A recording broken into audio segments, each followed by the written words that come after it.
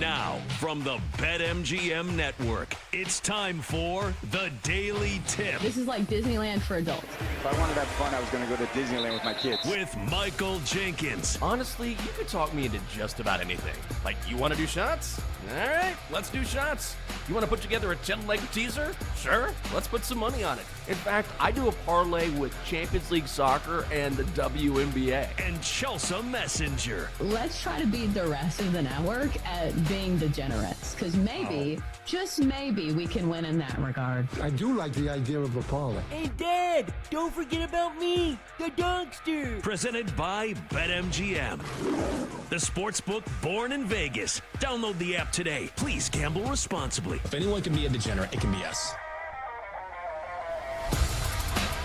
We are off and running on this Wednesday edition of the Daily Tip on the BetMGM Network. Good morning to you. Coming up, our best bets from last night. And if we ended up winners or losers, then it is straight to the NFL, a landmark agreement between the worldwide leader and the National Football League. Plus, it looks like, it appears, just maybe some movement between the Commanders and Terry McLaurin as well. That is followed by our look at the biggest names in college football this season and who we would pick for our fantasy teams if we only had $15 to spend. You know the drill. At 7 o'clock, the Masters is more expensive than ever, so maybe we can find some plus money baseball plays we like instead.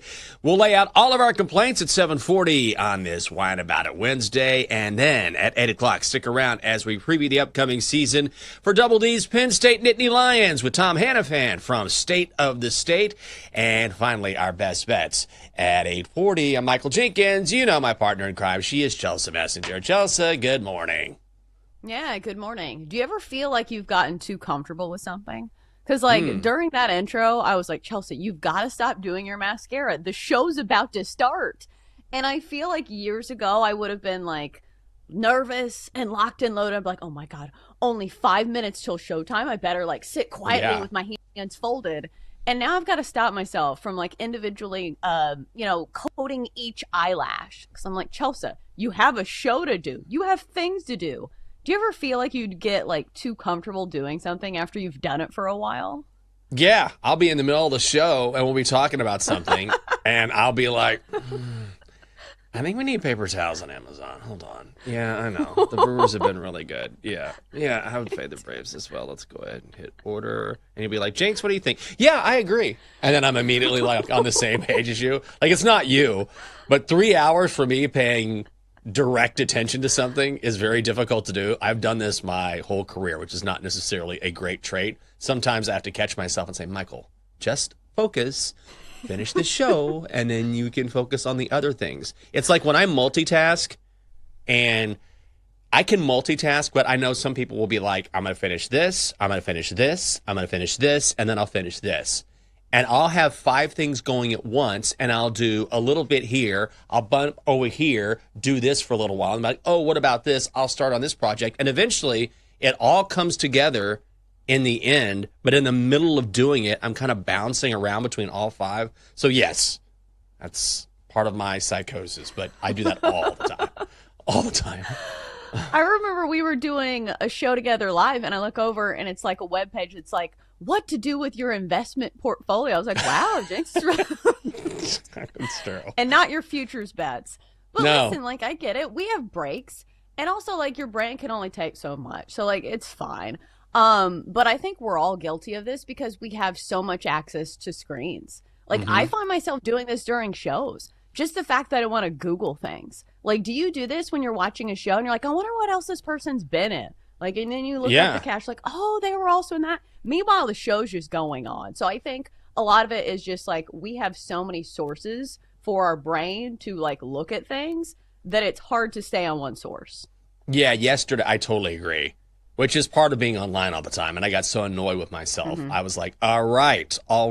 I put my phone away. And then I was like, I'm not touching it for 2 hours. And it was hard. It was not easy. But I kind of caught myself kind of going in that cycle. So I hear you. Happens all the time. We'll see if I can stay focused, especially Wednesday. All right, close to the weekend. I texted Catherine this morning on the way to work. And I was like, hey, it's almost the weekend. I'm like, well, maybe. Maybe. A little bit of a stretch. So I'm with you, Chelsea. I'm with you. It's a Wednesday. So if you can't pay attention on Wednesday, I really look forward to Friday. Well, I guess we got to look forward to the NFL and ESPN and their upcoming bond. So we'll get to that in mere moments. Let's hear about your bets. So 1 and 2 night.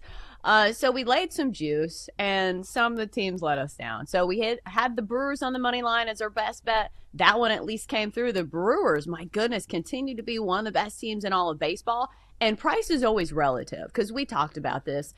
They were at minus 150, but they had Freddie Peralta going against a Braves team that wasn't sellers, but they haven't been great, not nearly as good as the expectations were.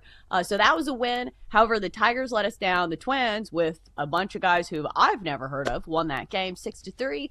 Then I had the Red Sox first 5 run line. This game was tied after 5, and the Red Sox decided to score all their runs after the 5th inning. So salute to the Red Sox. Thanks for nothing. Well, I was on Tigers Braves as well, so that's 1-1. Had the Rangers on the first 5 money line. I figured worst case scenario that would be a push, and it was tied at 0. As for the Donkster, he had the Rangers on the full game money line, and that was the way to go. Rangers win 2-0. So this week, pretty solid thus far. You're 3-2. I'm 3-2-1, and the Donkster is 1-1. It is the Daily Tip on the BetMGM Network, and we knew this was coming, but it was made official last evening, which is ESPN, the worldwide leader, is at it again with another acquisition, and this is a big one. They have acquired the NFL Network, so that includes other NFL assets as well, like the NFL's fantasy product. ESPN will also get 3 additional NFL games this season, so now they get 28 total.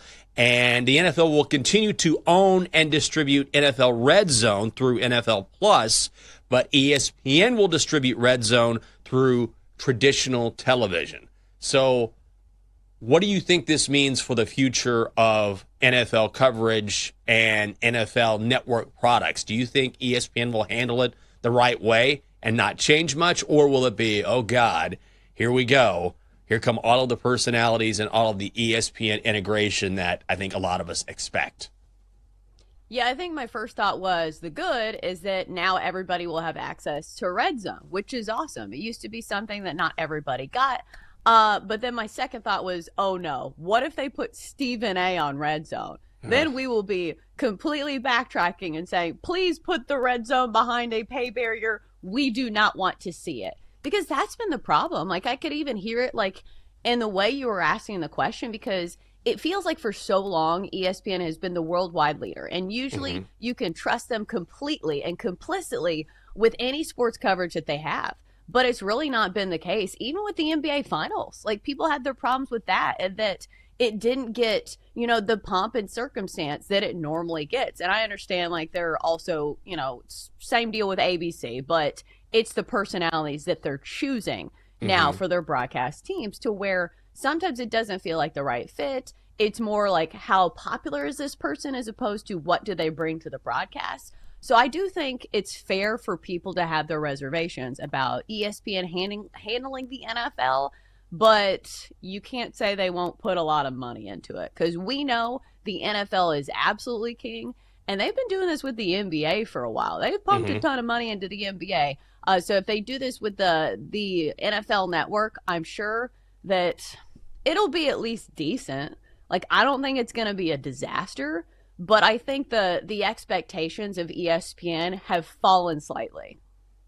Yes, I think 2 things. And there's a bit of a conundrum here because, look, we live in a hot take society where people love hot takes, and as soon as somebody comes out with one, we all jump on it, and people get in the comments, and half the time, you know, the people that say these things don't necessarily believe them, but they know, ooh, if I say this, you know, here will come all of the engagement. And look, Skip Bayless has made a living off this for years. Like, you know that half the stuff he's saying is nonsense. But so you have to have that as part of your plan, part of your production. At the same time, it's a lazy way to produce too, you know, because what's easier if you have, let's say, 20 minutes of content in the NBA, to say, all right, how can we make this the best 20 minutes possible? How can we create a 20-minute segment here that is really, really good and really entertaining and really informative. Let's think of creative ways we can do this. Or you can say, all right, let's do this, and then we'll have Stephen A. go off for 5 minutes. So it's sort of low-hanging fruit there where it's a lot easier to throw in someone as opposed to really looking at it from a different way and saying, how can we maybe do this in a different way that appeals to viewers? Because it's easy just to throw in someone who has all these followers and say, all right, just go. Yeah, I think the tough part is that so many people like and respect the NFL Network as it is, that I think a lot of people are wondering how much are they going to change it? Because we're talking about first bat reactions and, general assumptions about a network. I feel like when I turn on NFL Network, it's going to be somebody knowledgeable. And it feels like they're not hired for, what they look like, for how many followers. I feel like I have that trust with NFL Network. I don't know about you, but I hope they keep it pretty similar to what it already was, in the past few years. I agree. And also, they're going to face this challenge with a couple of products, with the NFL products now. And by the way, the NFL is getting a 10% share in ESPN, so that's what they're getting in return. So that's a massive return on the NFL's part.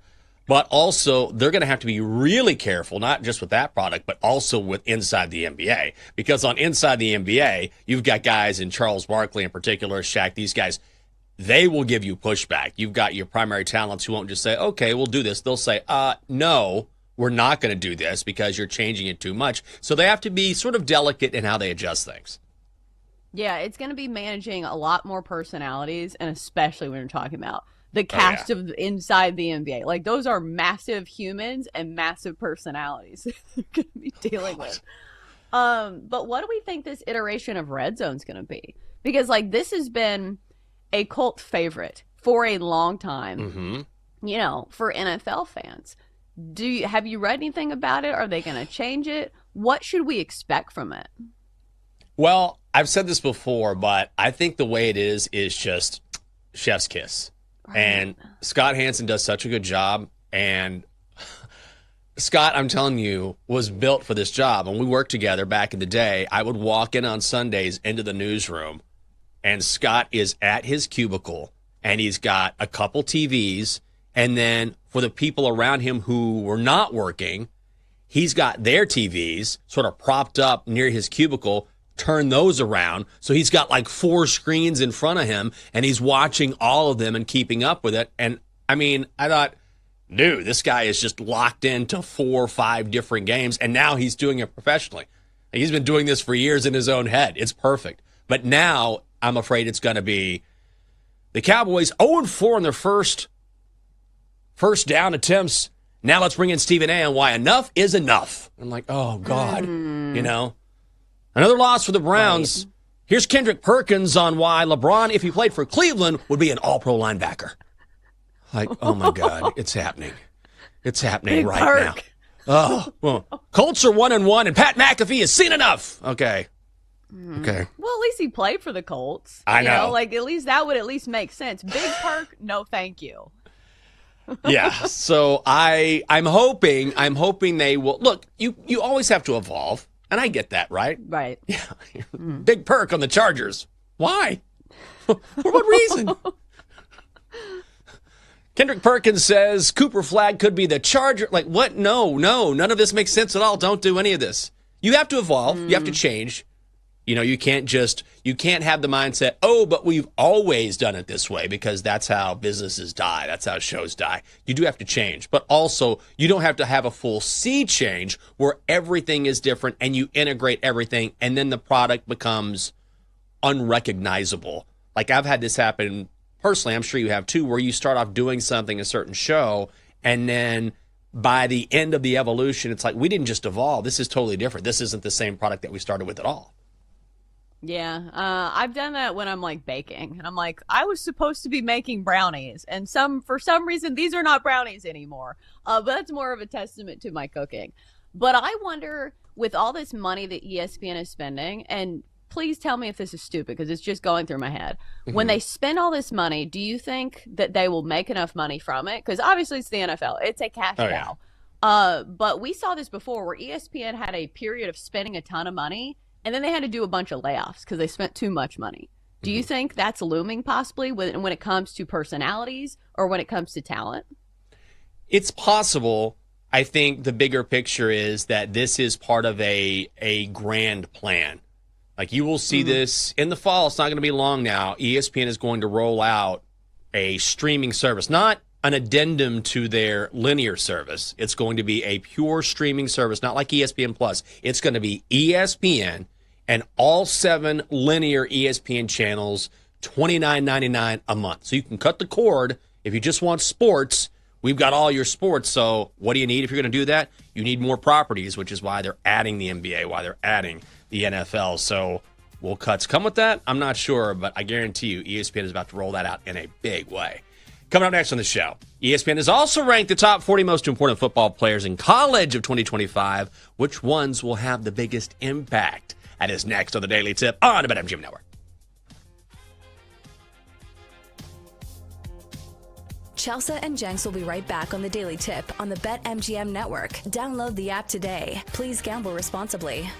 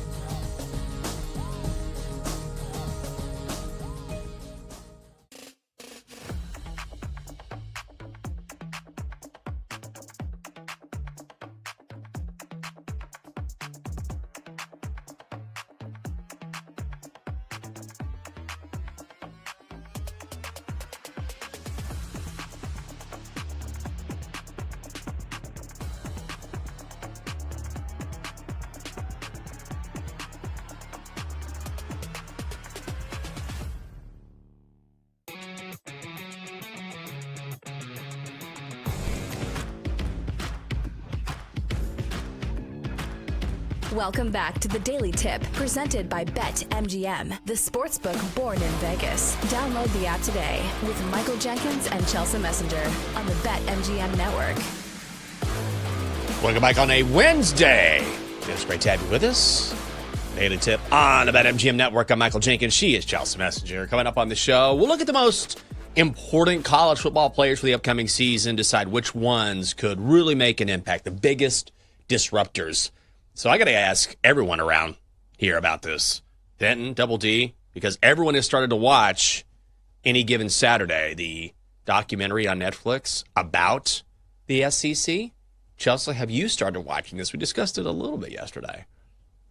Well, it just came out yesterday, so I do want to watch it. It's just I was busy yesterday, so I didn't get to watch it. But I do want to, because I've seen some of the personalities that I think they're highlighting, and you pointed out Vanderbilt, which I understand to most people is not like super enticing.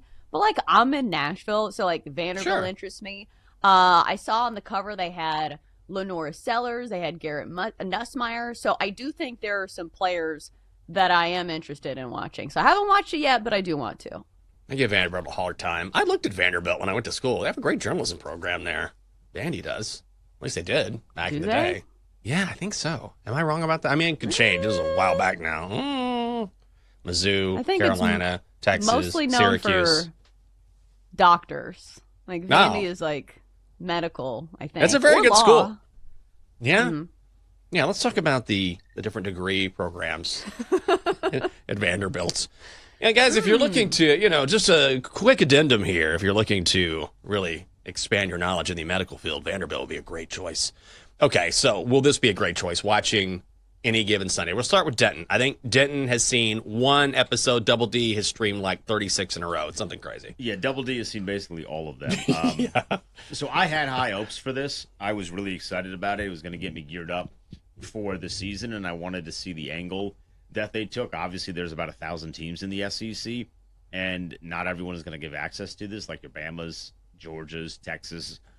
They are the uppity ups. Sure, like, that's true. We don't need to give you access. You come to us. But I think it did a really good job of highlighting, at least in the first episode, some of those other teams that can benefit from this platform. So if you're across the country and you're not thinking of like South Carolina or the Beamer family, you watch it and you're like, this is a football family. Maybe I do want to go play for Shane Beamer. So I thought it was really well done, and for the life of me, I cannot understand why the Big Ten does not have their own variation of this.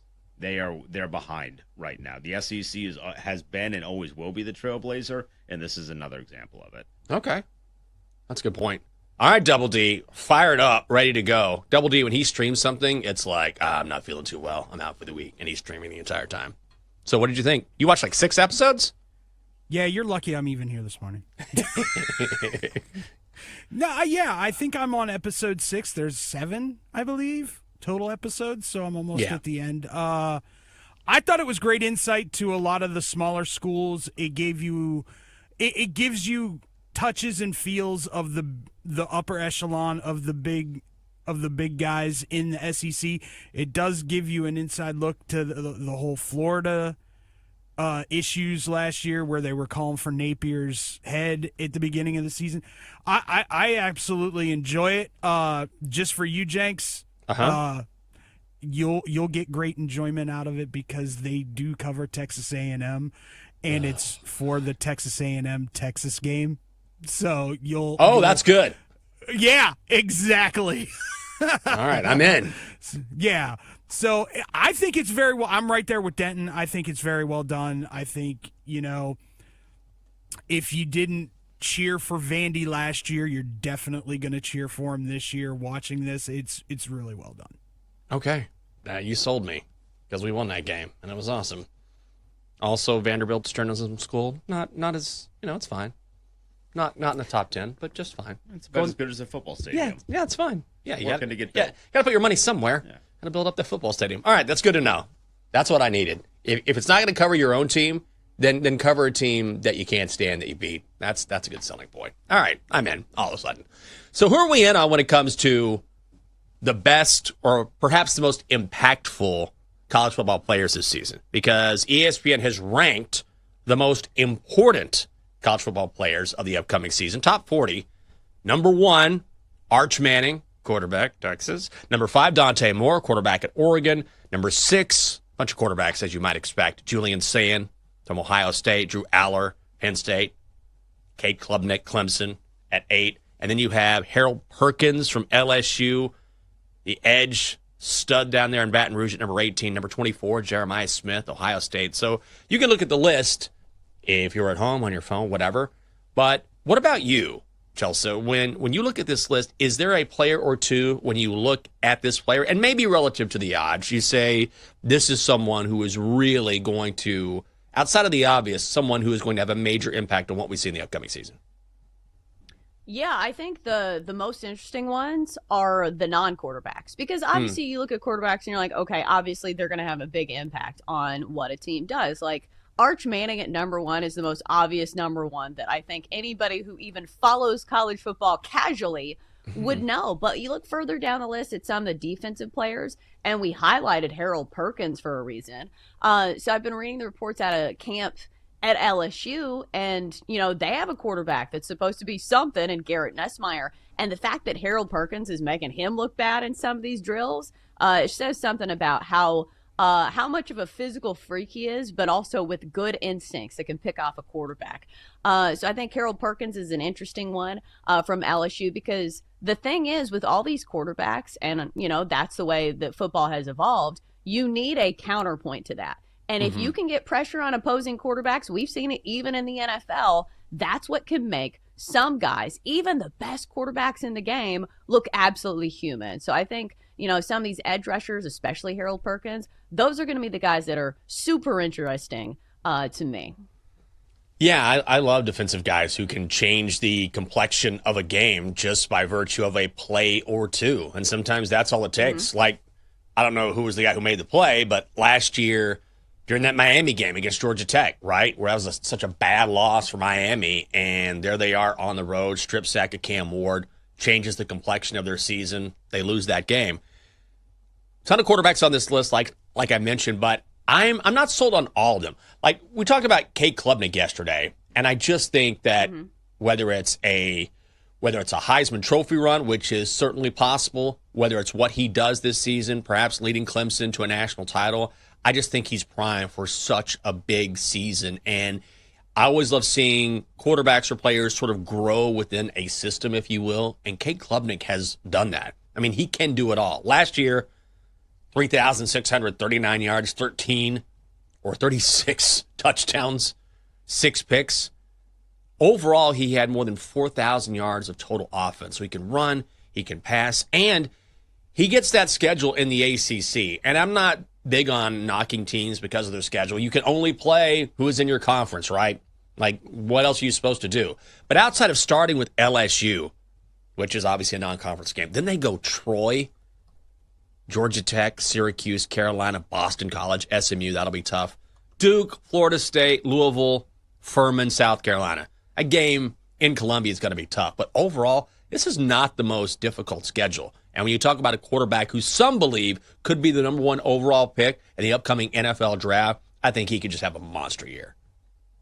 Oh, yeah, for sure. I think the other one that's interesting to me is that we've been talking about Vanderbilt. We got to mention Diego Pavia. If you're talking about how much one player has meant to a team, Diego Pavia has to be pretty high on that list. Because look at Vandy, a team that nobody talked about, the cellar dweller of the SEC. And last year knocking off Alabama?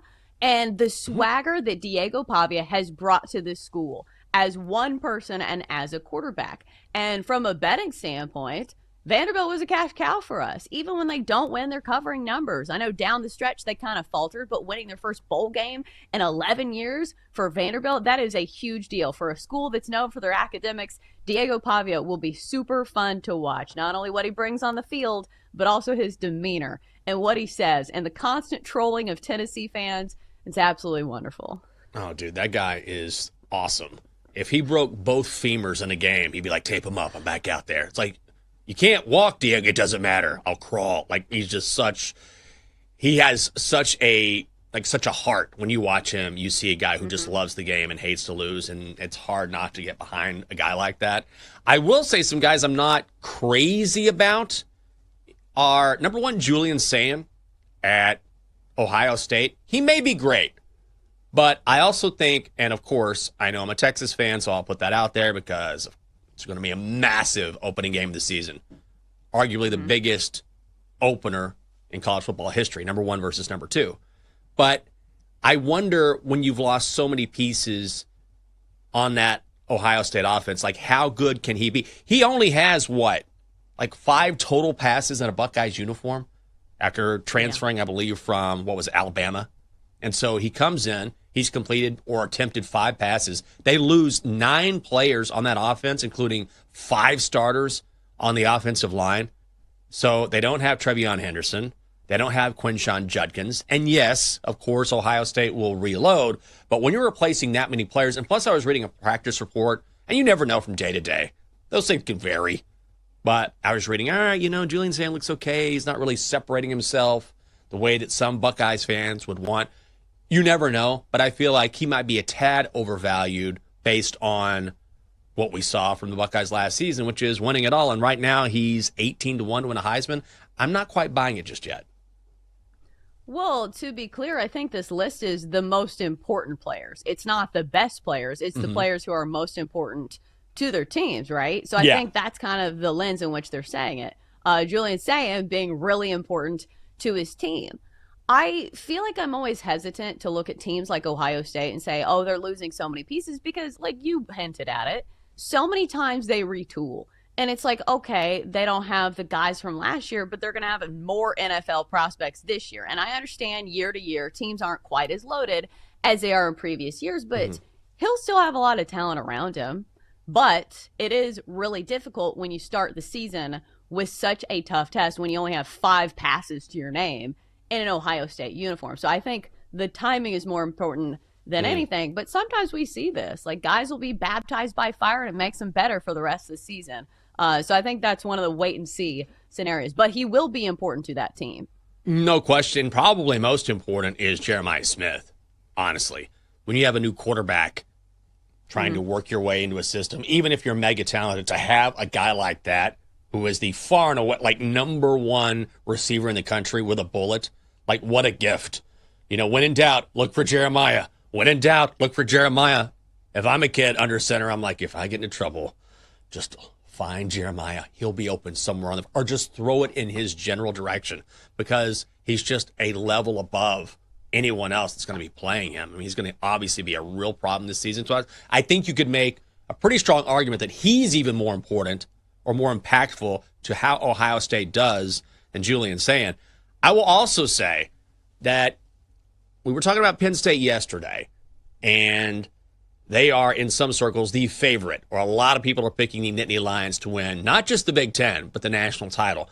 I want to see Drew Aller in a big game get it done, because I know that has been following James Franklin for a long time. You can't win the big one, you can't win the big one. When it comes to Drew Aller, this is his time as well, because when you look at his career against top 10 opponents, he's had 6 of those games in State College, and he's 1-5, completing 49% of his passes. So unfortunately, if you're a Penn State fan, the quarterback, Drew Aller, has sort of fallen in line with that same narrative, which is, you're great, but you have to be at your best or better than you have been against top-tier opponents. That's something else to watch, and it's why Drew Aller is also on this list. Yeah, and nobody's probably rooting for him harder than James Franklin, because like you said, it feels like these two fates are intertwined. And even if it's Drew Aller not completing a big, third down conversion with a bad pass, you know who that's going to be pinned on? It's going to be pinned on James Franklin.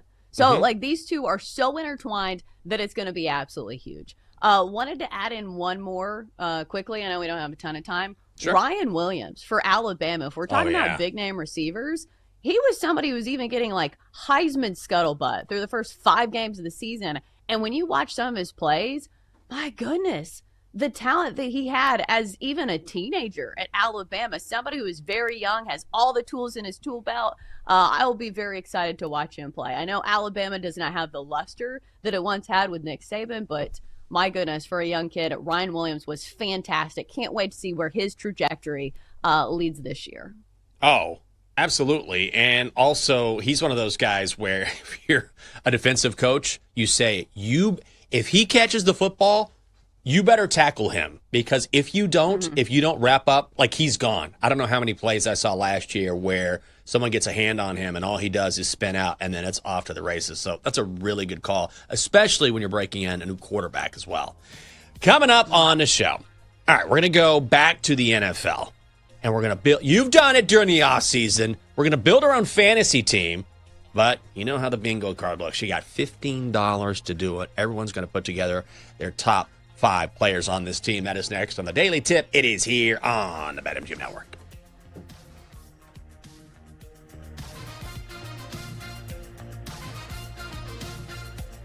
Chelsea and Jenks will be right back on the Daily Tip on the BetMGM Network. Download the app today. Please gamble responsibly.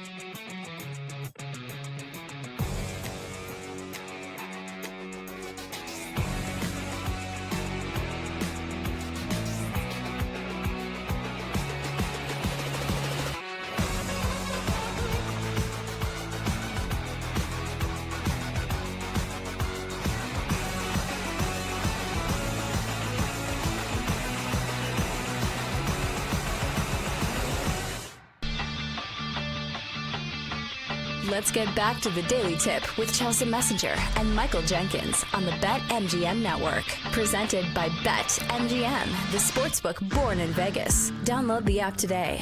Please gamble responsibly. Welcome back to the show. It is the Daily Tip on the BetMGM Network.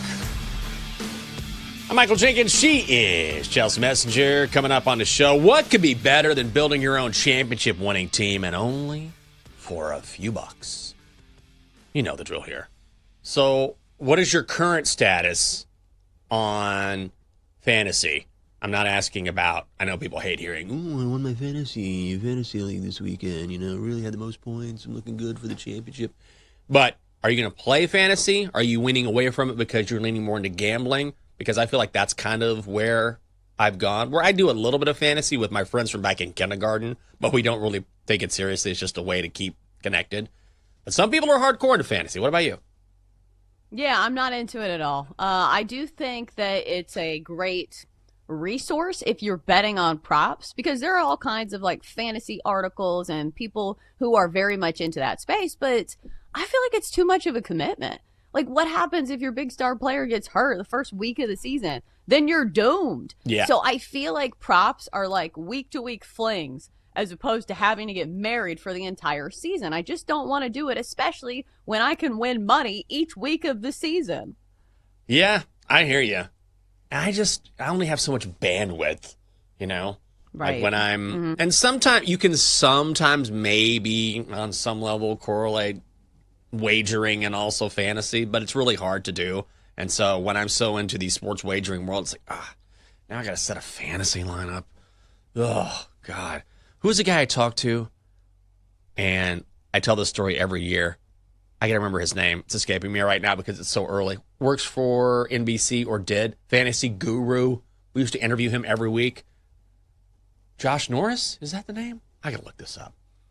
And we asked him how many fantasy teams he had one year. And this is a guy who does this for a living. I got to get this name right. I'll figure it out. Regardless, we were on the air with him one time. And I was like, okay, you do this for a living. You're on shows all the time. You have all these drafts. How many fantasy teams do you have? And he goes, 42? And I was like, what? You have 42 fantasy teams? Like you must spend how much time? And this is a guy who's seriously, he's not just one of those people, I have fantasy teams. Like, he was into it, knew his stuff, very knowledgeable. So imagine the work you would have to put in to manage 42 fantasy teams. Is that the male equivalent of having 42 cats as a woman? I don't know. It's a good question. Oh, because it just takes a lot. And here's the other thing that maybe I don't love admitting, but it's also a factor in fantasy football. I don't want to lose to somebody dumber than me. Do you get what I'm saying? Yes. When you're in an office pool with somebody playing fantasy football and it's somebody who just puts it on auto draft, they're like, I don't watch football, whatever. I don't want to lose to those people. Like, that's the whole reason I got out of horseback riding, because I was tired of losing to like overweight girls that just had really well-trained horses. It wasn't them, it was the horse. So I am such a competitive person that, like, can I say that? Am I going to get canceled for saying it? No. You get what I'm saying. It's like, yes, they did nothing and they were rich and they had a horse for every single event. And I had my one horse that I had to use for every event. I know, rich girl problems, but you get what I'm saying. Like, I don't want to lose in bowling either. Like, when it's somebody's like 5'1" girlfriend that granny style bowls in, like, oh, another strike. I don't want to lose to those girls. And I don't want to lose to those girls in fantasy football. And also, why are you eating nuggets during the race or during this equestrian event? Like, you don't have to rub it in, all right? Clearly, you're not doing any of the work. And it's a 20-piece, even worse. Well, let's not get canceled. It's too early for that. This is really about cheating at equestrian, I'm not saying, were you an equestrian or was it a different type of event? I don't know if I'd call myself an equestrian. Like, I feel like that's reserved for like dressage. So I did some country, which is country. I think it's Western pleasure. Okay. It's been a while, but I also did jumping and I also did some English ones. But I was not far advanced enough to like be in the Olympics or anything. I think I stopped when I was like 13 or 14. Like right at the peak of like when I was getting really good at sports. Because it's really upsetting to like win all of your swimming races and be amazing at softball, humble brag, and then get third place in the horse show to this, girl that was God. I'm going to mess around and like say her name on air. I've got to stop, but you get what I'm saying. It's like I don't want to lose her anymore. All right, well, forget about those memories. Let's create new ones as far as our fantasy lineup is concerned. Here we go. So we're going to build our dream fantasy lineup. You know the drill. You can look at all of our handles on X, especially BetMGM Network, and find the bingo card. So you get a quarterback, running back, 2 receivers, a tight end. Each player has been assigned a different value from $1 to $5. You can't spend more than $15. So, Chelsea, who makes up your fantasy team, your dream fantasy lineup? Ooh, my dream date.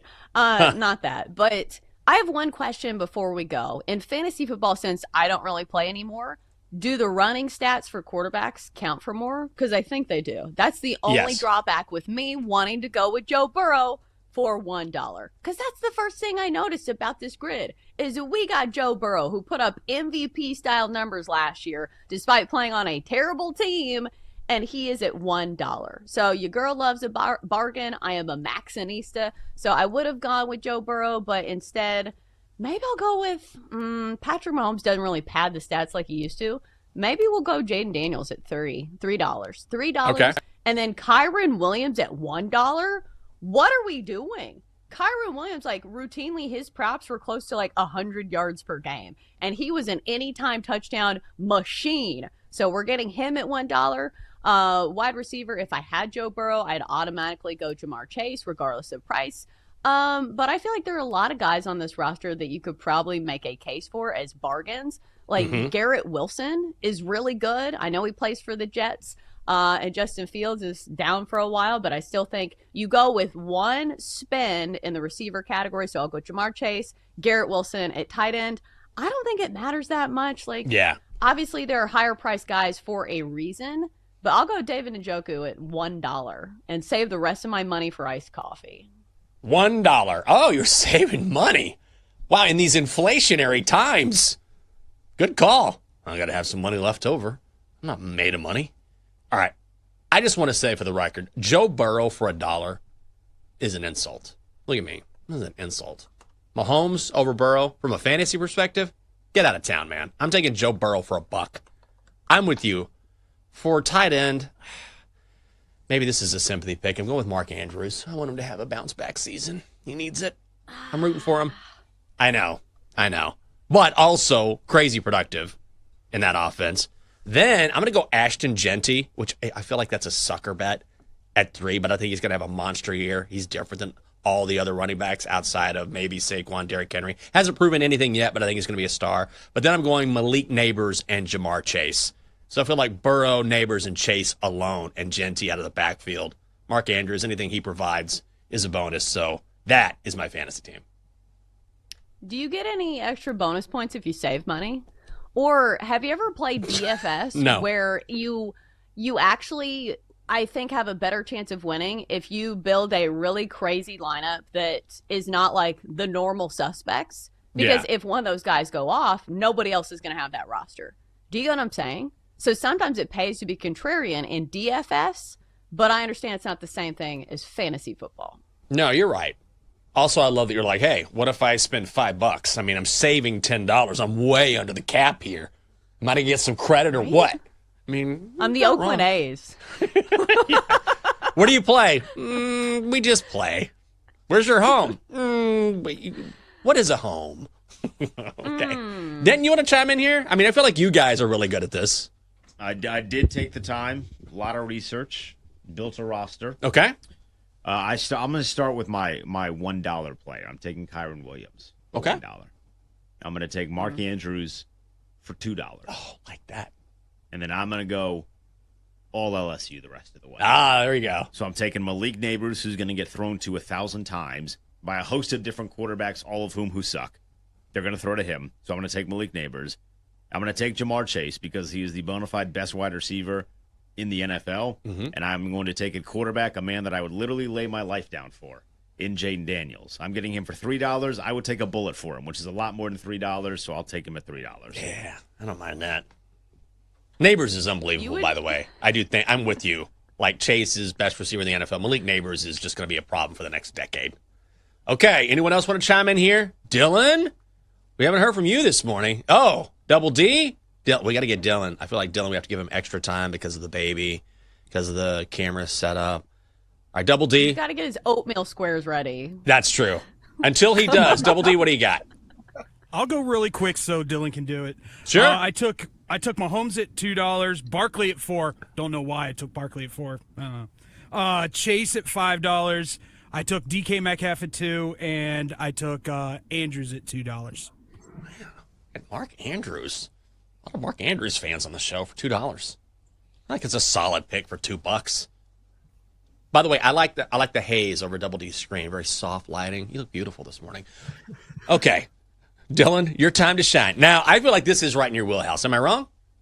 Yeah, no, I love fantasy football. Okay. I'm very much into it. Yeah, just from like a season ADP perspective from this year, Jamar Chase, Malik Neighbors, Jaden Daniels, Chase Brown, Kyron Williams is what I got. But like some of the values, like Garrett Wilson at $3 is kind of a ripoff. He only has one top 10 wide receiver finish, and it was at number 10. That was last year. Before, he wasn't even like a top 25 guy. And he's projected to be in a bottom 5 passing offense this year. So his fantasy value, like Garrett Wilson's one of my guys that I say to avoid this year. I think it's fair. Shots fired.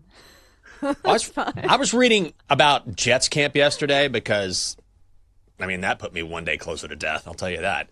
And apparently Justin Fields really struggling right now. And Aaron Glenn was like, I'm not worried. We got plenty of time. But the Jets offense does not look good. Justin Fields was holding on to the ball too much, turning the ball over. So, you know, it's been a problem his entire career. Who's going to throw Garrett Wilson the football? Maybe the Jets can step up. We're going to find out. Oh, by the way, Josh Norris was correct. Still doing fantasy. Maybe he has 65 teams now. Coming up next, if you're thinking about a trip to next year's Masters, time to start cashing out that 401k. Hour 2 is next here on BetMGM Network.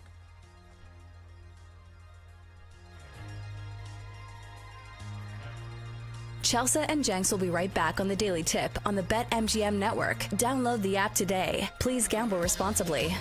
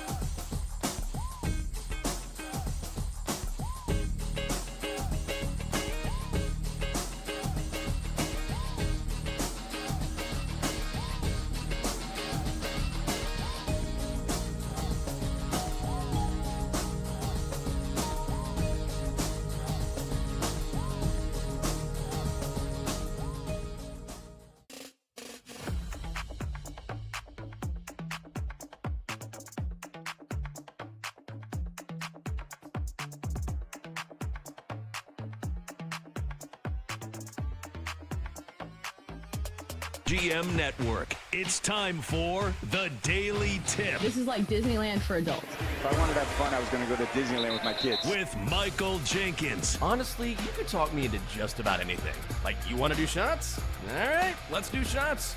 You want to put together a 10-leg teaser? Sure, let's put some money on it. In fact, I do a parlay with Champions League soccer and the WNBA. And Chelsea Messenger. Let's try to beat the rest of the network at being degenerates, because maybe, just maybe, we can win in that regard. I do like the idea of a parlay. Hey, Dad, don't forget about me, the Dunkster. Presented by BetMGM. The sportsbook born in Vegas. Download the app today. Please gamble responsibly. If anyone can be a degenerate, it can be us. Top of the hour here on the Daily Tip presented by BetMGM. I'm Chelsea Messenger. He's Michael Jenkins. Over the next hour, here's what's on tap. We'll start with another edition of Blind Rankings. This week's edition, we'll do sporting events to attend, and we'll talk about the Masters a little bit, how Augusta is throwing a masterclass on supply and demand. You won't believe some of these prices that they're, offering for some of their services, but listen, it's the Masters. And again, supply and demand means something.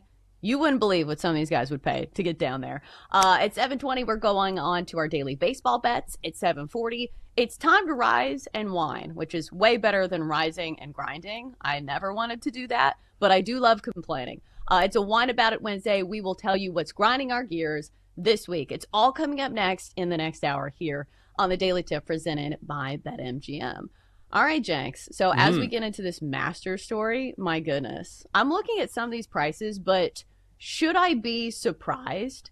Because I have a husband that's very into golf, but the thing about the Masters is that opposed to a lot of other sporting events, you can't just go online and buy tickets. Right. Like, you have to be in a lottery or you have to know somebody. So we all know what supply and demand is. I feel like of most sporting events, maybe you put the Super Bowl above the Masters, but I'm not so sure. I think as far as demand goes, the Masters might be the most exclusive event in all of sports. I agree. The Masters just has an air of exclusivity about it anyway. Like, you don't have to enter yourself into a lottery to go to the Super Bowl. You don't have to pay a lot of money, but you can go if you want. Just a matter of whether you want to spend the cash. But if you just want to go watch the Masters, like, you can't just do that. So I think they love that, number one. I mean, it adds to it, right? I mean, they sort of have to as well because of the demand. But I agree. I mean, when you talk about a lottery system, you could apply again and again and again and again and not get approved or not get chosen. Whereas during that time, you could go to multiple Super Bowls. So when it comes to being able to actually attend, watch, enjoy the event, yeah, it's the Masters. It feels very similar to country clubs. And I don't know how much you've dove into the world of country clubs, but there is a process which somebody who already belongs to the country club has to invite you. And then you still have to pay the initiation fee, which can be exorbitant at some of these places, upwards of like $250,000, $400,000, depending on where you go.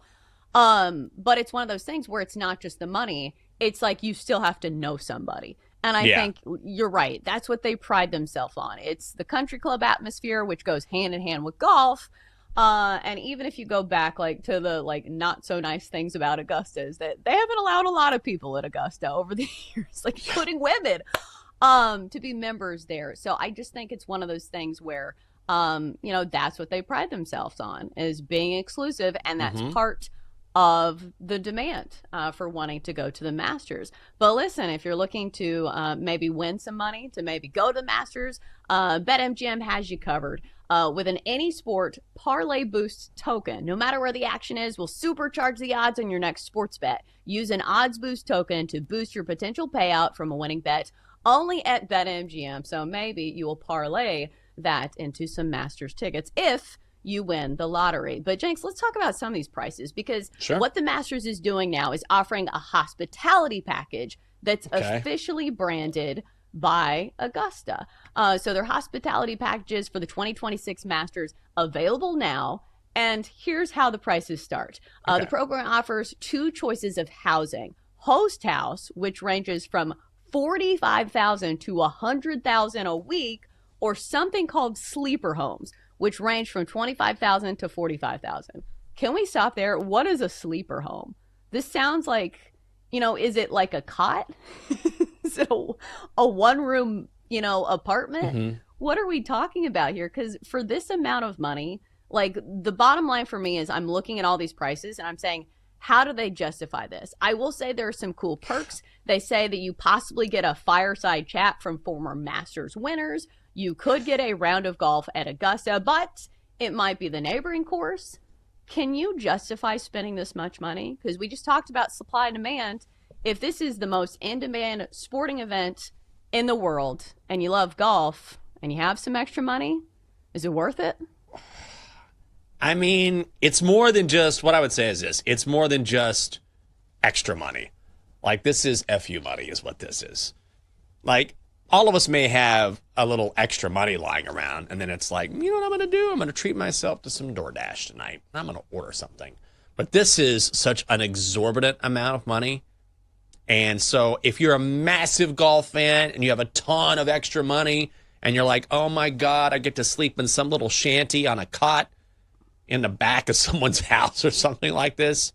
And then Ben Crenshaw is going to tell me about his putt on 18 to win his second Masters. I mean, all that stuff is great. It's just that you have to be just a absolute golf maniac and you have to have a ton of disposable income. Like, when I read something like this, it's not even a consideration. I'm like, well, that's preposterous. I guess I'll be watching again on CBS this year. I feel like that's how most people are. But there are people who do have that kind of money and who maybe want to do it.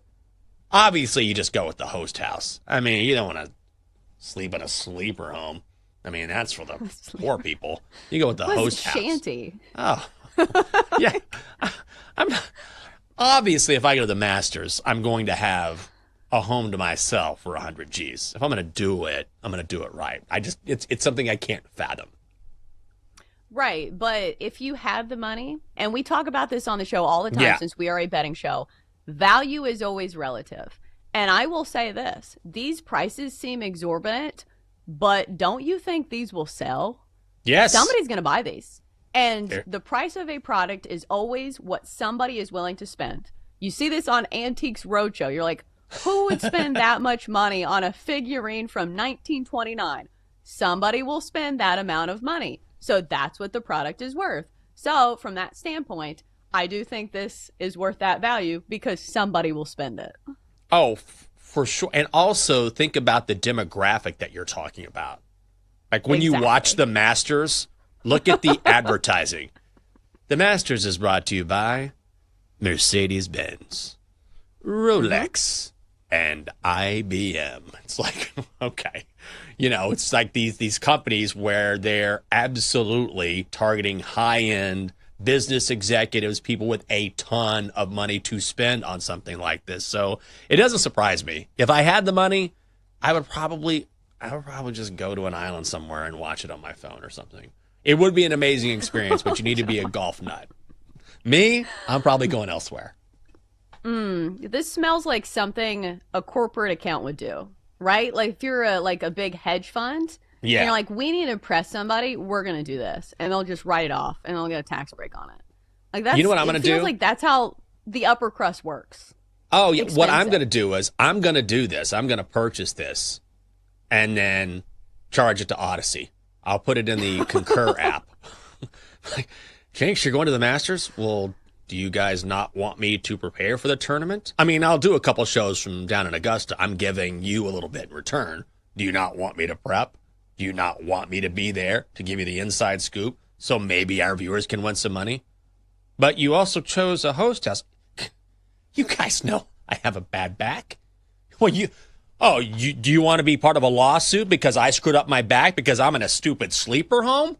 Absolutely not. Of course I got a host house. In fact, come on down for half a day.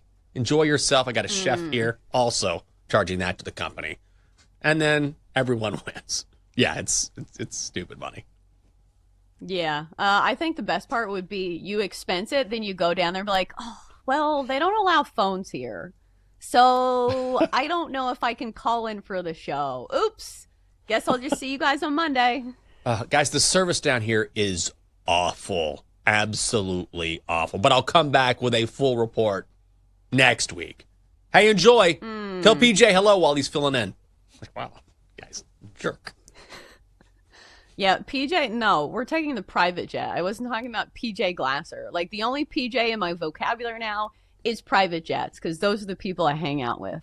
I would say it's probably a good networking opportunity. You probably will meet a bunch of other rich people. So maybe you can, like, network that way. But I don't think it's in our budget right now. I didn't even want to spend $15 on our fantasy football team. I was like, You know what's funny? Years ago, the one time I kind of ran into this bubble, and it was this is 20 years ago. And when I first got here, for some reason, when I was at Comcast Sportsnet, they were throwing out tons of money into the regional sports space. And they were like, hey, we're sending you to Beverly Hills. I was like, what? They're like, yeah, you're going to Beverly Hills. You're going to go to a movie junket for, what is that movie? Two for the Money, which is oddly enough, full circle. Betting money. Yeah. Betting movie. Yeah, betting movie. So had Matthew McConaughey, Rene Russo. I've heard that story before. And was it De Niro? Pacino? I think it's Pacino. So anyway, Pacino didn't show up. McConaughey was there. Russo was there. It was great. But what's funny is I'm at the bar in Beverly Hills, and I'm talking to this guy. I just got here to D.C., and he goes, hey, what do you do for a living? And I was like, I'm a sportscaster, just got hired. I swear to God, this guy goes, hold on one second. It sounds funny. He goes, I'm calling my agent. Yeah. Hey, yeah. I'm sitting. Yeah, Michael Jenkins. Know the name. Learn the name. Yeah, I'm sitting next to him here in Beverly Hills. Guy's going to be huge and superstar. And I'm like, is this a joke? And I'm sitting there. I just met this guy. And he's like, all right, yeah. He goes, I got you, man. And I got his number or something. I never called this guy. It was bizarre. I'm sitting there, and I'm like, is this the L.A. Hollywood world? It was crazy. Well, I think that is one thing about, like, people who are over the top rich. Like, a lot of people, well, I know, like, some tech people, like, don't like to spend their money, but a lot of these guys like to flaunt it. Like, if you're sitting at a country club, like, maybe this is because I was, like, a 25-year-old blonde, too. Maybe that went into it a little bit. But they're more than willing to, like, buy your dinner. They're like, listen, do you want to go to the spa? And you're like, yeah, I would. So, like, they are more than happy to do things. And now as I'm going through this, I'm like, I think this guy wanted to be my sugar daddy. And maybe it's not everybody. But my point being is that a lot of these rich people want to flex their muscle. Like, that's the whole thing for PJs and stuff, right? They could fly commercial if they really wanted to, but they want people to know that they're rich. A lot of this is like the guys who are like the new money, who buy the flashy cars and buy the huge mansions, is they want people to know they're rich. So they love taking care of other people. Yeah, I think that's it as well. That was the one time where it just hit me in the face. Like, I don't know this world. I don't understand it. And I thought it was like a skit. Do you know what I mean? I thought I was on camera. Yeah. Like, is this a joke? Is someone trying to, pull a fast one on me here? But I feel like that is a part of, a world. It's just a world that I'm not really accustomed to. But it's one of those things when you get older, it's like you realize that money runs so many things. Like, I was thinking about this yesterday. I was telling the story about how when I had representatives from Texas, like, one come and visit me, two email me, and I thought, I'm like, oh my God, I've accomplished something in my particular field, and they appreciate that. And, because I've done something in journalism, blah, blah, blah, blah. And then you realize at the end of the day, like, they just wanted money. Like, I got a personal handwritten note, and I remember it was like, Michael, you have an incredible story to tell, and I want to hear more and it was just blah, blah, blah, blah, blah. And at first you're like, wow, that's really nice. And you realize, wait a second. They're going to tell you whatever you need to hear.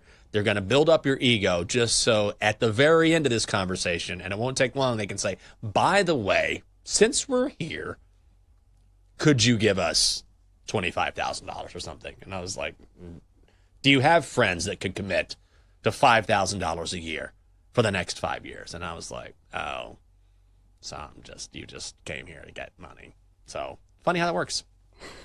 So I think the most relatable version of that is that on Facebook, if you get a message from somebody you went to high school with, and like, hey girl, how you doing? It's been a long time. Like, wow, they wanted to know about me. And they're like, I'd love to tell you about an exciting new product for your hair, and it's called Manat.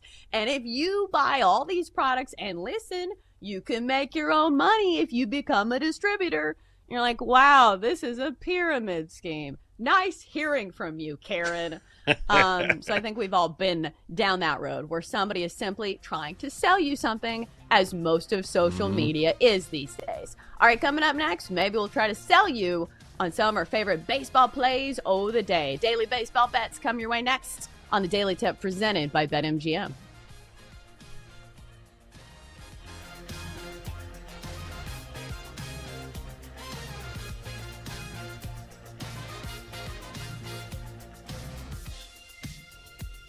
Chelsea and Jenks will be right back on the Daily Tip on the BetMGM network. Download the app today. Please gamble responsibly.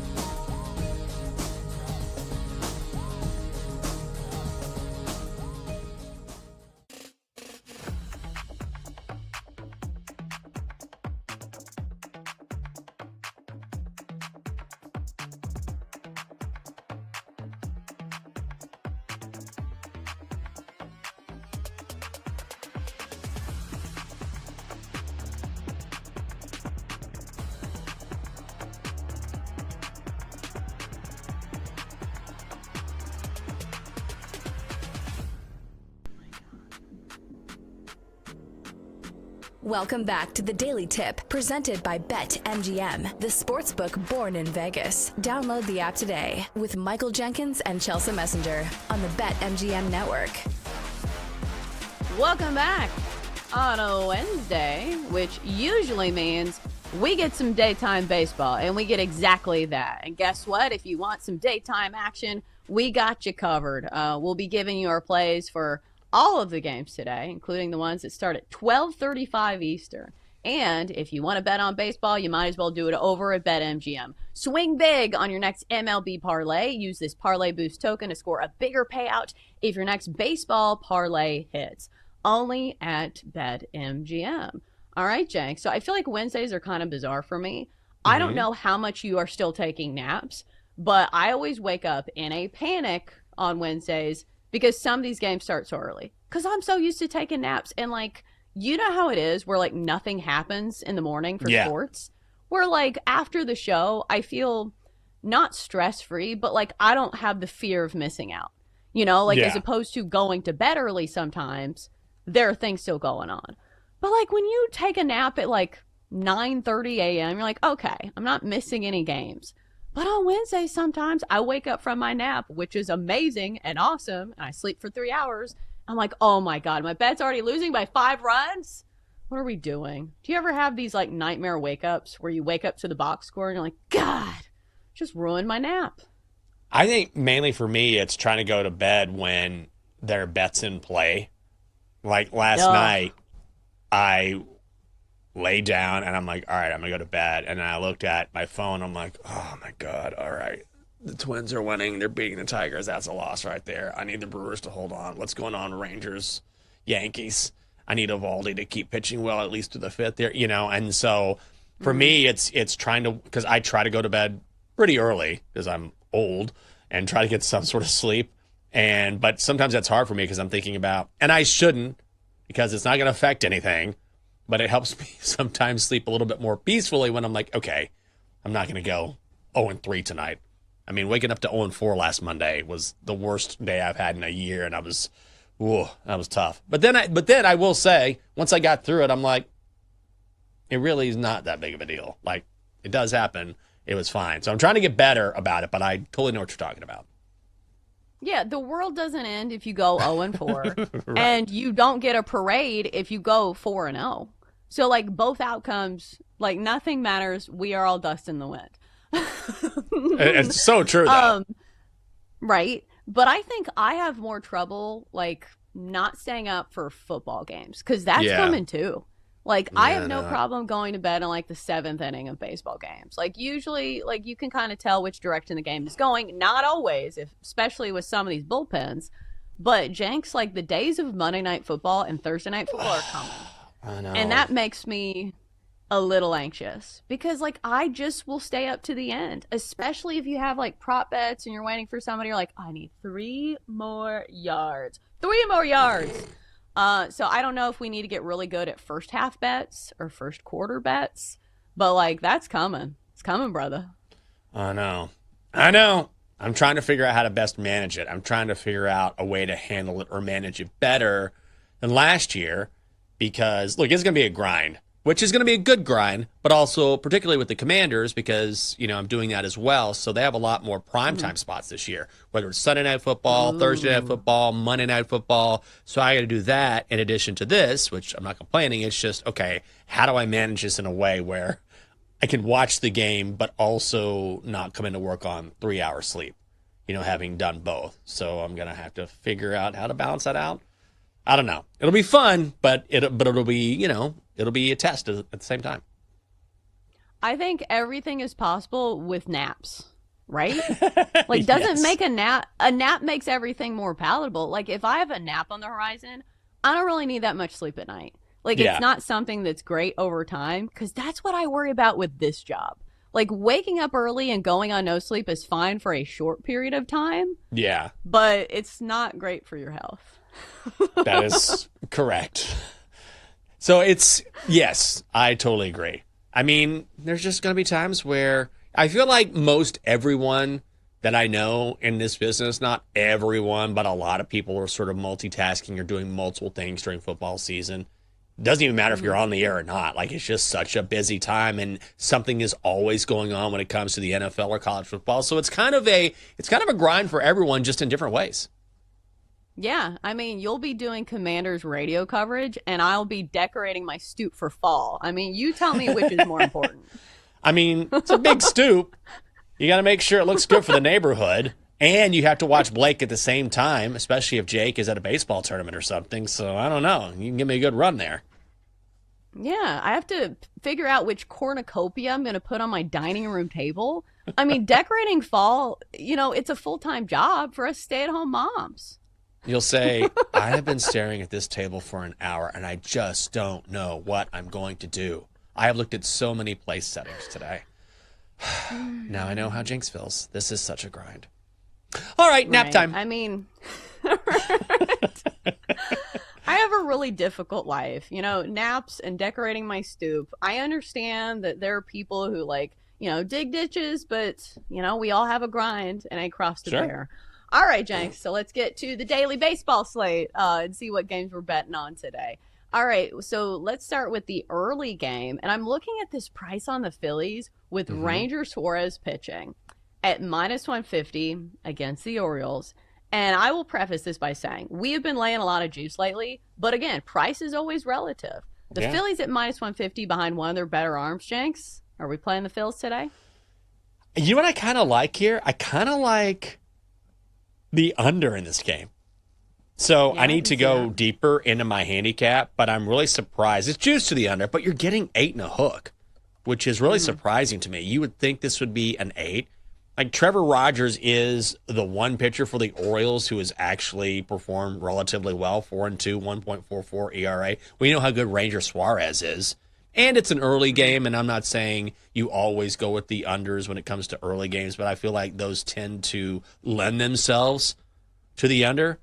So if you can go under and you get 8 and a hook, in some places it's used to -120, and plus the Orioles, I like the Phillies as well just because of their bats. Obviously, they have a huge advantage there. But with two really good pitchers here and the Orioles not hitting, particularly on the road, they got to go under. What's the price on a 9? Have you looked? Because, the strategy on this show, if we can get a 9 for a decent price as opposed to 8.5, obviously you get that push. I'm trying to poke holes in Trevor Rogers because obviously that's what you do when you like a bet. You try to say, okay, what are the sabotage factors and, what is going to ruin this bet for us? But, man, Trevor Rogers has been good. 8 innings of 1-run ball against a really good Cubs lineup last time around. Some of these starts have been against lesser offenses, 7 shutout against the Rockies, okay. But 2 runs or fewer in each of his last 5 starts. And he's gone deep in some of these games because I think that would be the sabotage factor as well. When you're talking about the Orioles, their middle relief core is not good.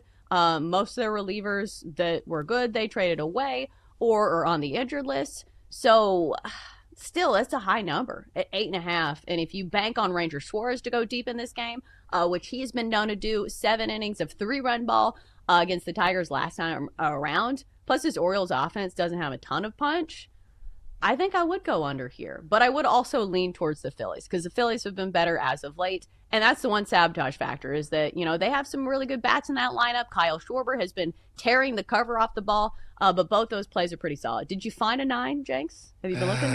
Yeah, I'm looking right now. -168. That's not good. Yeah, I think you have to go 8.5 here. So I'm shopping around. Maybe I can shop around and find it elsewhere, but right now it's looking like 8.5 or no go unless you just really want to get crazy, which I really don't for a game like this. Let me see. Let me look at BetMGM here just to make sure, just to see. But I have a feeling it's going to be out of control. Under 9 is God. It's -160. I mean, it's right there. I don't know how I feel about that. I might look at it, though. It's not, that's kind of on the edge of where we generally lean. So I'll keep shopping, but not terrible, just not great. Well, it was worth a look. It was worth a price check to aisle 7. Sure. But if you do like unders, how about this next game? Giants-Pirates, a total of 8 here. Robbie Ray and Austin Heaney squaring off. I think Austin Heaney may be the sabotage factor here. But we've played this a lot, I think, for Pirates games. Because the Pirates offense, generally not good. The Giants offense kind of fits that bill as well. Plus, the Giants have a really good pitching staff. Robbie Ray's having a great season, 9-5, 2.85 ERA. Plus, the Giants have one of the best bullpens in all of baseball. So did you consider an under here at 8? Maybe I'll just go big card today. We're just talking about how whatever. We'll just go for it. I like the under in this game. We're seeing some movement towards the under. So I'm seeing 7.5 in some spots, but you can still get it at 8 at a pretty good price. I shopped around. I found the Giants at minus 148, and I think that's where I'm going to go. I like the under as well. Maybe I'll do both. But here's the thing. Andrew Heaney is a guy I'm going to fade here.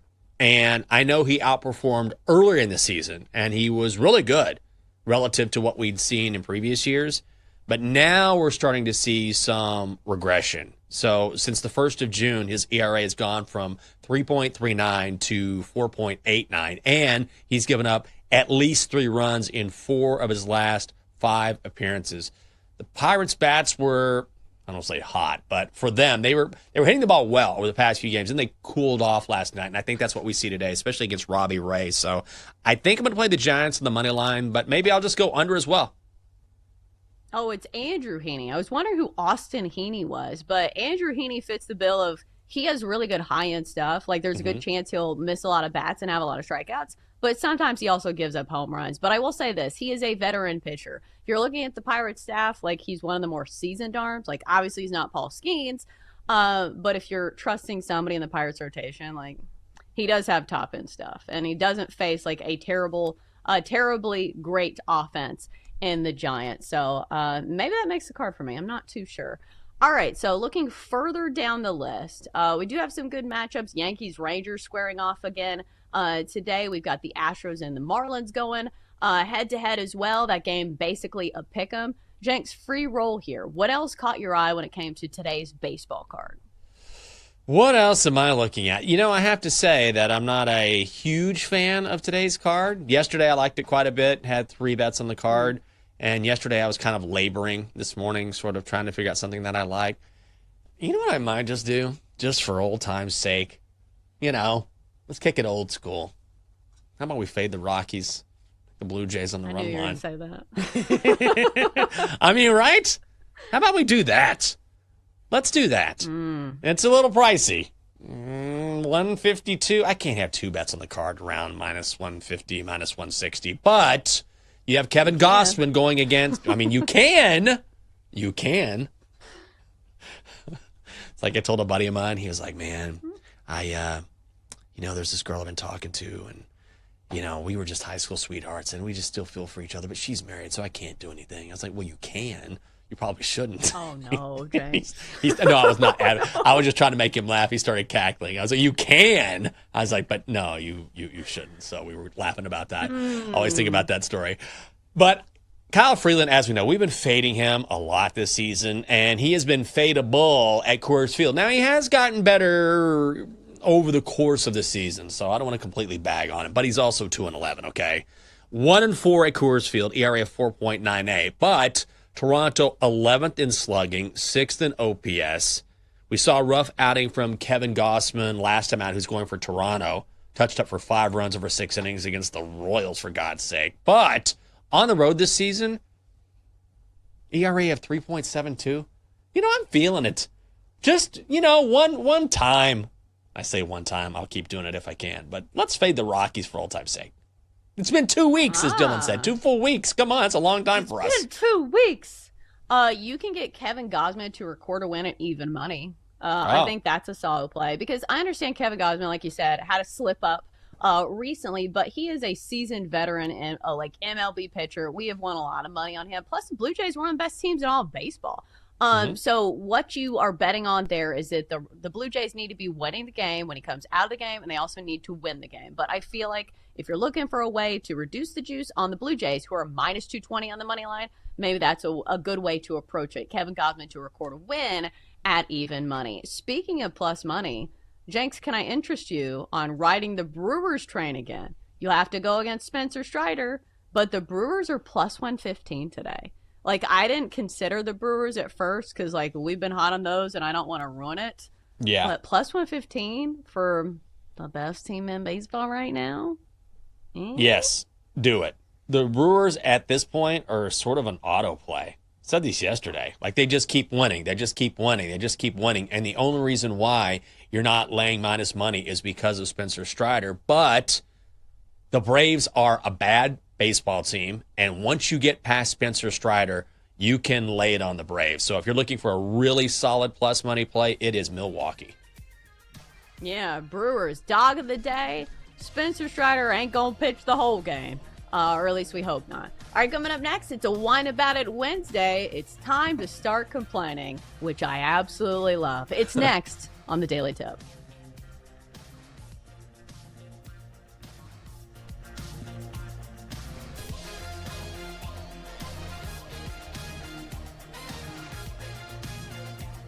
Chelsea and Jenks will be right back on the Daily Tip on the BetMGM network. Download the app today. Please gamble responsibly.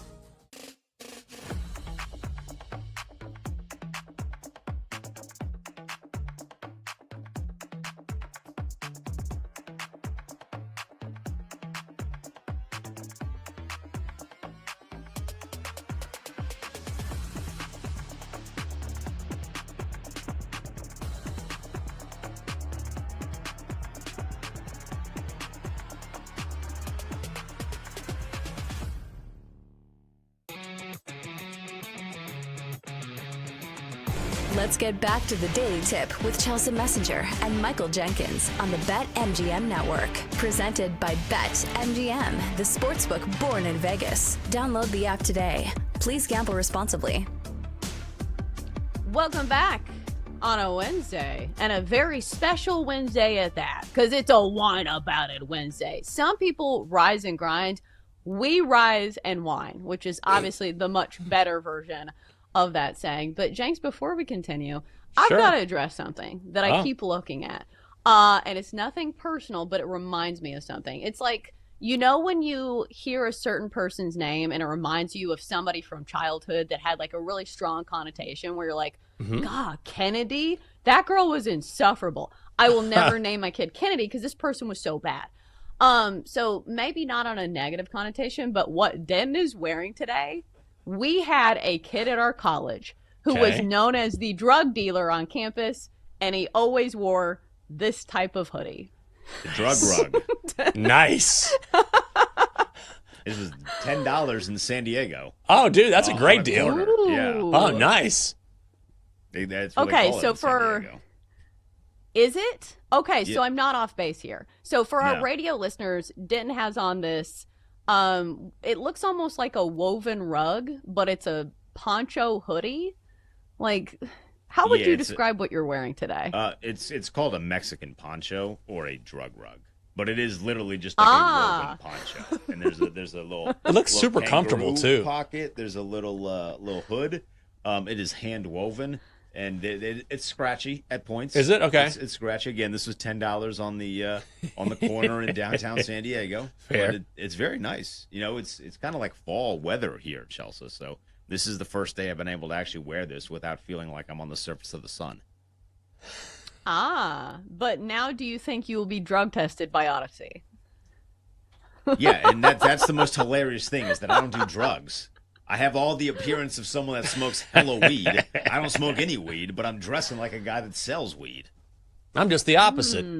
I look a guy who's ready to go into work today and maybe make some money for our... Yeah, he's the guy that did a key bump of smelling salts on the show. Look at this guy over here. Quit focusing on me. I'm just trying to be comfortable. Oh, look at us. Upsetting stereotypes. We're doing the Lord's work here on the Daily Tip. Jinx is the one that does the drugs, kids. I do. Yeah, look at this guy over here. My God. He comes in every morning complaining about the grease. How about the cocaine everywhere when he's done? Okay, so I don't see it in the rundown. I feel like we need to mention it before we get to Wine About It Wednesday. So, did you see this headline about the NFL banning smelling salts? People commented on this post because I retweeted it and they said, oh my God, somebody tell Jenks. Because if you don't know, Michael Jenkins did smelling salts on our show. And not only did he inhale them, he did them like a line of cocaine. It wasn't great. I, of course, and I did it off, what did I do it off of? Something, the key? Did I do it off like the actual key? Quite literally a key, yes. Yeah, I definitely look like a druggie. But I will say I learned something that day. Sometimes you learn things very late in life. And when I heard the phrase smelling salts, I quite literally thought, oh, you actually sniff these things. By the way, someone took our bottle of smelling salts. It was here. Like, who took it home? Because if anyone was the favorite to take it home, it would have been me, right? Because I'm the one sniffing it. Well, so we have many culprits. We have you. Okay. and you're just playing up the ruse that somebody else took it. Right. Ryan Horvat. Oh, that's what I think. I think it's possible. I think he just emailed somebody. Or it could be our boss who saw you do a key bump of smelling salts and was like, I should probably get this out of here. Andrew's like sneaking down between shows like, hey, we got to get this out of here. We can't enable this. Maybe that was it. That's actually a good call. Was anybody shocked that the NFL is banning these? Like, this is what I think of when I think of the old school NFL. Like, when you're watching NFL Network's bone-crunching hits from, like, 1982. Like, I imagine these type of guys doing smelling salts. But apparently George Kittle is, like, a huge proponent of smelling salts. And he still does them. So, like, he was visibly mad about this. Like, he even was on, like, NFL Network talking about this. But apparently, like, there's some type of studies that they're not great for you, which is not a huge shock. Right. Do you think George Kittle has a right to be angry about this? He does, but also, how are you going to stop this? I mean, really? Like, you're talking about these tiny packets that you can buy. Everybody's like, yeah, you're definitely the druggie on the show. But think about it. I mean, you see these smelling salt packets all the time, right? You know, guys, especially, like, how many times have we done a cutaway to the Caps bench, Denton? You know, you'll see Ovi or someone, they got the smelling salts, like, all right, I gotta wake up. You know, this is commonplace in hockey. So if you're George Kittle, do you think he's going to be like, ooh, I hope I can get away with pulling out this little smelling salt and taking a sniff? That'll be easy to get past. I think this is more of a liability thing for the NFL because according to some FDA study, these smelling salts, which have ammonia, have the potential to mask concussion syndrome or symptoms, I should say. So I think this is just one way for the NFL to solidify its case against any sort of potential head injury or concussion lawsuit. And they can say, what, we don't provide smelling salts. Those are banned. It's just another way for the NFL to shore up that part of its defense, which, you know, we see all the time. But ultimately, it's not going to stop anyone from taking one. So your solution is for George Kittle to continue doing them and sneaking them past. My thought is these are small. Blue medical tent. Oh my God, are you? They're so tiny. Do you know how easy it would be to go in the medical tent and be like, good to go every quarter? Oh, I had to go to the bathroom. Smelling salt. Oh, what do you know? What is this? I got a little room here, a little inside pouch on your pants. You know, on your uniform. You know how tiny these things are? Boop. Good to go. Oh, man, you can do this easily. Easy. Yeah, I always wonder what they do in the blue medical tent. Like, why does it need to be in a tent? Number one, like, why is it a tent? Why don't we have better technology for this? But also, like, who knows what they're giving them? Like, why does it need to be hidden? That's where the hardcore stuff takes place. That's where the intravenous drug use takes place, inside the blue tent. In fact, I'm going to produce a documentary called Inside the Blue Tent, and it's going to reveal everything that's happened inside these blue tents in the NFL over the past few years, allegedly. And that's how I think the best part is watching Denton and his drug rug go to the medical tent. Yeah. We should have scurry away. We should have a blue medical tent right outside the studio for drug use. It's a great idea. And or Horvat eating his dinner. One of the two. Actually, both.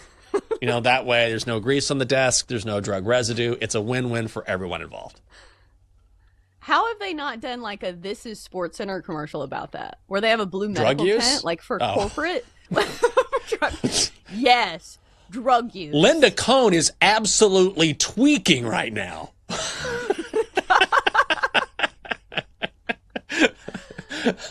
Wow. She is absolutely hopped up. I don't know what it is, but she's been in the tent for a while. I feel like hilarious. She's such a pros pro that she could do that and just be like snap her fingers and be completely on for SportsCenter.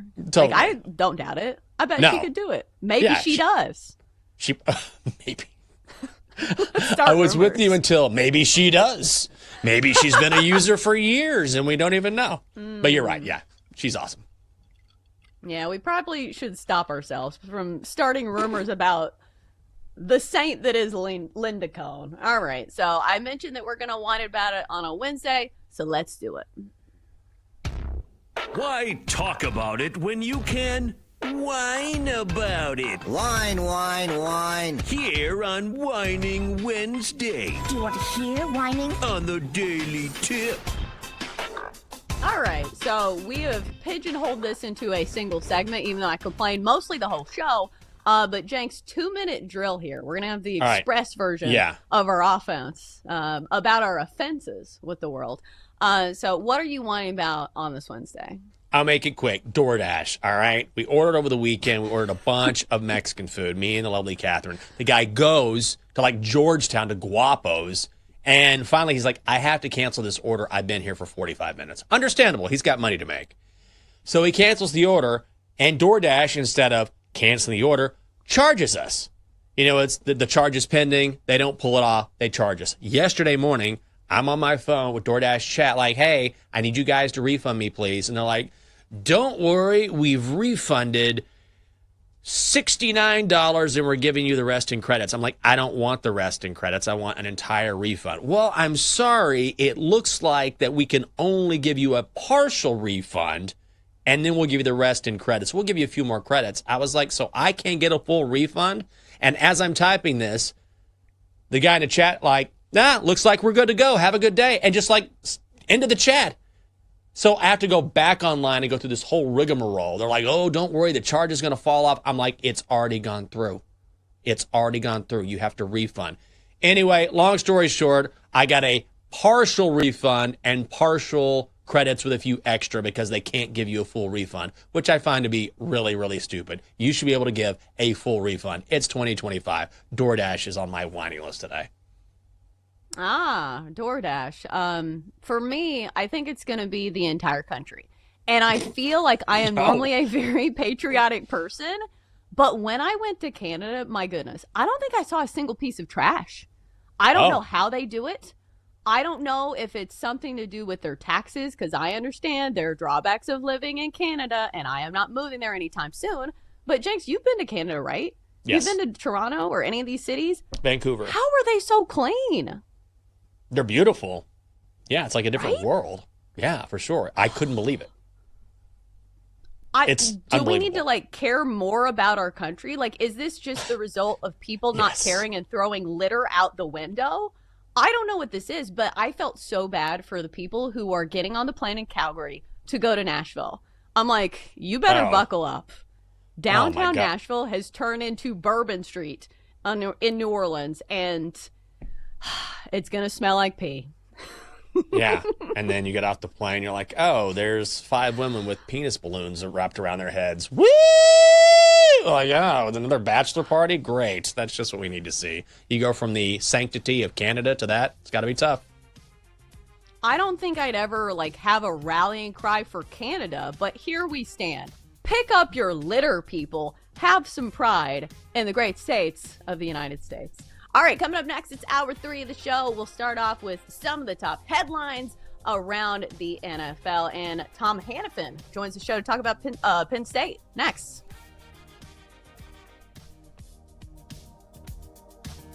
Chelsea and Jenks will be right back on the Daily Tip on the BetMGM network. Download the app today. Please gamble responsibly.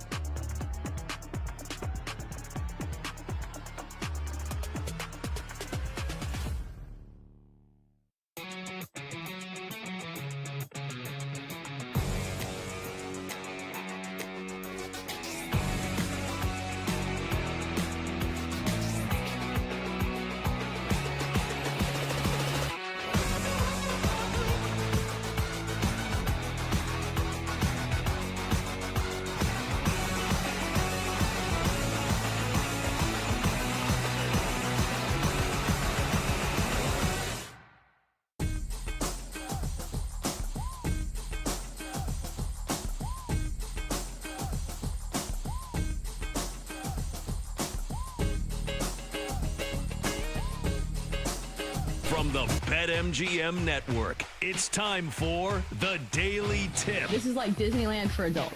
If I wanted to have fun, I was going to go to Disneyland with my kids. With Michael Jenkins. Honestly, you could talk me into just about anything. Like, you want to do shots? All right, let's do shots. You want to put together a 10-leg teaser? Sure, let's put some money on it. In fact, I do a parlay with Champions League soccer and the WNBA. And Chelsea Messenger. Let's try to beat the rest of the network at being degenerates, because maybe, just maybe, we can win in that regard. I do like the idea of a parlay. And Dad, don't forget about me, the dogster. Presented by BetMGM.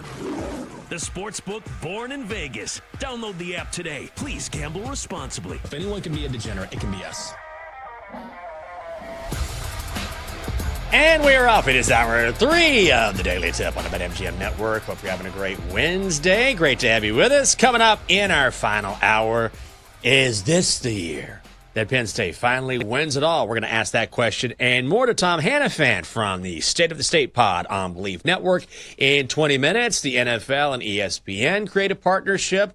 We'll get into that. And also the Commanders and Terry McLaurin could be, possibly, maybe, moving closer to a deal after that standoff that has lasted most of training camp. And finally, Donkster time and our best bets at 8:40. Also, we welcome in our audience on Stadium during our final hour. We stream the final hour each and every single day from 8 to 9 in the East, and you can do so on BallySportsLive.com and the Bally Sports Live app. I'm Michael Jenkins. She is Chelsea Messenger, and we got to get right into college football and bring in Tom Hannafan from the State of State pod with Kevin King on Believe Network. Also does play-by-play for TNA Wrestling as well. Tom, thanks for being with us here early in the morning on this Wednesday. And when it comes to the Nittany Lions, you certainly know this team about as well as anyone because of your pod and because all the work you've done over the years. But is this it? Is this the time for Penn State finally where they get over that hump?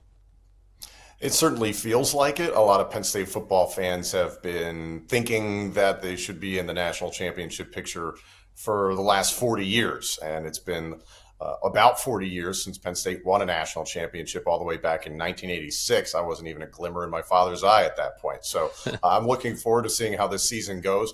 It's been so interesting, and a lot of the hopes and aspirations of Penn State fans have been tethered to quarterback Drew Aller. In 2023, when he became the starter, everybody thought, well, we're automatically going to go to the national championship and he can walk on water. And it was ultimately Aller replacing Sean Clifford, and there was excitement around that. That wasn't the case in 2023. It's shocking that a young quarterback had to develop and learn.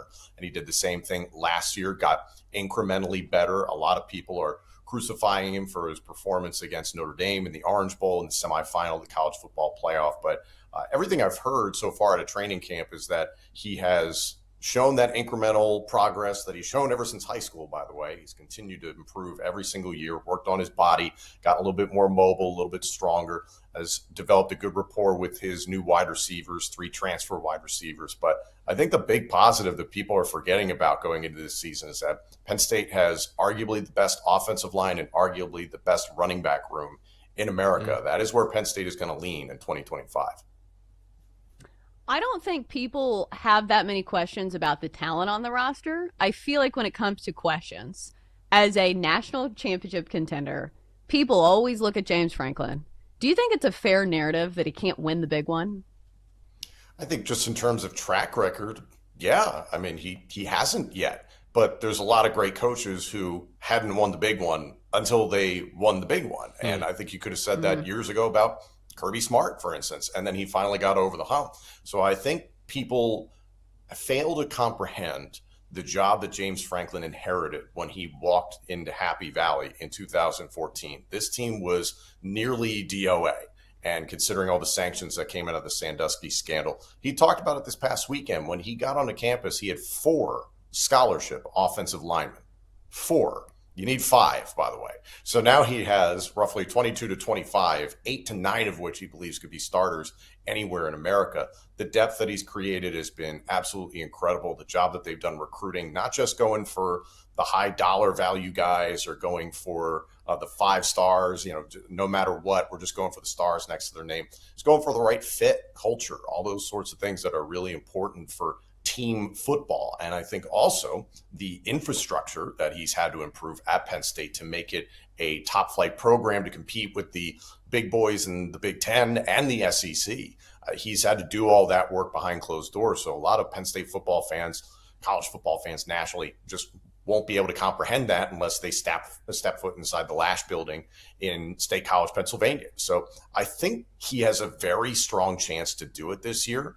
On their regular season schedule, it is once again, Chelsea, the 2-game season for Penn State. You're at home against Oregon September 27th, and then you're at Ohio State on November 1st. I'll show respect to Indiana at home for Penn State on November 8th, considering Indiana made the playoff last year. So depending on who you talk to, 2 to 3 really critical games in the regular season that will determine everything for Penn State in 2025. We're talking with Tom Hannafan from the State of State pod, also play-by-play for TNA Wrestling. Tom, is the most underrated part, or maybe it's not underrated, the one thing that maybe we're not paying enough attention to, the Penn State defense, because this is a top 10 unit that was just nasty last year, and it looks like they're going to be the same this time around. Yeah, this should be a really good unit. It's just going to look different. I think the last few years you've seen a lot of instances where Penn State's defensive front, defensive linemen, defensive ends have been the stars. Abdul Carter just went, number 3 overall to the New York Giants. So that is going to leave a void. I think a lot of people know about defensive end Denai Dennis Sutton. What he did against Boise State and against Notre Dame last year in the playoff made him a household name. Zane Duran at defensive tackle is on Bruce Feldman's freaks list. He's about 5'11", 300 pounds, and he runs a 4.6 40, which is insane. So I think Penn State has some stars along the defensive line, but some depth questions that they're trying to answer here in camp. The real strength of the defense is going to be in the secondary. Depth at safety with Zachy Wheatley, a ton of talented corners. And I think the really intriguing part of this whole thing, I just mentioned Penn State is at Ohio State on November 1st. Well, their new defensive coordinator is Jim Knowles, who was the defensive coordinator for Ohio State when they won a national title last year, had been there for a while, and is largely respected as maybe the best defensive coordinator going right now in college football. So if Jim Knowles can take this defense and mold it quickly, considering this is a team dealing with injuries from last season and learning this install program right now, they're going to have a really good chance. It's just going to look different. I think you're going to see a lot more coverage pressures, a lot more pass breakups than you will see, for instance, sacks. So don't get hung up in the stats necessarily. Yeah, I think that kind of leads into my next question, because you're right. It is a few big games that will determine the season for Penn State. So looking forward, how do you think they match up against some of these top contenders? Because sometimes it's about matchups. And of course, you look at Texas and you see Arch Manning, and you kind of mentioned some of the guys on the defensive line. Is this a defense that could get after the quarterback enough? And how do you think they match up against Texas, against Oregon, against some of these other contenders? Texas is such an outlier right now, right? I mean, everybody's projecting, depending on which sports book you look at, Arch Manning's already going to win the Heisman. Well, what did he start? One full game last year against a competent opponent? I mean, he came in the Georgia game and he looked like a deer in headlights. So I'm curious to see what Arch Manning actually looks like as the starter for the Texas Longhorns. Can Penn State hack it with some of these top flight programs? I think from a talent perspective, yes, at least just looking at their schedule, the teams we know that they're going to face. I think the Oregon game sets up really nicely for Penn State. You have 3 non-conference games, and no disrespect to these teams, but it's Nevada, FIU, and Villanova. Those should be virtually preseason games for Penn State. Then they get a bye. Then September 27th, at night in a whiteout, they're going to host Dante Moore and the Oregon Ducks. Dante Moore, granted, showed some flash at UCLA as a freshman, sat behind Dylan Gabriel last year, but we really don't know what he's going to be as the full-fledged starter for the Ducks and offensive coordinator Stein there. So I'm curious to see how that plays out. And then also for the Ohio State game, okay, Julian Sayin at quarterback, similar situation with Dante Moore. There's talent, there's a lot of hype. We don't know what it looks like, and he has less experience as a starter. In fact, he has no experience as a starter. Is he the guy? And Jeremiah Smith and company, yes, there's that talent. I think Penn State's secondary is going to be able to provide a decent challenge for Ohio State, and they talked about it this past weekend, not just being so hell-bent on playing man every single time they go out there. James Franklin said it. 2 to 3 opponents a year, you can't just do that. You're going to have to show different looks. And I think that's the thing about Jim Knowles is he's prepared to put multiple looks out there. And he has a lot of experience against these Big Ten teams. So I feel optimistic that Penn State can hack it with the best in the country. Tom, when you look at Ohio State in particular, and I feel like, I'm a Texas guy, but I feel like Texas is a little overvalued here just based on Arch and the hype surrounding that. But you could maybe say the same about Ohio State because they're the defending national champions, but also they lost 9 players on offense. They're working in Julian Sayin. From your perspective, is there a possibility that the Buckeyes are maybe getting a little too much credit because they lost so many integral pieces? I think, yes, 100%. I very much believe in I'll believe it when I see it. So for people to be projecting ahead of, they're absolutely going to win the Big Ten championship or they're going to compete for the national championship, we don't know what this team is going to look like. To your point, the pieces that went off to the National Football League on offense and defense, some guys that were really critical locker room leaders like Jack Sawyer. Now you still have a fantastic safety there in Caleb Downs, a lot of really talented pieces along the defensive line and at linebacker. So I think Ohio State is Ohio State at the end of the day. They're deep. They have a lot of talent. They're going to be able to put some interesting pieces out there. I think the real question mark going into this season for them is replacing both of their coordinators. And Brian Hartline stepping up from wide receivers coach, maybe the best wide receivers coach in the country, to full-fledged offensive coordinator after Chip Kelly was in and out. That's going to be a real question mark. Now, granted, you have a big red easy button in number 4 with Jeremiah Smith and a lot of other talented wide receivers, tight ends, all those sorts of things. What does the running game look like?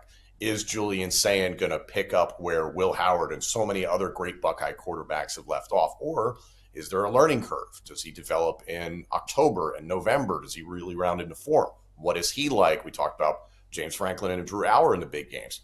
What does a true first-time starter look like in the big-time games in arguably the biggest program in college football? So I think there's reason for optimism and positivity for Ohio State, justifiably so, but we'll believe it when we see it.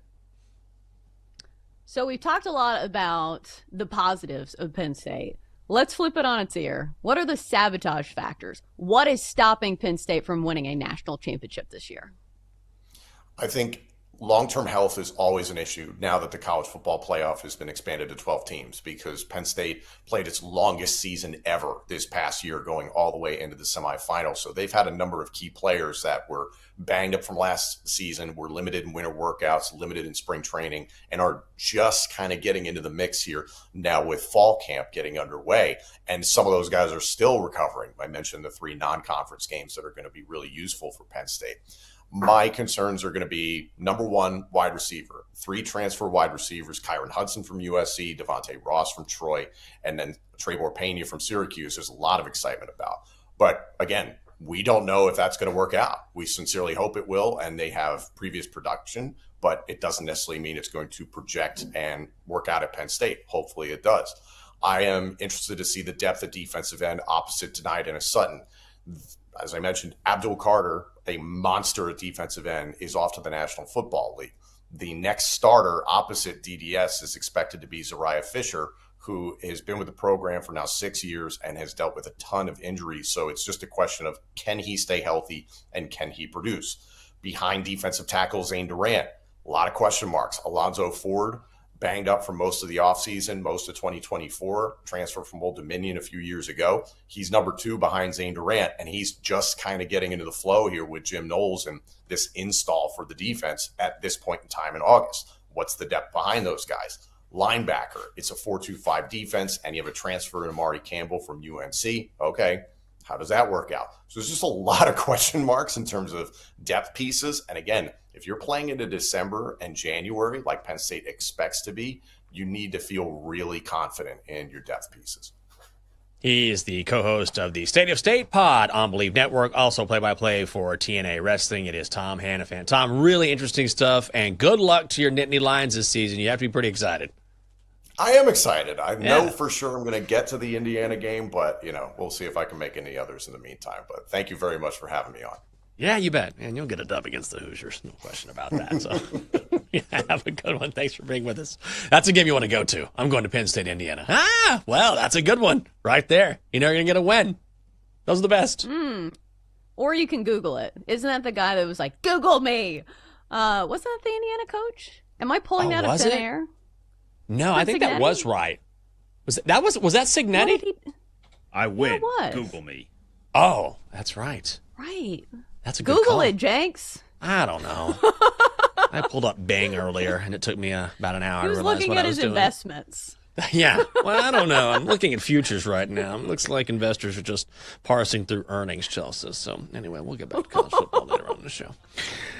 We also have to talk some NFL. Looks like the Commanders and Terry McLaurin are moving closer to a contract deal. Micah Parsons and Jerry Jones, not so much.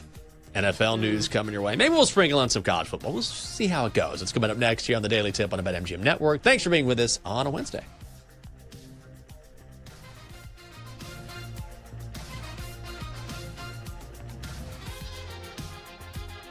Chelsea and Jenks will be right back on the Daily Tip on the BetMGM Network. Download the app today. Please gamble responsibly.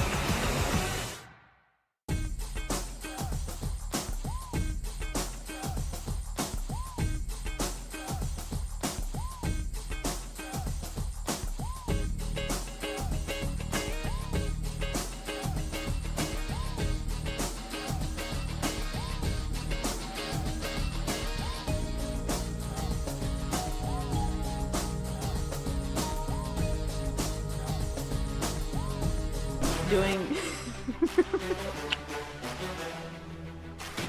Welcome back to the Daily Tip, presented by BetMGM, the sportsbook born in Vegas. Download the app today with Michael Jenkins and Chelsea Messenger on the BetMGM network. Welcome back to the show. It is a Daily Tip on the BetMGM network. I'm Jinx. She's Chelsea. What are you grokking right now? I don't think that's a term. What are you asking grok on X? You're grokking? Okay. Right. So our last guest was talking about a Penn State player who was 5'11 and 300 pounds. I said, pause. 5'11 and 300 pounds? Did he mean 200 pounds? And so we've decided that he actually meant 300 pounds. So I guess this player who we need to figure out who he is, he must be an absolute bowling ball. But so I Googled, I said, what does 5'11 and 300 pounds look like?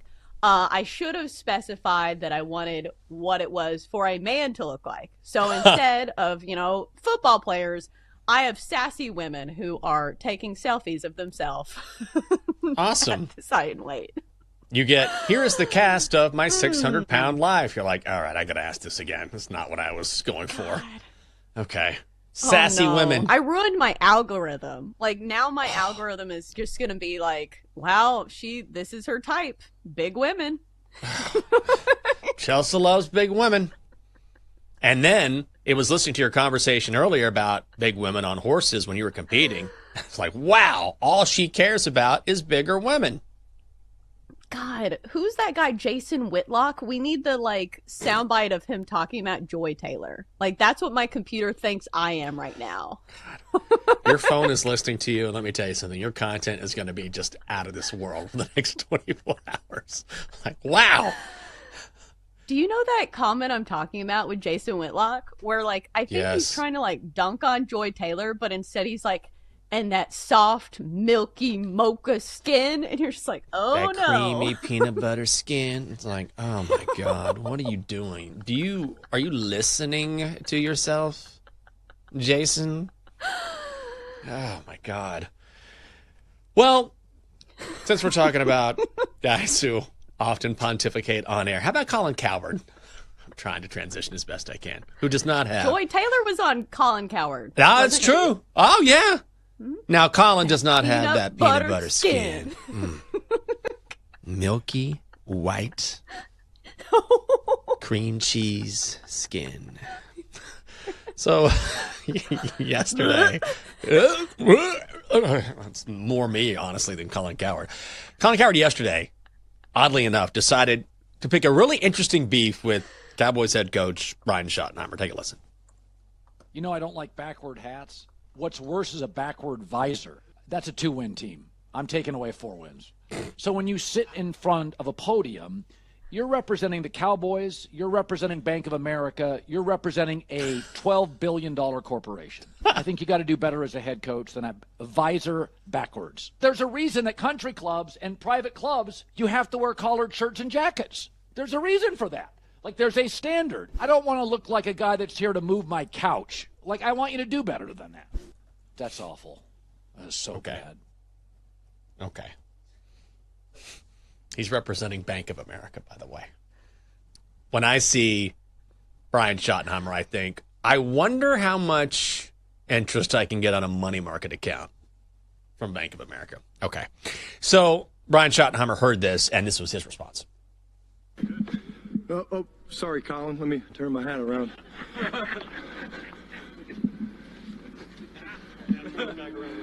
Yeah. Wow. Quick response. I just want to say this. What a response. That's the best response, which is dumb, moronic take. But I'll agree with one thing. If you're the head coach of the Dallas Cowboys, you need to wear a neatly pressed shirt, only one button unbuttoned. You are leading young men. All right? Do you think these guys, you think fans want to see chest hair? No, it's one button undone. You're leading young men. This isn't Chippendales, okay? This is a National Football League. All right? You want to go to the club? That's Jerry's job. All right? Jerry goes to the club. You coach his football team. And I want to see neatly pressed, okay? This isn't the UFL, okay? This is not Furman. It's the Dallas Cowboys, neatly pressed. What, are you some drug dealer in your mom's basement? Huh? Handing out cocaine? Might as well put on your drug rug. All right? And what about Bank of America? What are we doing here? Neatly pressed shirt. You're the head coach of the Dallas Cowboys. How do you have serious rants like this? They're so stupid. I mean, Jenks, how am I supposed to focus with that cream cheese skin on Colin Cowherd? That's what I was thinking the whole time. But I feel like in a day and age when we have influencers who are making these huge brand deals where it's like Alex Earl curled up on her couch, like in a towel, like, putting on her makeup, we are past the days of having to dress up for things. We talked about this yesterday. Yeah. Like, everything is more relaxed, and I think people want authenticity more than anything. Like, we used to have coaches who would wear full-on suits, when they're coaching football. We moved away from that. Like, there's always, a goalpost that's constantly moving for fashion, for what is acceptable. Who's that coach that used to wear, suits and ties all the time? Was it Al Golden who, did it recently? Or is it PJ Fleck? PJ Fleck always wears, he wears the pullover. He has the, the shirt and tie and then the pullover. I feel like that's his signature look. Yeah. But it's not the norm. Right. In fact, it looks strange. Especially when they start sweating. That was the worst part of Al Golden being at Miami, because it's Miami. And he's in a full-on suit, and he's just sweating profusely, and you just feel bad for him. So back to the backwards hat thing. Why is Colin Cowherd so stuck on this? Because remember the first time he had this rant when it was about Baker Mayfield? Baker Mayfield has gone on to have a pretty good career in the NFL. I feel like this was a valid take maybe 10 years ago, but in the year 2025, it's not. It's ridiculous. And also Baker Mayfield schooled him during that interview, which was hilarious. Baker was like, you didn't look at the full video. Did you see this? Did you see this? And Colin Cowherd kind of backtracked or tried to. It was an awkward moment. I don't know. I feel a lot of this is just for attention and a soundbite. And look, it worked, right? Because Brian Schottenheimer was talking about it, which is exactly what you want if you're Colin Cowherd. Not that he necessarily needs the attention, but it doesn't hurt for sure. Jerry Jones doesn't need the attention, but he's going to get it. He's going to talk about his team every single day, and particularly the Micah Parsons situation. They are still apparently far apart on coming together on a contract. So Jerry is speaking about this on almost a daily basis, and now he's saying he's not sure that Parsons will play in the season opener against the Eagles. Again, your definition of urgent is not necessarily. I don't give. You gave a definition. I did. Okay. I just asked when does it get urgent. So I stay urgent. Okay. Okay. Any confidence that he will be on the field against Philadelphia? Again, no, absolutely not. That has to. A big part of that is his decision. How would I know that? I'm just saying. No, but I'm urgent. You're urgent. Sometimes I can't tell if Jerry Jones knows exactly what he's doing or if he's just crazy. And the Cowboys are 6-1 to win the NFC East. They're behind the Eagles at -145. The Commanders at +220. It's your sense of urgency is not the same as mine. All right? But he might not play. But, emergent. Okay? Emergent. Does Jerry even know what he's saying at this point? Maybe. Imagine negotiating with this person. I think that's the craziest part. Imagine if you're this sharp agent that's okay, I've done deals with all these people. Then you sit across the table from Jerry Jones, and he's saying stuff like this. I don't know if it makes it really difficult to negotiate against somebody like this because, he doesn't work in a logical direction. Yeah. You don't know what he's going to say next. It's kind of like baseball pitchers who are effectively wild. Do you know what I'm talking about? Where they don't know where it's going either, and sometimes it makes them tough to hit. I feel like this is the case with Jerry Jones. Yeah, he's kind of all over the place. I mean, he is all over the place. The best thing he could do, I think, would be just to take a step back, not appear in front of the media every day, and not give this story new life. But he just can't do it. And he loves it. He loves it. Yeah.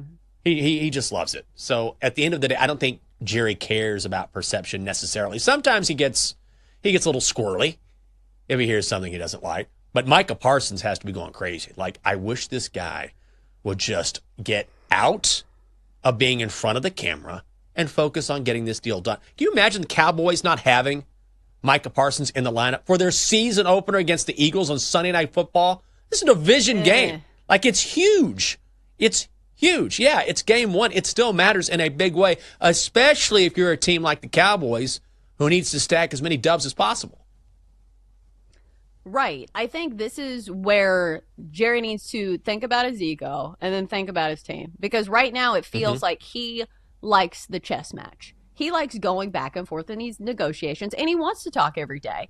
But, you still have to consider your team, and it's like, okay, do I appreciate this chess match of arguing with somebody, or do I appreciate when we win games? Like, which one are you going to choose? Which battle are you going to choose and put more importance in? And it feels like we all know the obvious answer, but is Jerry going to choose it? Yeah. Well, the Commanders will certainly win more games if Terry McLaurin is in the lineup, and they appear to be moving closer. Diana Rossini, senior NFL insider for The Athletic, was a guest yesterday on B. Mitch and Finley, right here on 106.7 The Fan in D.C., just upstairs. And she gave some what looks to be positive news. He's a class act. He's a professional. He loves his team. He's all Washington all the time. Yes, he asked for a trade. But do we all really think Terry McLaurin wants to play somewhere else? No, of course he doesn't. And we know Washington wants him there just based on everything that he provides this offense, knowing that he's the number one weapon, and knowing all the other great stuff that fits into the culture of what Dan Quinn wants. And he is the poster child for what a commander should be. I think we could all agree. It's just who's going to give here? Who's going to be willing to say, all right, Terry, you're not going to get the 32, 33, 34 top dollar right now because the reality is you are 30 years old. But at the same time, Washington, you've got a quarterback on a very cheap deal. You're all in. You've got the vets signed up. They're ready to win. You went all the way to the NFC Championship game last year. You can do this year. Champagne problems. This is a good problem to have, and you got the money. Maybe you're willing to overpay a bit. So I think we're at that point where it's starting to feel like we're getting closer. I just can't report right now at this moment, like, guys, any second. I don't think it's that close. So I wouldn't say it's necessarily groundbreaking, but Diana knows her stuff. And I think what she's saying is, which is something I believe we've touched on, which is there is a lot of goodwill that has built up over time. And I think that's the key here, because it certainly sounds like, or it appears when it comes to Micah Parsons and Jerry Jones, there's a lot of acrimony there. Here, both sides really want to make it happen, and I feel like they will. And also, I will also say this. I don't know how much of the first-team offense, how many of the starters we're going to see on Friday night in New England when the Commanders take on the Patriots. Probably not much. But if there's anything that happens which shows some sort of kink in the offense or any sort of struggles, that's just going to benefit Terry. Ultimately, I just feel like things are going to get done. Yeah, and this feels like a good lesson in negotiating. Like, if I'm just looking at these two situations, Micah Parsons and the Cowboys and Terry McLaurin and the Commanders, like, it feels like the Commanders' way of doing things where you butter them up and you say, oh, man, you have been such a good worker for us and you are part of the fabric of what we belong. Don't you think that's a better way to coax somebody into taking a team-friendly deal? Yeah. Like, I'm not an expert negotiator, but I would love to hear from, like, an expert agent or somebody who's used to negotiating deals, like, the strategy behind this, because it feels like the Commanders are playing this the right way. I think so. And look, you have to be smart about it, because I want, just as a fan, I want Terry to get his money. I think Terry deserves to be paid. He deserves it. And at the same time, you have to be prudent, because you don't want to overspend and really end up, undermining what your team can do in the future. So I'm rooting for both sides, but I want Terry to be a commander. Everyone wants Terry to be a commander. And when you talk about the goodwill between both sides, the fact that he's still there, walking around, shaking hands with the owners, signing autographs, it's like as soon as this contract is signed, he's going to be on the field. Like, he's probably going to be standing there on the sideline, and then it's off the PUP list, you're activated, you're on the field, let's go. I feel like that's how it's going to work. Yeah, I feel like that is the one leverage that goes in the Commanders' direction, is the fact that, like she said, it doesn't feel like Terry himself wants to leave. He doesn't. That's a good thing for the Commanders. Yeah, I think Micah Parsons would leave. Absolutely. Yes. I think he would go in a heartbeat, anywhere. I'll go anywhere, just away from this madman who is running this organization right now. Coming up next here on the show. All right, it's that time. Already the middle of the week. We've got our complaints out of the way. So now, time to pick up some steam, speed towards Friday, bring in your best bets, talk to the Donkster. Still a whole lot more to come here on the Daily Tip on the BetMGM Network. Come on back.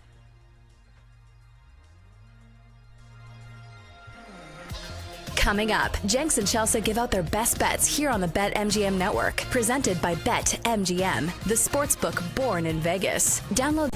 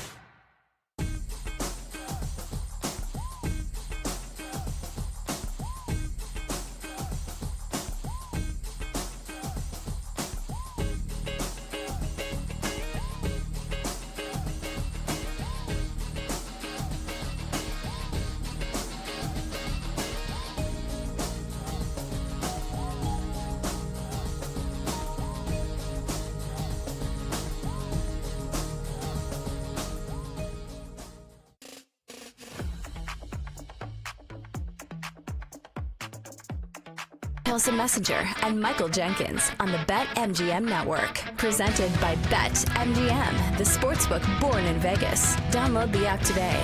Please gamble responsibly.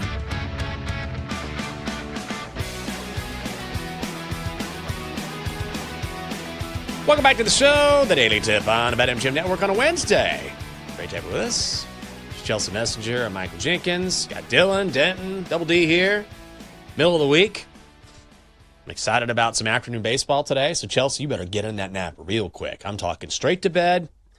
You get an hour and a half, 2 hours, and it's up. You got to watch baseball all afternoon. That's right. So I think it's difficult for me to lay down and take a nap immediately after the show. Mm-hmm. I know Kate, who fills in for the show, Kate Constable, she says she naps immediately after the show. Amazing. Are you able to turn it off just like that? Like, I need to decompress for like at least an hour. Yeah, I try to. It takes me around, I'll get home around 9:40. And then it usually takes me around like 11:15. Then I can start winding down a little bit. And sometimes I'll lay down and my mind is going too much and I can't sleep. I'm like, all right, I'll just get up and start working on tomorrow's show. I'll do that. I'll do what I can do. Sometimes I'll nap a little bit, but it's hard. But when I crash, some days I'm so tired, like I go and I crash. But even then it takes a little bit of time for me to wind down. Like it takes, I don't know, probably like you said, like an hour, hour and a half, and then I'm ready to go. Yesterday I got in a pretty good nap, and then I had a nightmare and woke up, and that wasn't great. I was like, oh, I guess I woke up like terrified. I'm like, okay, it's time for me to get up. And I was kind of disheveled there. It took me a little bit, but yeah, it takes me a while. I find it really hard to be productive, like right after the show too, because I always have this goal. I'm like, Chelsea, you have an hour before Blake wakes up. You need to do some productive things. But I think it's like my inner self rebelling and saying, I just got off work. I want to do some fun things for a while. Yeah. Not saying the show isn't fun, but you get what I'm saying. Like, you want some me time. You get what I'm saying. Yeah. It's like you want to do something that you want to do. Like, I'll give you an example. Like, I love this history account on Instagram where this lady, like, talks about, like, historical, like, oddities. Yeah. And I just dive into that. Like, something that's not productive that you can just kind of dissociate.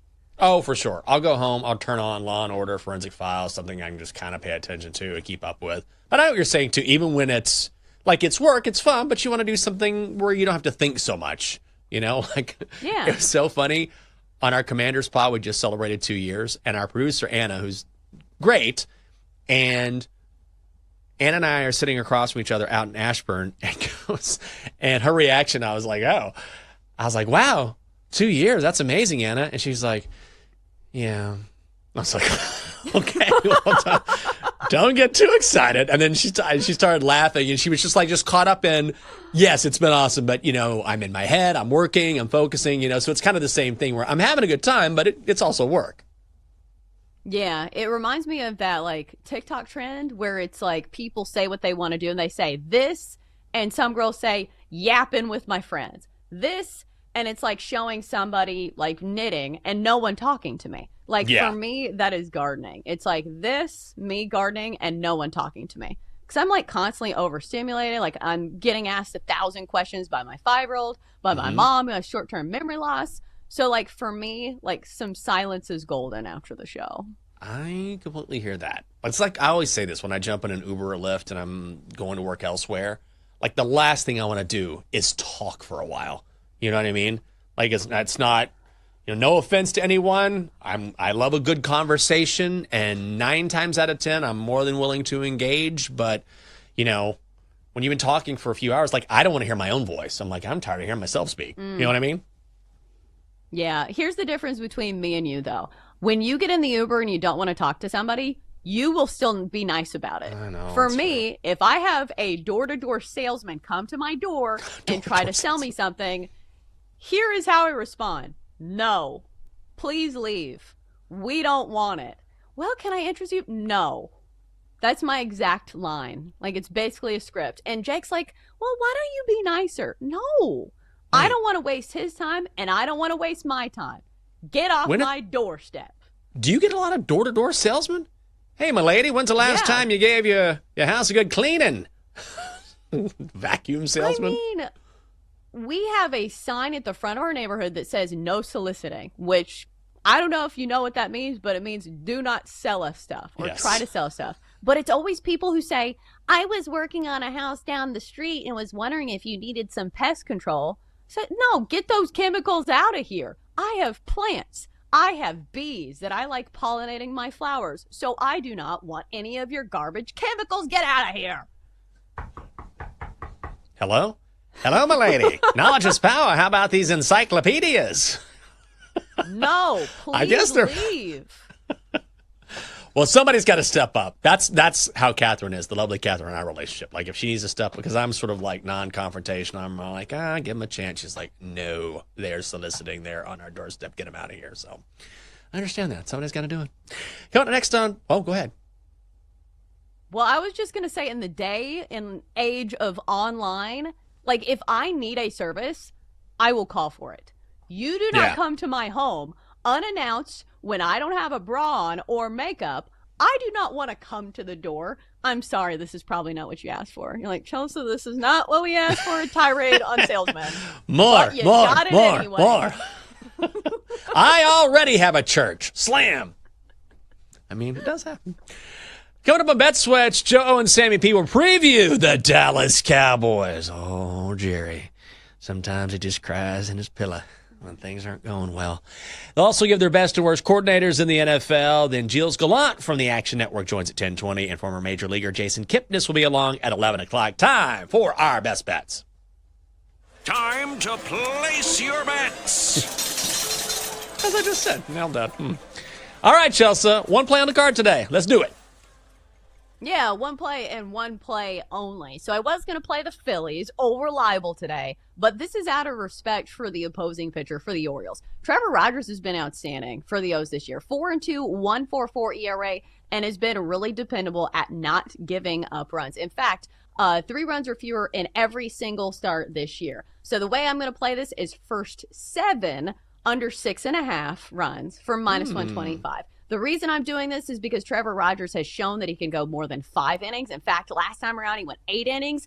I wouldn't expect him to do that back-to-back. But you get a better price when you play the first 7 innings. And you don't have to, sit through whatever the closing situation is for the Orioles. Meanwhile, you look on the other side of the coin, Ranger Suarez, somebody who's won me a lot of money this year, somebody who goes past 5 innings routinely, and also is having a great season. If you look at Ranger Suarez this year, 8-4, 2.68 ERA, and also facing an Orioles lineup that I am not afraid of. So instead of going with the Phils here, we will go with a first 7 under 6.5 runs for minus 125.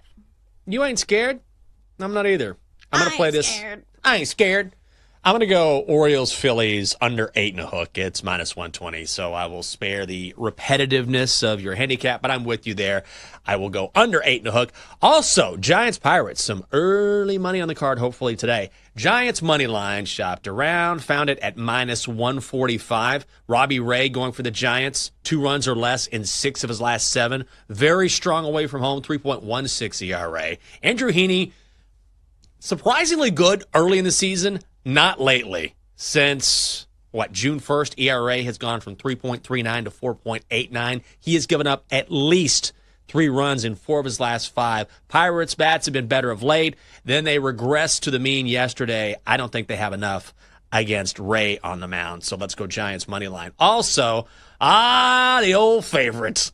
Blue Jays on the run line in Colorado. Why not? It's been 2 full weeks. You got to fade the Rockies.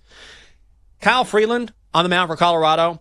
His splits at Coors Field, not great. ERA of almost 5. Toronto is 11th in slugging, 6th in OPS against lefties. Kevin Gausman, not a good outing last time out against the Royals. Got touched up, 5 runs over 6 innings. But still, on the road this season, an ERA of 3.72. The Jays are the 3rd best team on the run line in all of Major League Baseball. The Rockies, not surprisingly, they are dead last. I had to find it. It is the 1.5 run line. I'll lay the juice. Let's have some fun at Coors Field. Blue Jays run line, minus 152. All right. We got to find out. I don't know who's up next. Is it Joe O? Is it Sammy P? We'll be surprised. But before we get to those guys, to get a little preview of Bet Sweats, we have to bring in, I was going to say our good friend. He's a guy. It's the Donkster.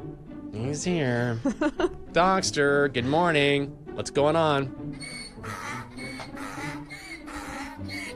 Is anybody here getting my Snapchats?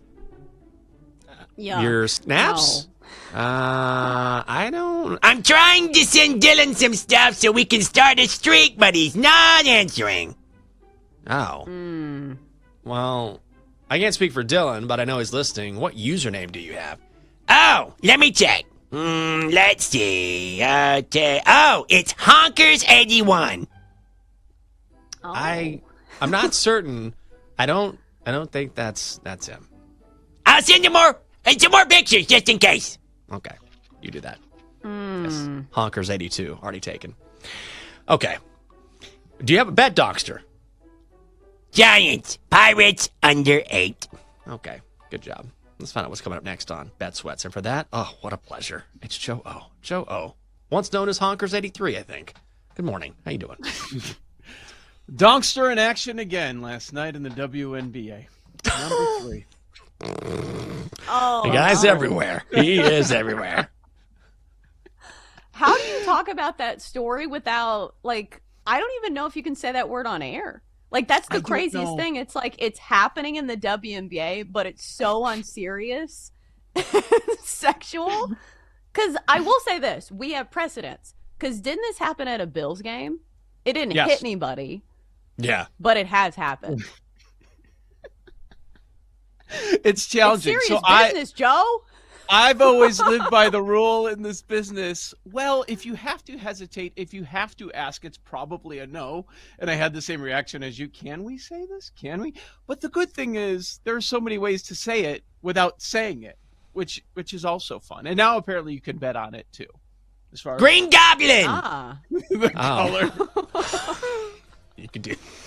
I have a whole toy box full. Oh. Oh, no. And sane. And batteries. Okay, we gotta go. Joe, we can't wait to hear the show. Make sure you listen to Bet Sweats. For Chelsea, I'm Jinx, the entire crew. Great to have you with us. We'll see you early tomorrow. You've been listening to The Daily Tip on the BetMGM Network. Download the app today. Please gamble responsibly. If you missed any of the show, listen back anytime on the new and improved Odyssey app.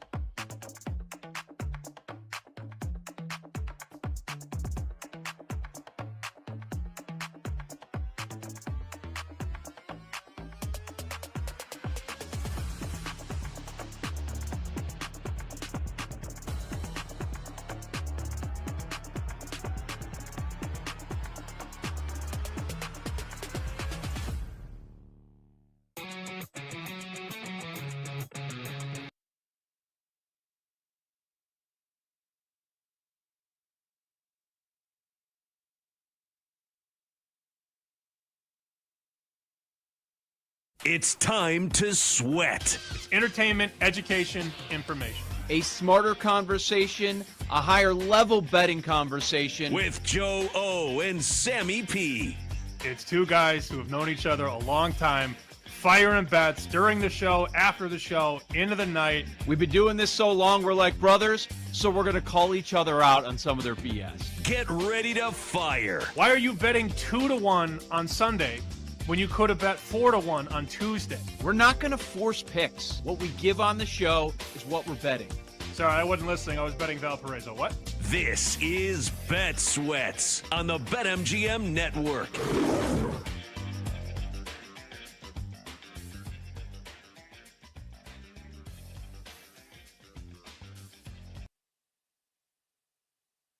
GMNetwork.com. That takes you to the Odyssey app. You could also watch us. Watch stadium.com/live in the first hour of the show. Also have the YouTube and Twitch pages for the BetMGM Network. That's at the BetMGM Network. Countdown to kickoff today in 20 minutes. It's the Dallas Cowboys. We'll talk about the best coaching staffs in the NFL. Interesting ranking by Ben Solak over at ESPN.com. He put his together. We're going to put ours together. Best and worst coaching staffs in the National Football League for power rankings coming up at 10 o'clock. Guest-wise, Gio Gallant, a Cowboys fan, a regular on this show during the football season, and Jason Kipnis from Foul Territory will drop by as well. Sammy, how you doing? I'm not feeling good about all these Vikings issues right now, which I know we're going to talk about. You knew Addison was going to get popped. That was sort of expected. But Justin Jefferson has not been at camp, and now TJ Hawkinson is going to miss some extended time. The big tight end, who's a huge deal for them, middle of the field, broken plays. I've seen some hot takes about J.J. McCarthy. I know this is not a Vikings show, but I am a Vikings man this year, as you know. So not great. Jefferson hurt, Hawkinson hurt, Addison suspended 3 games. Woo! Go Vikings. When it rains, it pours. Yeah, yesterday, not a great day if you're positive Vikings land. So are you – all right, so you've been talking about it. Have you officially made a bet? Were you leaning hard that way, kind of mapping things out over the next month before the season starts? Where were you at, and where are you at? Has that changed? Over 8.5, a little juicy. And make the playoffs at -105. And then, of course, I have that long shot bet on Jonathan Grenard, Defensive Player of the Year at 100-1. We shall see. Their defense is going to be unbelievable. I think a top 3, top 5 defense. But the rookie quarterback, as you've talked about, well, I guess he's not a rookie, technically, because we can't bet him for Rookie of the Year. He's a first-year quarterback who comes off a meniscus injury last year. But I think your big counter to anything pro-Vikings was the kid needs reps. Well, if he's not going to get reps with Jefferson and Hawkinson, and he's not going to have Addison for 3 games, that does change the calculus. But the bets are already made, and I am not scared. Yeah. All right. I hear where you're coming from.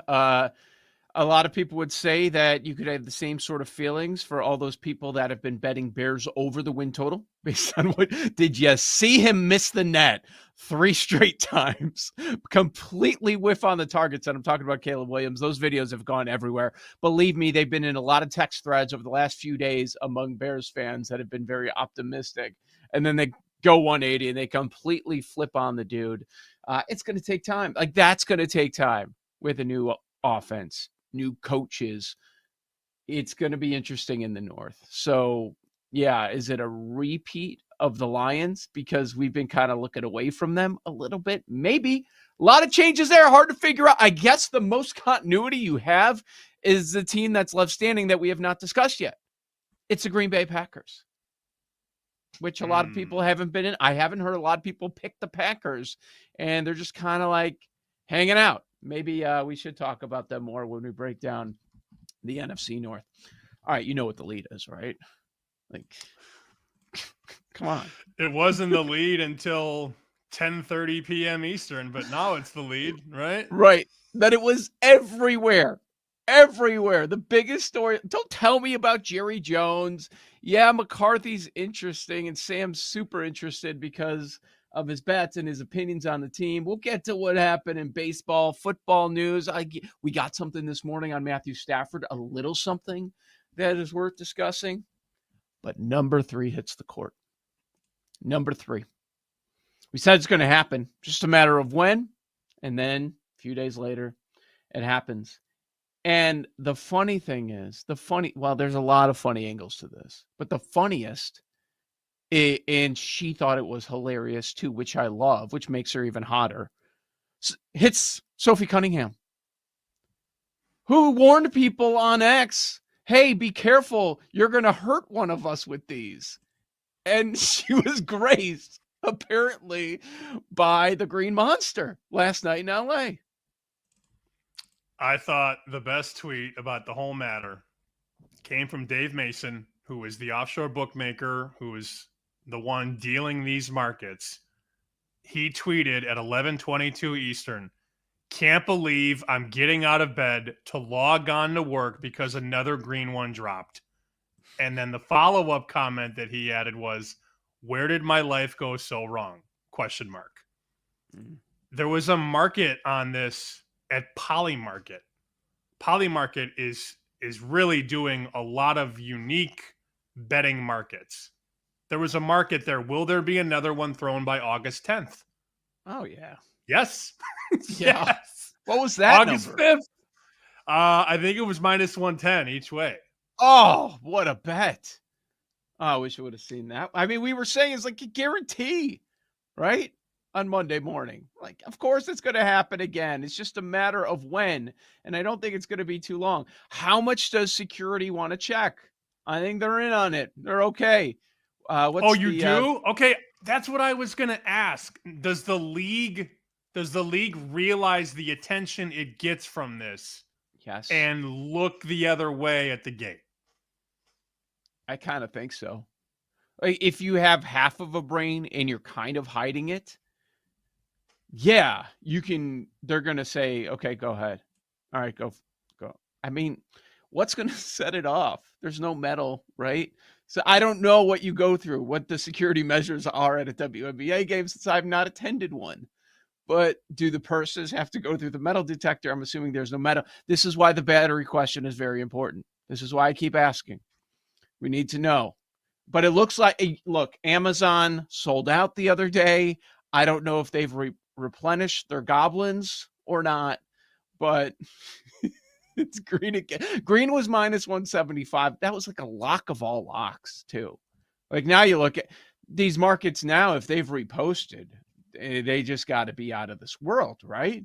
It's like an ace pitcher going at this point, minus $3, I'd assume at least. Which you would think would put the value on the field. The plus 135, the field did not come through. A couple other markets they had on this. The day of the week that the next one lands, Tuesday, was plus 180. So that hit. And the first person to touch it, player plus 250. They just keep creating ways to do it. And if you can't find the humor in that, you're listening to the wrong show. The home court, minus 110. That hits the half court that it would land on. And how would it be handled? It was kick/feet. That was minus 135. The immediate kick. Was that Plum? I think it was Plum. Kelsey Plum who took 3 steps and booted it. Boom, get it out of here. She's annoyed. She's laughing. And she's not laughing. She's kind of pissed, I think, based on how she reacted. But Cunningham was laughing her ass off. I thought that was great. Come on, you got. How many times until it's not funny? Because we're at 3 and it's still funny. Until football starts.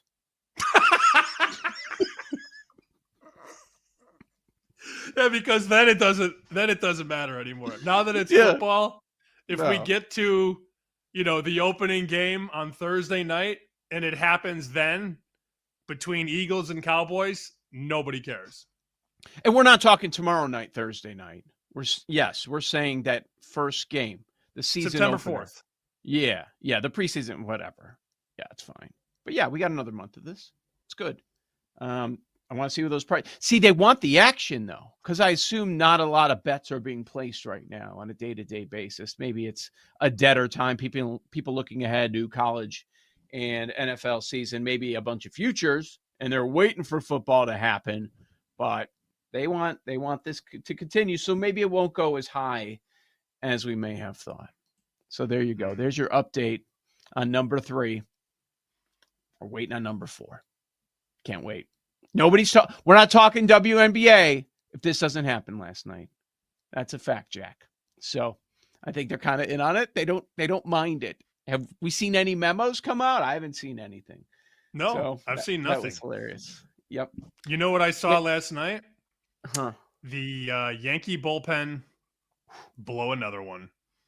And luckily for us, as big Rangers fans, from a betting standpoint this year, the Rangers do it again late. And this bullpen continues to fall straight on its face.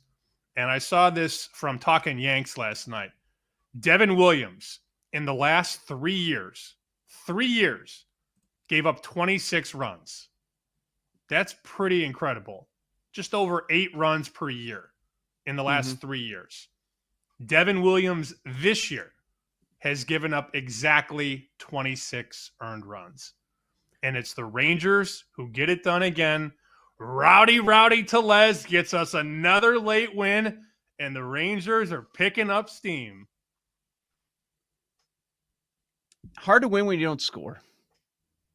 Like, yeah, we can talk about the bullpen, but you didn't do anything offensively. Judge returns 0 for 3 with a couple strikeouts. But my question to you this morning, and maybe I'm in the moment, do we need to bet Eovaldi 35-1 for AL Cy Young with an ERA of 1.38?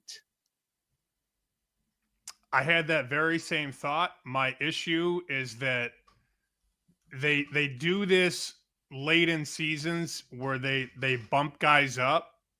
And I think his true number should be, 25-1-ish. So when you dangle a 35 in my face, I'm intrigued, of course, because if my true number is 25, why is it 35? A wise guy, for the most part, is going to see that 35 and just bet it. I heard Dinsick the other day on You Better You Bet talking about the price on Travion Henderson, because Omarion Hampton is down to 6-1 for Offensive Rookie of the Year, and you have Henderson at 22-1, 25-1, 30-1, and he's like, I just bet it. It's a bad number.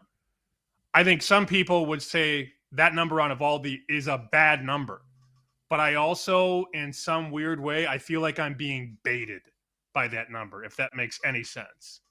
10-3 record, a 1.38 ERA. The question is the workload.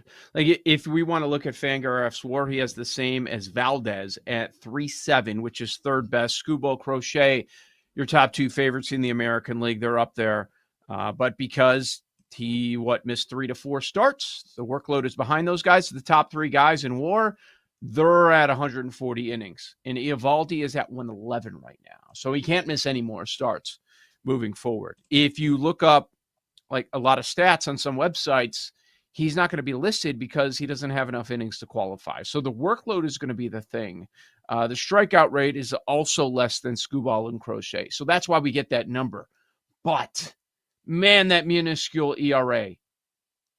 Crochet 2.24, Skubal 2.18, Valdez 2.83. If he stays sub 1.5, I think Eovaldi's going to be in this conversation soon. He should. My big concern, though, is that we only see him every 5 days, and the sand is coming out of the hourglass very quickly. It's not like you have 2 months to play every day. You're playing every 5th day. And to me, in that market, the thing that stands out the most is Skubal being minus 700. I look at that more than I look at the number on Eovaldi. But it's a fair point. If you like it or if somebody else likes it, just bet it. I won't. What I want to talk about, though, in the final minute here before we hit a timeout, have you seen the number on Kyle Schwarber to win the NL MVP? He was 70-1 on June 1st. He was 40-1 on July 1st. BetMGM this morning plus 275 to win the MVP. Whoa, man, that's a Mhm. move. Yeah, we've been talking about this a lot over the last couple of weeks. Just kind of throwing it out there. What about the chances? Okay, Otani, he flipped with PCA. PCA has been the second favorite all along, and now we've got that flip, and that is a very short number. That's the closest second favorite that I think we've seen in months, man. Plus 275 over at BetMGM. There's a range too. There's still a 6-1 in the market, but you're seeing a lot of these places come below 4, and now MGM is below 3. And that Otani number is dropping. That's the interesting part. Now we're down to $4 on Otani. Joe O, Sammy P. Countdown to kickoff. Dallas Cowboys time next, right here on the BetMGM Network.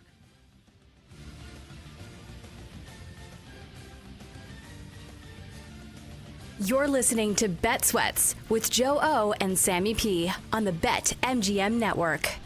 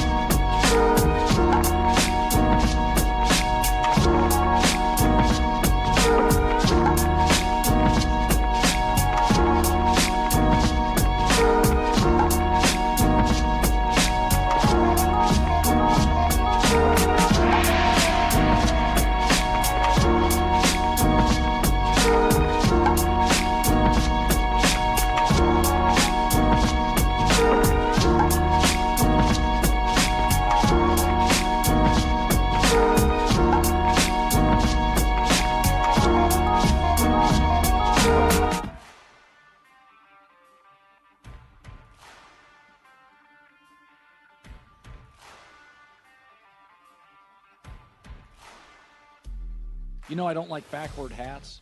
What's worse is a backward visor. That's a 2-win team. I'm taking away 4 wins. So when you sit in front of a podium, you're representing the Cowboys, you're representing Bank of America, you're representing a $12 billion corporation. I think you got to do better as a head coach than a visor backwards. There's a reason at country clubs and private clubs you have to wear collared shirts and jackets. There's a reason for that.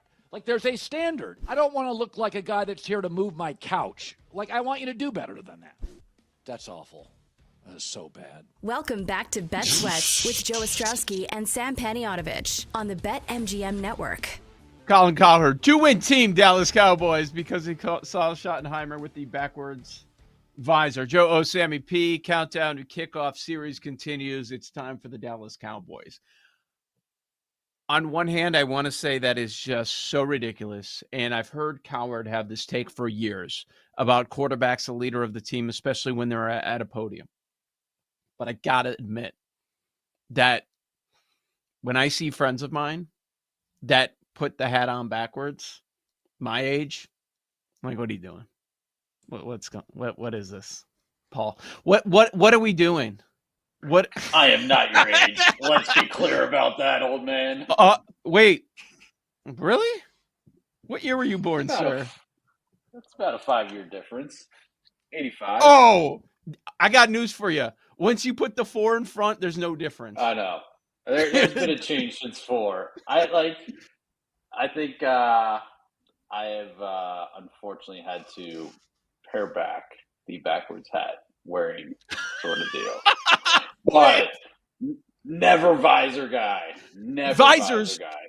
For like a month in high school, like freshman year. And then I was like, what am I doing? And You wore a visor? For like a month. It was like a new thing. Yeah. It was when he was trying out the earring, too.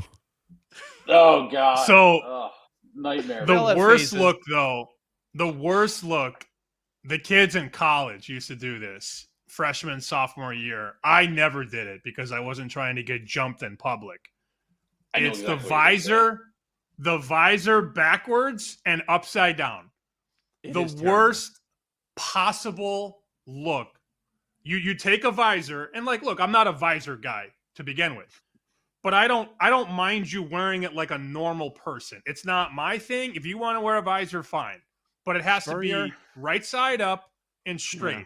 Not backwards and upside down. You look like a total idiot. Also, hey, Dougie Rings, all right? Hey, let's give the guys flowers. But in general, I agree with you. So I don't know if you guys had this thing in college. There were people who would literally walk down the hallway with a hat like this. Like what are you doing? What is this? Malibu's Most Wanted. Yeah, that's Jamie Kennedy, over the basically. What's up, B-Rad G? I was like, are you Seth Green from Can't Hardly Wait? Like, what are we doing here? It's ridiculous. I knew a guy. I was in a fantasy football league with a guy. Do you remember the Jamie Kennedy experiment? Yes. And there was one with Mike Ditka. And Ditka was playing along. It was at Ditka's restaurant. And the new owner of the restaurant was just being the biggest jerk to Mike Ditka. So disrespectful.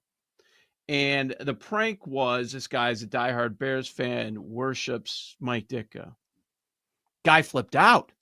Threw his water at the owner on the Jamie Kennedy experiment. I was in a fantasy football league with this guy. Like, that guy, I'd never heard the end of it. I still look it up on YouTube and laugh from time to time. I can't believe this is where we're starting with the Dallas Cowboys, but I kind of understand at this age of my life where Cowherd is coming from. I wouldn't say 2 wins based on it. I don't like it. Is it quarterback wedding ring adjacent? Right? Like we were talking about that a week or so ago about quarterbacks that wear wedding rings. You can't back them. I don't know that we're there because you have Sean Payton. There are certain examples, Lane Kiffin, where they are successful, but it's not something I would want my coach doing. But that's what you have in Schottenheimer. Cowboys a year ago, 7-10 on the year. They were an over team. 11-6 to the over, 65%. Why? Because the defense was horrific. Their best players were injured last year. It was Dak missing about half the year. You had Parsons missing time, Diggs in the secondary missing time as well. That was not all of their issues, but that was certainly a big part of it. So McCarthy is out. They promote Schottenheimer from within. It's what Jerry does, man. I kind of think, my comp is the Bears. Funny enough, with Mike Ditka, because it just seems like an owner that doesn't want anybody that's going to draw the eyeballs, draw the attention. Are you going to fall in line? Are you going to listen to me, do whatever I say? And ever since Ditka, the Bears have hired, for the most part, quiet owners, ones that aren't too outspoken. They're not going to draw headlines like Ditka did. And ever since Jimmy Johnson, that's what Jerry Jones has been doing. Like, if you look at the list of coaches, it was McCarthy. It was Jason Garrett for a freaking decade coaching this team. Wade Phillips, quiet guy. Dave Campo, a no-namer. Chan Gailey, his buddy Barry Switzer. I guess outside of that, you could go with Bill Parcells, but that was for a limited time. It's hard to get excited about this head coach and this coaching staff, but they do have top-tier talent at a lot of key positions. And the question is Micah Parsons going to be there for game number 1 to start the season? It's not looking good. According to this story last night, Eric Williams wrote it on foxsports.com. The headline is very clear. Jerry Jones shares he has not spoken with Micah Parsons since the trade request. We're at almost a week now. And Jones went on to say he's uncertain if Parsons will play in the opener against the Eagles on September 4th. Not what you want to hear. It's less than a month away. I just don't understand, for an owner who hasn't been to an NFC championship game in 30 years, how does this happen?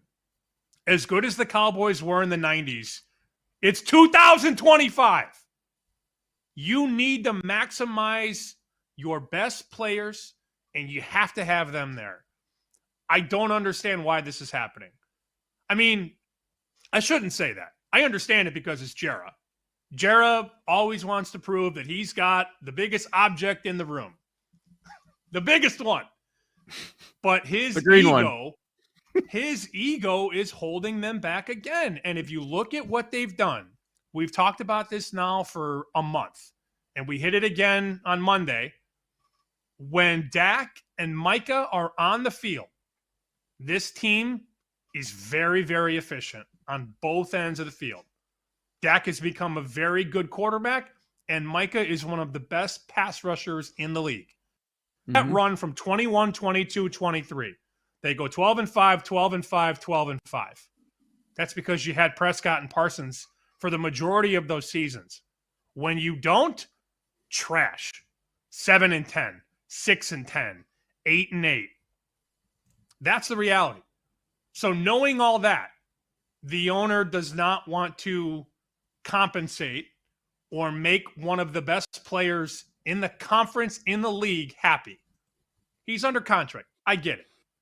But he's not playing without a deal, a new one. He's not going to play. Like, I've been told that multiple times. If he does not get what he wants, he's not going to play. And you look at these books, you look at the betting market, we try to always bring it back to betting. Books are starting to float this number back out, not only on the division market, 6-1 at BetMGM, 7-1 at one book, but they're bashing them all the way out to 30-1 to win the conference. The books want you to bet the Cowboys now. They want to take your money. They want you to bet a little to win a lot because they know the truth. They know that if this is a reality and that Mike is not there, this team has no chance. No chance at all. It shouldn't be this hard. The TJ Watt deal just happened, and TJ Watt is 5 years older than Parsons. Parsons should reset the whole market. It should be the highest contract, more than Garrett too. Garrett's 30. Don't forget about that. He just got a total value 160, 88 fully guaranteed. TJ Watt just got 108 fully guaranteed. You got to surpass all that, and maybe Jerry's trying to play hardball and make it close to TJ Watt. It should not be close. he is significantly younger than all these dudes. Max Crosby's 28, and Crosby just got a big deal last year. It shouldn't be this hard, but Jerry's making it this hard. Kind of felt like we were heading down this road because look at the order he took them in.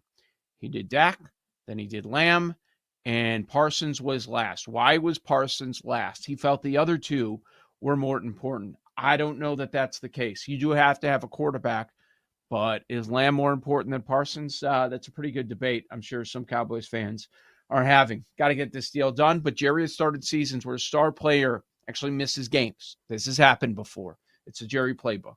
Fascinating to see what happens. What do you do? So the win total is different. Yeah, you'll find win totals that, okay, we're juiced over at one number. That means the next number up, we're going to be juiced under. The juice on the over 7.5 is not that much. When you see 7.5 and 8.5s out there, you would assume that the 7.5 is juiced to the gills, right? Like minus 180, almost $2. No, that's not the case. You can find a minus 130 on over 7.5. So I find that to be interesting. And is he going to look at, the addition of Pickens? We'll be fine. We'll be able to score enough. Or look, we had you for a significant portion of the year and we were still a bad defense. Maybe the Trey Hendrickson conversation. They've had their issues getting that deal done. Bad defense. And I wonder if Jerry's doing the exact same thing, not only concerned about injuries, but looking, bad defense and you are here. So what's the difference if you're not here? We're probably still going to be a bad defense. I do still think the Cowboys go over this. I expect to see Parsons this year. He's not going to sit the whole year out. I don't believe that's going to happen. I'm expecting a bounce back from Dak. The Dak performance will have nothing to do with Parsons. Or I'd say very little to do with Parsons. Maybe there's some catch-up, some shootouts because Parsons isn't on the field, but Dak's going to put up numbers. He's plus 325 for comeback player of the year. He's about 10-1 to lead the league in passing yards, 40-1 for MVP. This is something I've gone over in the past. 2 years ago, coming off a big injury, he was second in voting for MVP. 4,500 yards, 36 passing touchdowns. 2021, he was coming off a big injury. 4,500 passing yards again. 37 touchdowns, right next to that 36 number I just talked about. There's no reason to believe that Dak Prescott is not going to bounce back and have a terrific season. So that is certainly something I'm looking at. I love the over 38.50 for Dak. I do too. This could be a 4,500 yard season, 5,000 yard season, especially if the defense doesn't do what it's supposed to do and Dallas finds itself playing in shootouts up and down the field. It'll open up a lot more opportunities for Dak. Week 1 line is very interesting to me. They opened this thing months ago at Philly -7. It's still 7 pretty much everywhere. Now, there were some pushes on Dallas at +7. So we have Pinnacle at 6.5. We have a couple other books offshore, 6.5. There's a domestic at 6.5, but mostly 7. I know we talked about how much Parsons is worth. He's like 2.5 points. The problem is that this is a halfway number. So if Parsons isn't going to play week 1, those 7s are going to go to 7.5 and potentially, I would guess, 8. If he is going to play, we're going to see more 6s. That would be my guess. The math is more complicated around the 7 because, as we know, 7 and 3 are two of the most important numbers in football. It's difficult to say, okay, he's worth 2, he's not playing, let's move it to 9. Because if you move it to 9, you got guys that are going to come in and take +9. That 2 it's not black and white. Right? It's very gray area when you get around 3 and when you get around 7. Now, if Philly was a 13-point favorite and Micah's not going to play, then it could get to 14.5.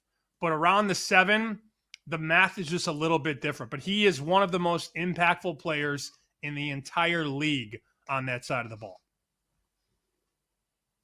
I was a little surprised that Pickens' number is 875. Last year in 14 games, he had 103 targets. He went over that number with the Steelers, with bad quarterback play. I know he's the number one option, and it's a little bit different, but that seems light to me, Sam. Going into year 4 for Pickens, what do you think? He just has to be bought in. There are so many question marks around this team, and I'm glad we're going to have on a guest that'll talk about the Cowboys. It's more news, though, than it is numbers to me, and it's more hypothetical than it is reality. Is this guy going to play? Is this guy going to stay on the field? Is this guy going to be bought in? Is the owner going to shut his mouth? I don't have any answers, so it's difficult to make a lot of bets right now. I'm staring at Jaden Blue, 60-1 offensive rookie of the year. I think he's going to get that job. The question is, how early in the season is he going to get that job? Joe O, Sammy P, we continue. Best coordinators in the NFL, best coaching staffs. We'll go over this interesting list on the other side. This is the BetMGM Network. You're listening to Bet Sweats with Joe O and Sammy P on the BetMGM Network.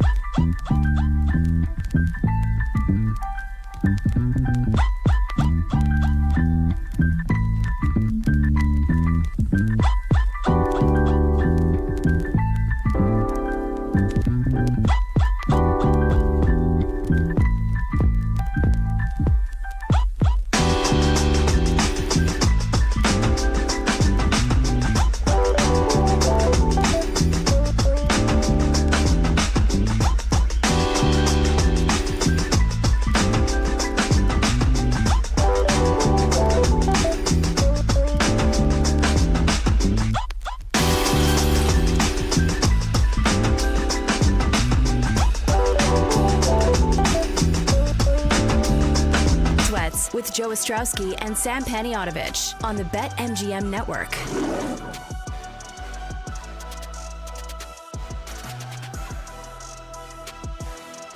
Power Rankings coming up in 20 minutes. The best and worst coaching staffs in the NFL. And this idea was born for Power Rankings because Sam pointed out what Ben Solak put together over at ESPN.com. And this is something that Solak does on a yearly basis. And if you look at his article, you'll see last year's ranking and this year's rankings of the 32 NFL teams, coaching staffs, coordinators in 2025. He didn't do top 3. He didn't do top 5. He went 1 through 32. And this is a project that he does on a yearly basis. So the list, if you pull it up on the website, it starts at number 32. So why don't we start with the best here, Sam? And when we were talking about this off air, you pointed out to me, and before I even looked at it, we were guessing. And I guessed the top 2, but in the wrong order. It's not a surprise, the top 2. Number 1 overall, barely cracked the top 10 a year ago, but the Minnesota coaching staff certainly got their flowers last year, and it was a shocking turn of events to see what they ended up with a 6.5 win total and how many games they won. Number 1 on Solak's list is the Minnesota Vikings with head coach Kevin O'Connell. Wes Phillips as the OC, even though we know KOC is really the OC, and Brian Flores as your D coordinator. The other one, the one that I guessed was number 1 overall, was the Kansas City Chiefs with Andy Reid leading the way. Steve Spagnuolo, your D coordinator, Matt Nagy, the OC, even though we know it's really Andy Reid. Solak put the Chiefs number 1 last year. I kind of think he just flipped it because he had the Chiefs last year number 1, and they didn't win the Super Bowl. So is he really going to keep them number 1 again? So he bumped him down a bit. So what do you think about this 1-2 order of Vikings-Chiefs? I think it's very interesting. It's a little hot takey because the Vikings coaching staff hasn't won anything of meaning. They didn't even win the division last year, and they've really done nothing in the playoffs with these two guys, and they haven't been together all that long. I understand the potential there, but clearly there's some recency bias based on what they did last year, especially on the offensive side with Sam Darnold. That is right there in the front of your brain. So that's why he's got Minnesota 1. I agree with you, though. There's got to be this inability to keep number 1 the same. You could put the Chiefs number 1 and there'd be no fight on my end. No issue at all. They have Kansas City number 1. These guys have won 3 Super Bowls together. They could easily be number 1. So, as you said, he's got Minnesota 1, Kansas City 2. I'm not going to get up in arms and throw daggers at Ben Solak because I don't care that much. I thought 3 was very well deserving too. San Francisco. You know how I feel about Robert Saleh. So Shanahan's now basically running the offense and Saleh's on the defensive side. That's not a bad 1, 2, 3. I think those are all interchangeable, but making it to 3 straight Super Bowls and winning 3 of the last 6 should put them number 1, no? Yeah, it should be. I guess you would knock them a little bit and say, well, they have the best quarterback. I think that's up for debate right now based on what we've seen over the last couple of years with Patrick Mahomes throughout the regular season. But I think that's what most people would end up saying. It's difficult, man. Like, we'll give our top 3 for best. We'll give our top 3 for worst.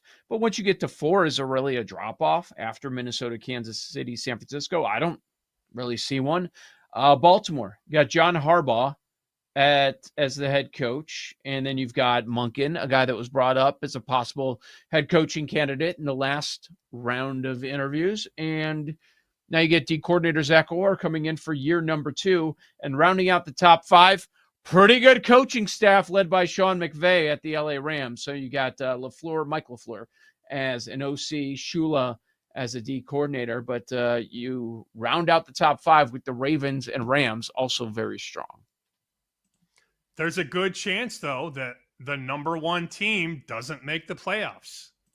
If you look at the markets right now on Minnesota to make the playoffs, minus 110, minus 115, minus 120, yes. So the sports books are saying it's a 50-50 chance, give or take, that the team with the number one coordinators, air quotes, is going to make the playoffs. So, look, this is fun conversation, and I can't wait to see our lists. I think we're going to have similar lists, 1, 2, 3. I can't wait to see what we do 32, 31, and 30. That will be very interesting exercise-wise. I thought at number 6, I thought that was kind of high. Sean Payton, Vance Joseph. I mean, they were very overachieving last year. And Joseph did a really, really good job at shaking things up on defense. Can they do it again, though, with Bo Nix in year 2? You know, I've always thought, and I've learned this from guys who covered the league for many, many years, there's no tape on you in year 1. And teams are so whipped up in everything going around that oftentimes they're not ready for the rookies because they're just not a big enough sample on tape. Well, you bet your ass now, heading into this year, there's going to be a lot more tape and film study on Denver's offense from last year because you've had an entire season on tape and an entire offseason to prep for it.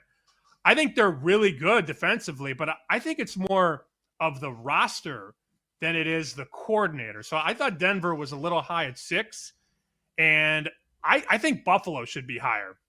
You know, Sean McDermott, Joe Brady is a pretty good combo, and that team just wins games. And they've had a lot of success, not only regular season, but postseason until they, of course, get Kansas City. I don't think Kansas City should be 2, and Buffalo should be 7 from a coaching staff coordinator standpoint. Yeah, they get knocked because they haven't beaten Pat Mahomes. That's just what it is. And McDermott is not a sexy coach. Like, when you look at him, like, oh, he's an innovator here or that. He's just a solid head coach.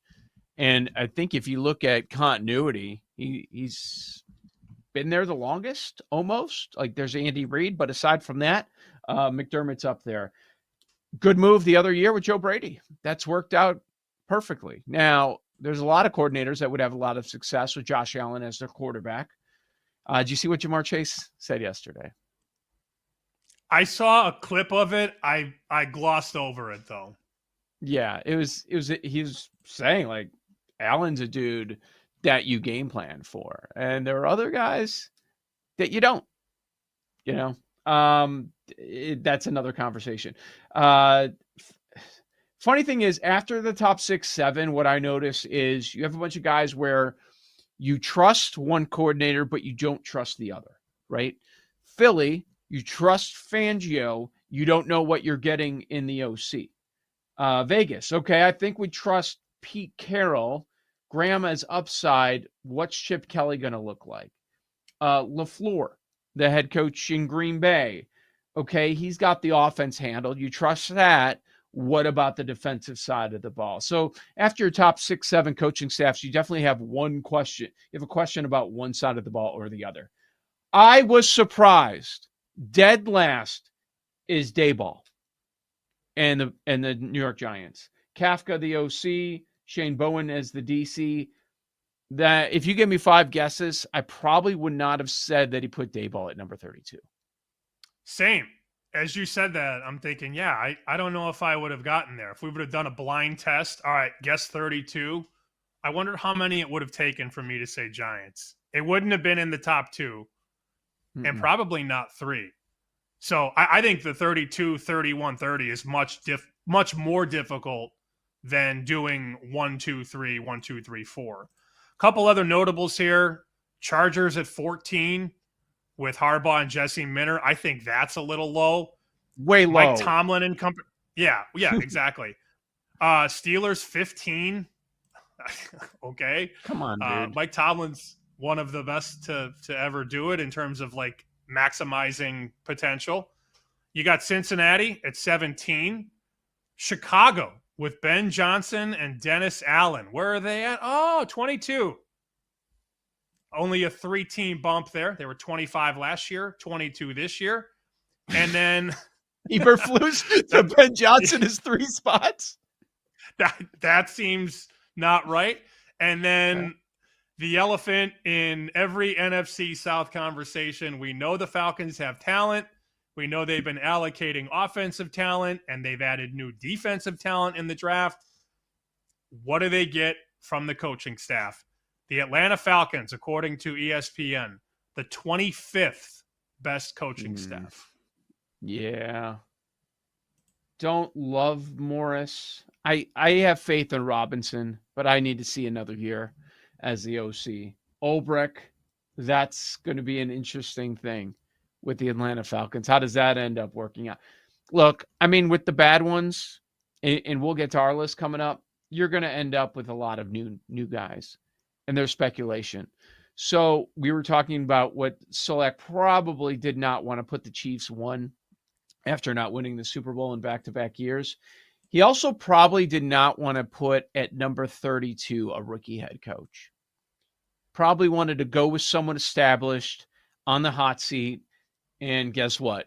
New York sells. New York sells clicks. Let me put the Giants coaching staff here at number 32 overall, because after that, he put a bunch of rookies, which makes more sense. But the problem is you don't know. There's going to be one of these rookie head coaches that has an outstanding year. It happens every single season. And you don't want to be the guy that says number 32, and then all of a sudden they beat the win total by 5-6 wins, or even more, like KOC did with Minnesota last year. So that's the one thing that's kind of tricky. But, yeah, I think there were some bad coaches hired. And we're going to see that with more firings probably after a year or two. It is very complicated to figure out who 32 is, because oftentimes it's not going to be the fault of the coaching staff. It's the fault of the roster. If the Kellen Moore-led Saints go 2-15, is that really Kellen Moore's fault? He's got a rookie quarterback and just a horrible team from a starting lineup standpoint. So if they win 5 games, you could argue that that's a top 20 coaching job, given how bad the roster is. We're going to give you our list. Top 3 best, top 3 worst coaching staffs. This helps you when it comes to betting, right? Those little half points, overtime games. These are the teams that are going to have edges, and these are the ones you might want to go against. Joe O, Sammy P, Bet Sweats on the BetMGM Network. You're listening to Bet Sweats with Joe O and Sammy P on the BetMGM Network.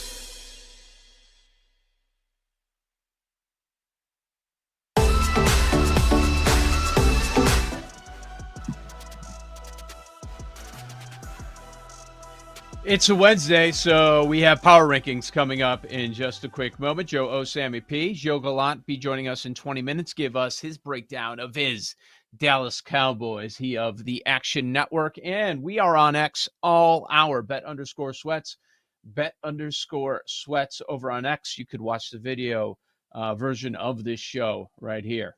This is Bet Sweats, weekdays 9 a.m. to noon Eastern time on the BetMGM Network. We were just going over the best coaching staffs, best and worst, by Ben Solak of ESPN.com. We agree with some stuff. We disagree with other stuff. So we decided to put our own list together. Let's go top 3 best and the bottom 3 worst. So we're going to start with the best. Sam, you're going to kick us off with number 3. What you got? Okay. Not making my top 3, to my surprise, because when I first started thinking about this yesterday, I thought, well, I have to put Minnesota in there, right? They haven't done anything. So I left Minnesota outside the top 3, even though I adore Kevin O'Connell and Brian Flores. I did not put them in the top 3 because I need to see something in the playoffs. So that gets me to 3, 2, 1 in order. Number 3, I went San Francisco. I think Robert Saleh is maybe the most important offseason coaching move in the league. He was always a great coordinator. It reminds me a lot of Vic Fangio. The Broncos tried to make him the groom, but he was always a better groomsman. And when he only has to focus on one half of the ball and not worry about leading the entire 53-man roster, I think it's a much better role. You combine that with Kyle Shanahan, who, again, hasn't won the big one, but he's been close several times, not only as a coordinator, but as a head coach. So I think that combo is very, very, very good. I went Niners number 3. Number 2, you're going to learn this about my list. I value championships. I value that ring. So I went with Sean McVay and Chris Shula because McVay has some jewelry. And McVay is one of the most innovative coaches that the NFL has seen in a long, long time.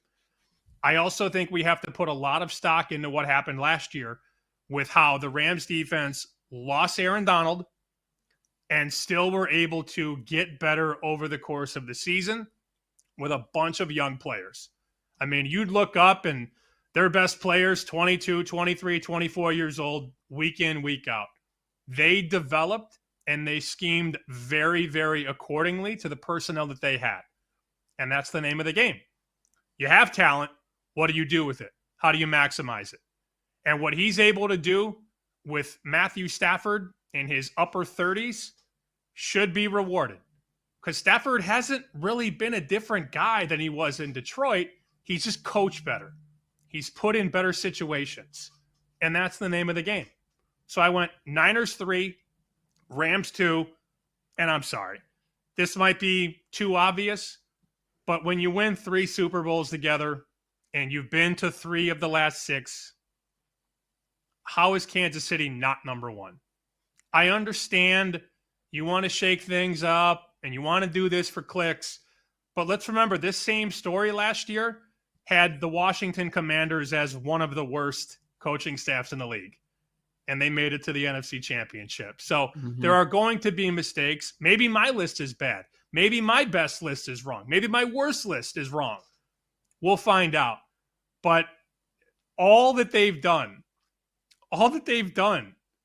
should be rewarded. They should not fall from 1 to 2 because they lost in the Super Bowl. That doesn't click with me. So my 3, 2, 1 best, Niners, Rams, and Chiefs. Are you going to do best, or do you want me to run worst real quick? I'll go best. We'll stay positive for a few minutes here. All right, I like that we have some changes. 2 of your 3 did not make my top 3. And I also did not put Minnesota in there. So it kind of tells you like there are 6 to 7 coaching staffs that are terrific at the very top.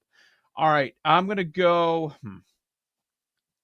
I know you're going to disagree with some of this, which is good. Number 3, I actually put a coaching staff that you think is overrated. I put the Denver Broncos at number 3. First off, Bo Nix was Sean Payton's handpicked quarterback. He decided to make the big move. Told ownership, I don't care. Just eat the Russell money. I got my guy. And my guy is Bo Nix. Look what he did in year number 1. Something nobody was expecting. So you have a terrific head coach in Sean Payton who also runs the offense. We all are aware of that. They exceed expectations, and you've got the number 1 defense.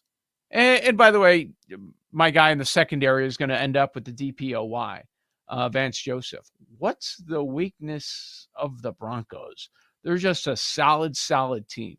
Maybe quarterback regression is waiting for them, but I think this is a terrific coaching staff, and I'm going to put them in the top 3. The problem is the teams that left on the outside, people are going to argue, no, this is better.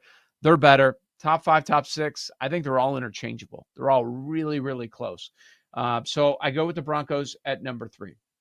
I did decide to put the Chiefs at number 2 overall, probably because it's boring just to say the Chiefs number 1 overall. And I figured that you'd have them, and I think most people should have them there. I mean, you look at Andy Reid, he's won 4 Super Bowls. It's a great combination with Spags. When it comes to playoff time, you know he's going to dial stuff up that the other team is not expecting. That's part of the reason they've had so much success. Well, everyone talks about Reid and his offense and Patrick Mahomes. They have been winning consistently because of the defense. More of the winning is because of the defensive side of the ball, and they have one of the best coordinators in the game. I think what's even more impressive than the Super Bowls is that this team, the Chiefs, has been in the Final Four 7 straight years. They are always in that Final Four ever since Mahomes became the full-time starting quarterback. So I put Chiefs number 2, and people will hate this because they don't have the Super Bowl rings, but last year I was very impressed. There was a change on this coaching staff, and a lot of people said you've got to take the under. I heard a lot of fans of this team, even on this network, say you've got to go under the win total. They're not winning the division. It was another outstanding year for the Baltimore Ravens. And as far as overall coach, I think there's a short list. The trend for quite some time has been, okay, you got to get an offensive guy or he's a defensive guy. John Harbaugh's just a great overall leader of men, and he's a great coach. And he knows how to surround himself with great coaches. Monken has worked offensively. I'm not going to sit here and say that Lamar's issues in the playoffs are because of the head coach, which a lot of people will say. You can't put Harbaugh this high because of the playoffs. Well, he is a Super Bowl winning head coach. Like, that's happened on his watch. And I think it's eventually going to happen. And the change I was talking about was Zach Orr on defense. There was a big assumption that, okay, you lose your D coordinator, he gets promoted to be a head coach over in the NFC, and now you've got this guy, Zach Orr, you're promoting. It's not going to work. They were a top 5 defense last year. Whatever metric you want to look at, yards per play, DVOA, overall performance.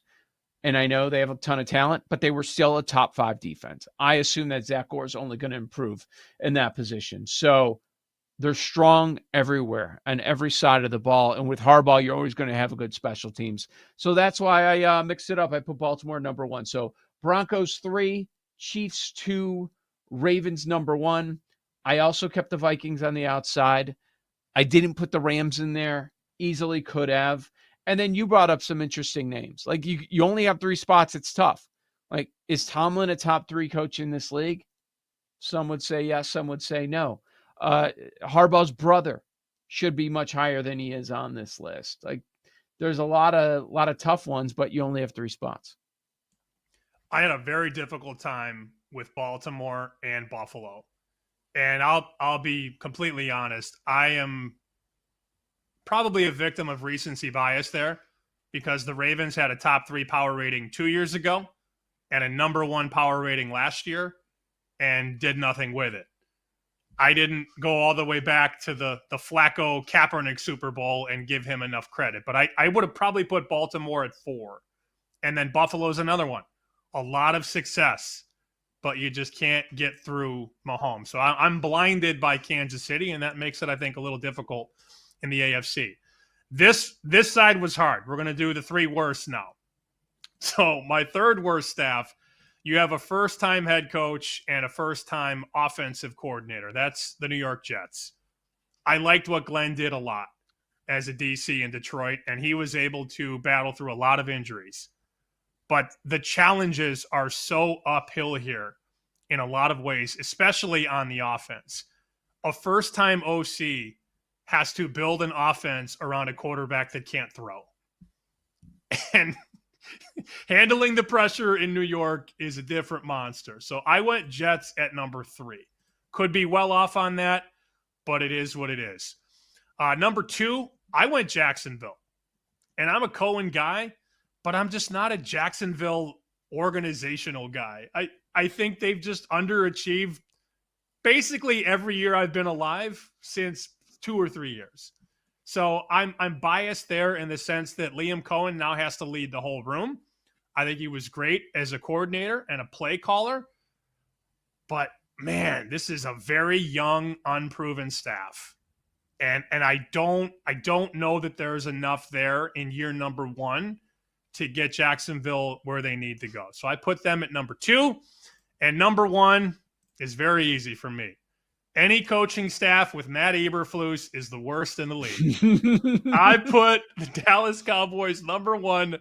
Again, we're rolling bones here. We have no idea. And it's very difficult to gauge, is it the coach's fault or is it the organization's fault from a player personnel standpoint? Jera even said in his press conference, essentially, yeah, we kind of picked you, Brian Schottenheimer, because nobody else was available. Remember that press conference? So you don't really have the confidence from the owner, and Matt Eberflus is a total moron. That team, it's funny because we like the Cowboys in a vacuum to get over the win total potentially, but then you look at the combination of Schottenheimer and Eberflus. One is a total question mark, and the other one is a bad coach. Bad coach. So I went Dallas with the worst staff in the league. All right. I get it. So did you notice that you ended up with 3 rookies? Mm-hmm. Yeah, I know. It's not difficult. fair, So but it's how I feel. I was going to do that, and then I decided to go back and change things up a little bit. So I understand where you're coming from. Here's what's funny. I have no teams from your list. 0. I was close on a couple. I was close on the Cowboys. I think Aaron Glenn's going to be all right with the Jets. I actually do. So I wanted to go with a couple of guys that have been around, and then a rookie that I threw in, a different rookie than you have on your list. Okay, 3 worst. Let's start with number 3. I decided to go with a guy that I think is going to be fired this year. I said the worst coaching staff is in Miami, Mike McDaniel. I've seen regression, and he was anointed as a genius in this league, and I think it's quite the opposite. Vic Fangio couldn't get out there quick enough. He said, get me out. I hate it here. He knew what direction this was going. And most people will blame Tua's injuries and all that. No, I think it's more than that, and I think the league has figured out Mike McDaniel. I'm not expecting much from the Miami Dolphins this year. I put them 3rd worst coaching staff. 2nd worst, I did go with a rookie coach, a rookie coaching staff, not one that you mentioned. I went with the Saints. I don't trust Brandon Staley. He's a defensive coordinator. And Kellen Moore, it's going to be really difficult with that quarterback room. So I'm not expecting much from New Orleans at all. They're going to be in the mix for the worst record in the league. So I end up going with the Saints' 2nd worst. My worst overall will be going into his 2nd year as head coach. I thought it might work, and then I watched last year. Part of the way I look at coaches is, are you exceeding expectations? Like the great ones, the really good ones, the Tomlins, the Vrabels. What do? They cover and they win games when they're not supposed to. Callahan does not with Tennessee. They were 2-15 against the spread. That is not a team that I identify as being coached up by the coaching staff. So I'm going to say worst overall. Let's go Tennessee Titans. They had the number 1 pick for a reason. So 3rd worst, I go Miami. 2nd worst, New Orleans. The worst, Tennessee. If we were lining this, I think you would be minus 150 and I'd be plus 120. I think you might have a better list. I think you have a better list than mine. Can I just take your list? I think it's very difficult though, because Kellen Moore was an insane offensive coordinator, but they had one of the best lines in the league and the best non-quarterback in the league in Barkley. So is it fair to gauge on what they did in Philly or not? I don't know. I guess we'll find out really soon. I like your point about Eberflus. That's why they were very close to making my list, the defensive coordinator for the Dallas Cowboys. Speaking of the Cowboys, Joe Gallant next. This is Bet Sweats on the BetMGM Network.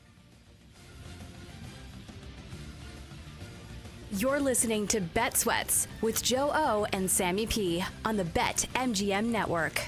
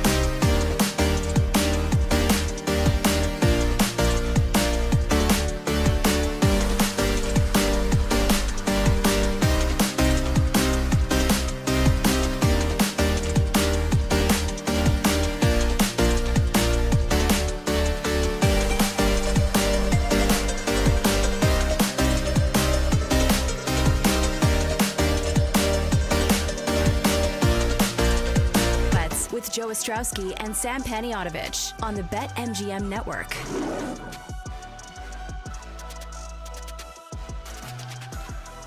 Man. So our countdown to kickoff series continues with the Dallas Cowboys, and Sammy P just said the worst coaching staff in the National Football League belongs to the Dallas Cowboys. So let's get an insider's point of view on Dallas today, coming off a 7-10 season. Depending where you look, the win total is either juiced to the over at 7.5 or juiced to the under at 8.5. Our buddy Joe Galante, regular during the football season from the Action Network, now joins us, and there he is. He's got the star. He's wearing the star, representing. He understands the mission. He's here to talk about the Dallas Cowboys. I don't know if it's going to be positive or negative, Joe, because most Cowboys fans I come across, they end up being negative 99% of the time. How you feeling this morning? I think I'm a rare breed when it comes to being a Cowboys fan, because I am the glass half full Cowboys fan where I don't necessarily take a crap on everything they do, but at the same time, you know, the glass might be half full of maybe some whiskey, you know, might be a little crack in that glass, you know, because I haven't bought a new one in over 30 years. But I think at the same time, there are positives that I could take out of the off season. But right now, with the drama between our star linebacker, Micah Parsons, and our borderline senile owner of Jerry Jones, it seems to be a little interesting. It's difficult, I'll just say, to be a Cowboys fan these days. That doesn't necessarily mean that I will stop fighting the good fight. So, as you just heard and brought up during the break, and maybe I was trying to rile up the inmates on the Dallas side, but I don't believe in Eberflus, and I have no idea what to do with Schottenheimer. I like their players. I like a lot of their roster, but I just don't know. I think it's more uncertainty. And maybe it's not fair to put them as the worst in the league, but it could be. So if we were going to ask you to put a number on it, 1 being the best and 32 being the worst, where would you slot the coaching staff in totality? Yeah, I would probably still put them somewhere in the 20 range. I'm not going to completely take away from what you said, because I think there is a lot of uncertainty there.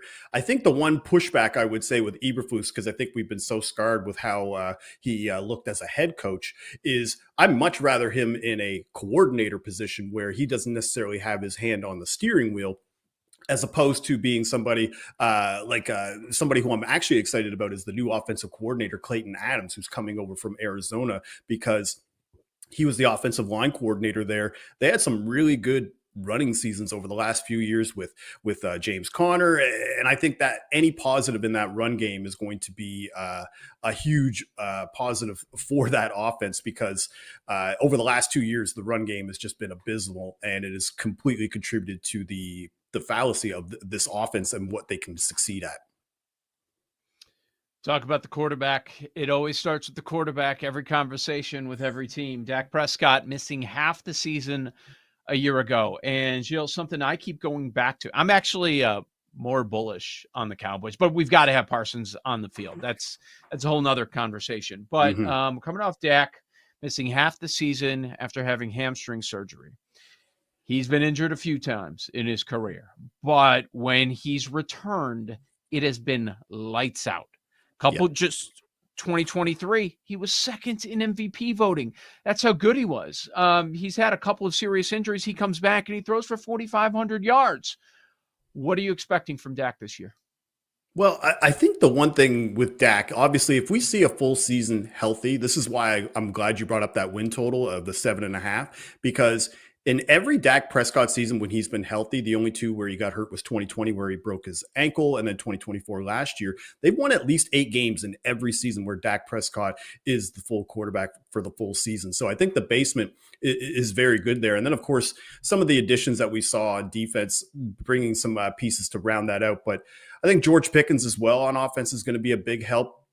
One of the things that you saw last year is the Cowboys really struggled when they missed their X receiver, like a Brandon Cooks on the outside. It's so essential to the way that they can move the ball. And when he was missing, you could see how the offense just couldn't get it going. And now Pickens, I mean, he's going to make some splash plays. He's top 5 in the NFL in contested catch rate last year.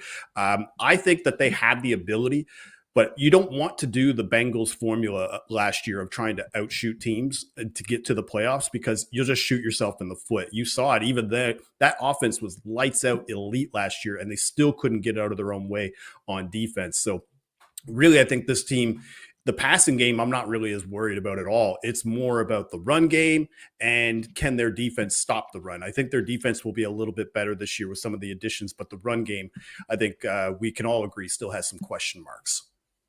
Tons of markets on Prescott. The passing yardage number, 3850, 3870, 3875, 26 and a half passing touchdowns, over under. Most passing yards in the league, almost 10-1. Most passing touchdowns, 15-1. Any of those four that jump out, or maybe something that I didn't bring up? Well, I definitely think the most passing touchdowns. Now, I will say again, this might go back to me being maybe a negatron when it comes to being a Cowboys fan. I was looking for interception markets for Dak Prescott, because last year, one of my favorite bets that I made was over 9.5 interceptions during the regular season. Of course, against that Atlanta team, he throws his 9th interception, misses the rest of the year. But because of the fact that the run game still has questions and their defense could get scored on, they're probably going to have to pass similar pace in previous seasons. So I am liking some of the overs there. I do wish we had maybe a little bit better odds on passing yards leader, but that would probably be the one that I would look at the most, more than passing touchdowns. But yeah, if we ever see an interception market, and if you see a line of 9.5 for the full season, let me know. Shoot me a DM, because that's the bet that I'd be looking at an over because of the passing game and Dak Prescott's just propensity to have unnecessary, unsolicited Dak picks. Representing the Cowboys, giving us some insight on his team, Gilles Galland at GDog5000 on X. Gilles works over at the Action Network. Some good stuff. Something I was not expecting, I don't think anybody was expecting when it comes to Dallas Cowboys. A year ago, they were awful at home. They are typically awesome at home. 2023, we were talking about Dak's really great year. They were a perfect 8-0. 2022, they lost one game at home.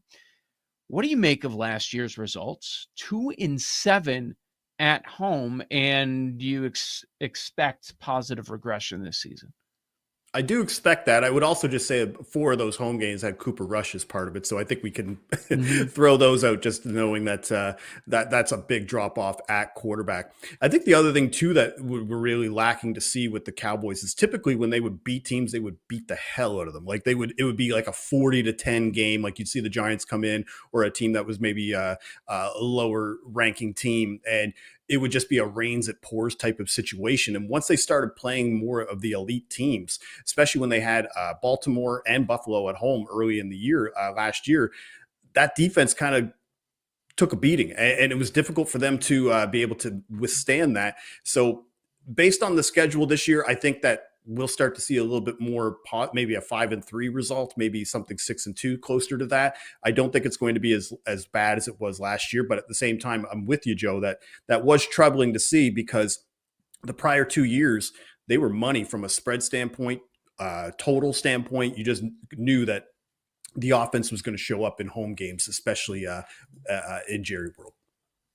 I've given the stat now probably 4 or 5 times, and I'm sure people are tired of hearing about it. But since we are previewing the Cowboys, it's worth bringing up again. Mm-hmm. Since 2020, they lead the NFL in defensive pressures. And that's when Micah Parsons is out there. When he's not out there, how much more nervous do you get as a Cowboys guy, and how much worse is this defense? It's probably tough to quantify, but we know that there's a drop-off there. Absolutely. Sam, Micah Parsons is on that level of like TJ Watt, Myles Garrett, that type of impactful defensive player where they float all boats, right? And if they're not out there causing that pressure, then it just is more difficult for the secondary to be able to stay on top of it, the linebackers to be able to tackle as well. So Micah Parsons, if he's not on this team, this is 6-win, maybe 5-win team. So I think that's why we see that win total at 7.5, is that because not all the information is out there yet of what Micah Parsons and the Cowboys are going to do. They're being a little bit maybe more cautious. But if Micah is back there and you're seeing some of those defensive players back, and we see maybe even some positive efficiency from the run game now, that's something that I think will help all things. And Micah Parsons, it starts with him. So, I'm still, again, dubious that he is going to miss games. I just don't think that that's going to happen. I know that, Joe, you evoked Le'Veon Bell's name, and seeing that maybe he might fall into that kind of category. I don't think that that's what's going to happen, but I think we're going to see what we saw the last two off seasons, where Jerry Jones just dragging his feet, waiting to get that contract signed. And it suffered for them last year as well. Like with CeeDee Lamb and Dak both signing their contracts just before the start of the season, you saw how they were out of sync. It was slow on offense. Lamb was missing practices. That just contributed to the Cowboys' offensive struggles. And of course, the Dak Prescott interception. So if we could just get Micah Parsons back on track here, back on the field, even if it's in a one-year capacity, then we can start to see how the Cowboys can progress. But I think we can all agree, if Micah Parsons isn't on this team in week one and for the remainder of the season, this team's going nowhere. Let's talk about that running back room. The depth chart says Javonte Williams, number 1. Miles Sanders was awful last year at number 2. And then the rookie, Jaden Blue, is number 3. I'm coming from the perspective that I think Blue's going to take the job. Like every time I hear someone say, they have no running backs. Okay, 1 and 2. And I don't think anybody really believes in them that much, especially with the O-line probably taking a step back. But a lot of times we see rookies take over, and it's a year where you don't have a great quarterback class. How do you think this shakes out by the end of the year? Is Blue going to be the RB1 at some point? Like, what are you thinking? I definitely think he will be, and I think it'll probably come sooner than you think, because Javonte Williams, I don't think he's going to be an early down back for very long. But one thing that I love about Javonte is very good pass catcher out of the backfield. 40 or more catches in 3 or 4 seasons with the Broncos, mostly awful quarterback play. Another year removed from that ACL injury. Again, I already talked about Clayton Adams and the offensive coordinator who was the O-line coach, who I think could be able to give a little bit of a boost for both Javonte and Jaden Blue. But how I kind of see it playing out is Javonte will probably play early downs. Jaden Blue come in for a change of pace. But then if Jaden starts being amazing and making explosive plays, I think those roles will switch. And then Jaden Blue will take the early downs, and then Javonte will be the pass catching back. And I'm just kind of hoping as well. I'm sure you saw that story early in OTAs where they kind of mentioned about Jaden Blue being, lazy or maybe not having a great work ethic. Glowing reports since that report, and I'm hoping that kind of woke him up. And the other thing about Jaden Blue, even with Texas last year, explosive as he is, he's not an amazing blocker. Most rookie running backs aren't, so that's going to probably take some time to adjust to. But I think Jaden Blue right now, I think there is going to be some value. I mean, right now, I don't know if I want to bet a touchdown for him in like week 1, for example, because he's around plus 155 to score against that Eagles defense. But I do think as the season goes on and the roles start to be established, you're going to see Jaden Blue as the early down back and Javonte Williams as the pass catching back on the third down. We see the East odds up now on the screen. BetMGM, Eagles minus 145 to win the division. Commanders 220, Cowboys 6, and then I'm not even going to read the Giants price because no. Is there a bet to be made here? I went with division exacta. I took the Eagles to win the division with Cowboys in second, Commanders third, Giants fourth. So that division exacta is around plus 550. It's the second favorite option, though, of the options that you could choose. The favorite or the chalk is Eagles, Commanders, Cowboys, Giants. So for myself, I'm not as worried about the Eagles. I know that they have the 4th hardest strength of schedule based on the win totals, but I still think they're the most balanced roster in the NFL. It is a tough opening 5 games to the season because they got to play the Cowboys, Chiefs, Bucks, Broncos, and Rams. So I think they'll be able to get out of that around 3-2 or even 5-0 at best. But I think 3-2 is safe. And then the Cowboys, I still have them around 9-8, 10-7. So I feel good about their win total. It's the Commanders who I'm a little down on because I think they have a tougher schedule. They had some really key offseason departures on defense. And also one thing about Terry McLaurin, who also has requested a trade, when you start to look at that offensive depth chart, it gets pretty scary after Terry. Not trying to make a pun there, but just Debo Samuel's health concerns really make me nervous there. I just don't find that they have a lot of good skill position players. They're playing with a tight end who's in Zach Ertz, who's in his mid 30s, and then of course the Giants. We won't spend too much time. They've got the hardest schedule based on strength of schedule. So yeah, no playoffs for them. But I have the Commanders finishing behind the Cowboys. And I mean, we even saw last year with Cooper Rush at quarterback, this team beat the Commanders. It's not something that I think that is that much of a gap between the two. So I would rather take the risk at plus 550 to have the Cowboys finish second in the division and the Commanders to finish third. I think we all agree the Giants are likely to finish last, and I think we all feel good about the Eagles winning the NFC East. So that's how I would see it playing out. Eagles, Cowboys, Commanders, Giants. In one word, playoffs, yes or no? Soft yes. I'll use two words. Soft yes, because I feel like right now I want on the assignment. I just because that back end of the NFC, it's difficult to anticipate kind of how those teams are going to be playing out, what the second or third team are going to be making out of the divisions, because there are more opportunities I find at the back end of the playoffs as opposed to what we see in the AFC, where it's pretty set in the top three, top four.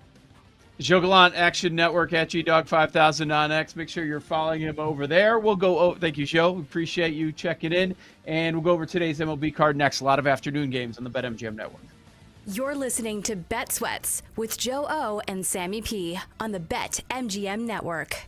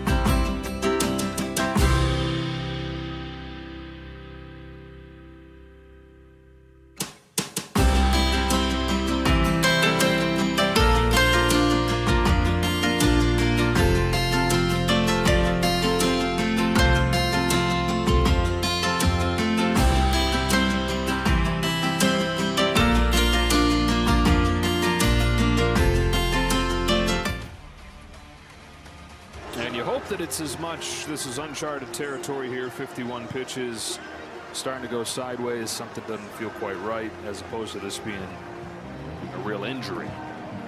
Doesn't feel like that. Feels more like being careful, extra careful, and just getting them out. Welcome back to Bet Sweats with Joe Ostrowski and Sam Paniotovich on the BetMGM Network. Former Major Leaguer, two-time All-Star Jason Kipnis will drop by in 20 minutes to talk everything going on in Major League Baseball. We've got some ice-cold teams, some red-hot teams, and they are in action today. A lot of afternoon games with a getaway for some. Wednesday afternoon baseball going on throughout the league, and some betting opportunities for us to discuss. Show host Sammy P. This is Bet Sweats. BetMGM Network, BetMGMNetwork.com takes you to the Odyssey app. Make sure you follow the show, and you never miss an episode, never miss a segment if you want to go back and check it. You could also check us out on the podcatcher of choice, and we are live on X this hour. So one more segment live on X, Bet_Sweats is how you can watch the show there. All right, bunch of afternoon baseball games going on, Sam. Where do you want to start? What's top of mind here? Well, I'd like to actually start with a game that isn't in the afternoon. It's tonight, and it's here in Boston in my backyard. Dustin May gets the ball for the Red Sox. Of course, he was one of their additions at the deadline. This team has been incredible in the last month. Just rock steady. And they've won 7 straight. They're now 39-21 at home, which is the best mark in the American League, and it's actually the best mark in the entire league. They're the best home team in baseball. Yet the market is betting against the Boston Red Sox, which I always find interesting.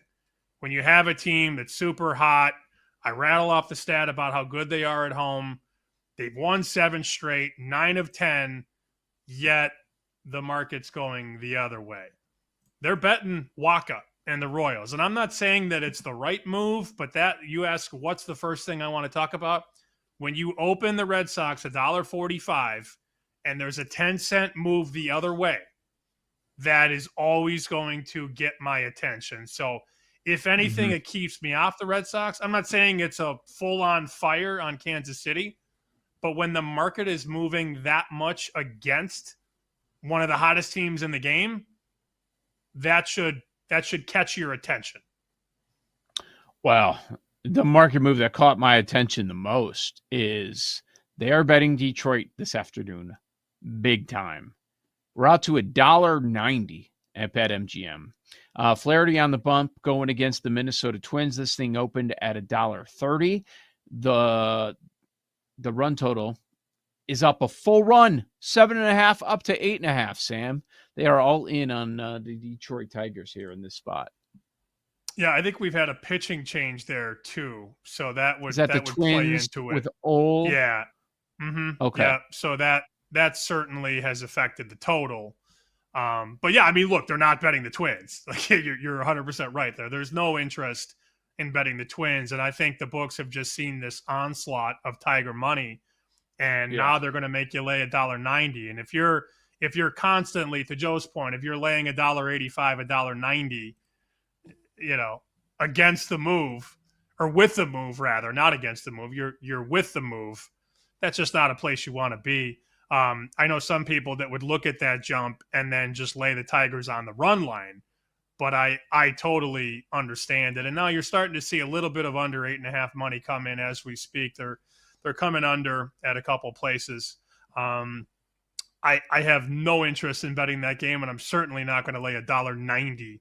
As good as the Tigers are, and as great as the Tigers have been against Minnesota in the last couple of years, that'd be a play that I'd probably hook. I'd probably go Tigers with X, Tigers with Y, not lay the 190 straight, not lay the run line. There are a couple spots here, one afternoon game, one evening game, where I don't really agree that the favorite should be the favorite. The early game, Reds-Cubs. Cubs, $1.35 favorite. Why? Because of Horton? Because Horton's looked good in his last number of starts? What about the Southpaw Abbott on the other side, who's 8-1 with a 2.15 ERA. I understand the underlying metrics aren't as strong, and people probably expecting regression there with a 4.36 xFIP, but still, like, we're waiting on it for Abbott, and it still hasn't happened. This Cubs offense is in a lull right now. The offense has carried the team throughout the season, but if you look at these recent weeks since the All-Star break, very unimpressive. They lose on Monday night to Cincinnati 3-2. Last night they lose 5-1, and this afternoon they're looking to avoid the sweep. As the Brewers are starting to step away with this division, Cubs desperate to get some wins, and all of a sudden their great offense can't score. Give me the Reds as a dog, easy. Yeah, I was going to probably go there in lightning bets. I think the point about the lefty Abbott is that you neutralize not only PCA, who is definitely in a funk, but you neutralize Kyle Tucker as well. Ideally, if you have a lefty and Michael that Busch knows how to throw. Yep, sure, all of them. So that explains a little bit of a push on the Reds. Cubs open $1.40. I see a couple books at $1.29 in Vegas, $1.30. So there's another move against the favorite. Also, very funny to me, and always will be, that Cub fans are now turning on Kyle Tucker. Of course they are. Yeah. What do a you bum! mean? No, we're not going to pay him. He's a bum. He lost his mojo. Like, you know how Cub fans are. It's what they do. Yeah, I mean, I wouldn't pay him $500 million. He's an awesome player. I'd want to have him on my team, but I wouldn't pay him that much. That's the number that's being thrown out there, $500 million. No, he's awesome, but I probably wouldn't. But yeah, he's 0-for in the series, one of a number of Cubs that have not done anything in this Red Series. Here's the other one, Milwaukee Brewers. Did you see that they just wrapped up last night their best 60-game stretch in team history? That's how well the Brewers are playing. 44-16 in their last 60 games. Sam, they're a dog to the Braves and Strider today. Quintana on the bump for Milwaukee. The offense has been rolling. Yes, Strider's impressive. No. Give me Milwaukee. Give me this red-hot team, and I'll fade the Braves easy. We're on dogs today, as is often the case. We like some of these dogs, and the market agrees. I lean under there, under 8 with Quintana and Strider, but I understand and respect the move on Milwaukee. Another total that I think is pretty ripe to still play is this early game. I'm finally getting us to some of the afternoon games here. San Francisco, Pittsburgh. That's 12:35 on the East Coast. So 35 minutes after we get off the air. That'll be Heaney and Robbie Ray. I think that's a 3-2 final. I mean, the Giants have been so bad with runners in scoring position. And I do think Heaney's been throwing the ball much better as of late. So you see a total there of 8. You have two offenses that are very prone to going through slumps and getting guys into scoring position and not hitting them in. I might be on board with an under 8 there in San Francisco, Pittsburgh. Well, the Nationals have been terrible, man. I think the A's had 24 hits last night, and now it's a 6-game losing streak for the Washington Nationals. The Athletics, a short-ish favorite, $1.35 with Springs on the bump. Cavalli going for the Nationals. If you're in the mode where you just want to fade the Nationals, I don't have an issue with that at all. One start for Cavalli. I don't know what you're really expecting out of him, but we're at that time of the year where if you want to fade these really bad teams before the number becomes obscene, I don't think that's the worst idea. I want to ask Jake a question, and this is a bleach option. It's one or the other. You cannot pass. Jake, would you rather bet Carlos Rodon on the road at -130 or Jack Leiter inside the same game at home plus $1.15, $1.20-ish? I knew this was coming because it was the first game I looked at too. It's not Rodon. Like, it's not this Yankee team and this Yankee bullpen. I want nothing to do with these guys. They stink, baby. So I guess by default, I'm going with the Rangers. This Yankees team, after the way they've lost the last 2 games, now they have a morning game after a night game, Rodon on the hill. I'll go with the Rangers. Like, the vibes are just like narrative vibes play, but I'll go with the Rangers. Rangers win. Yankees are on the outside looking in, too, and the Rangers are in the 3rd wild card spot. So we came in off the weekend talking about how big this series was going to be. Like, this is exactly what we were hoping for out of the Rangers Yankees. Let's finish things off here, Texas. I mean, who would have thought that Rowdy Tellez was going to be the turning point for the Rangers? Who would have thought? Yeah, I could see the squirm from all the way here in Boston. I know we're watching you on video too, so that also helps. But those are your guys, Rodon and Leiter. I mean, that's like the Jay Kassan team photo.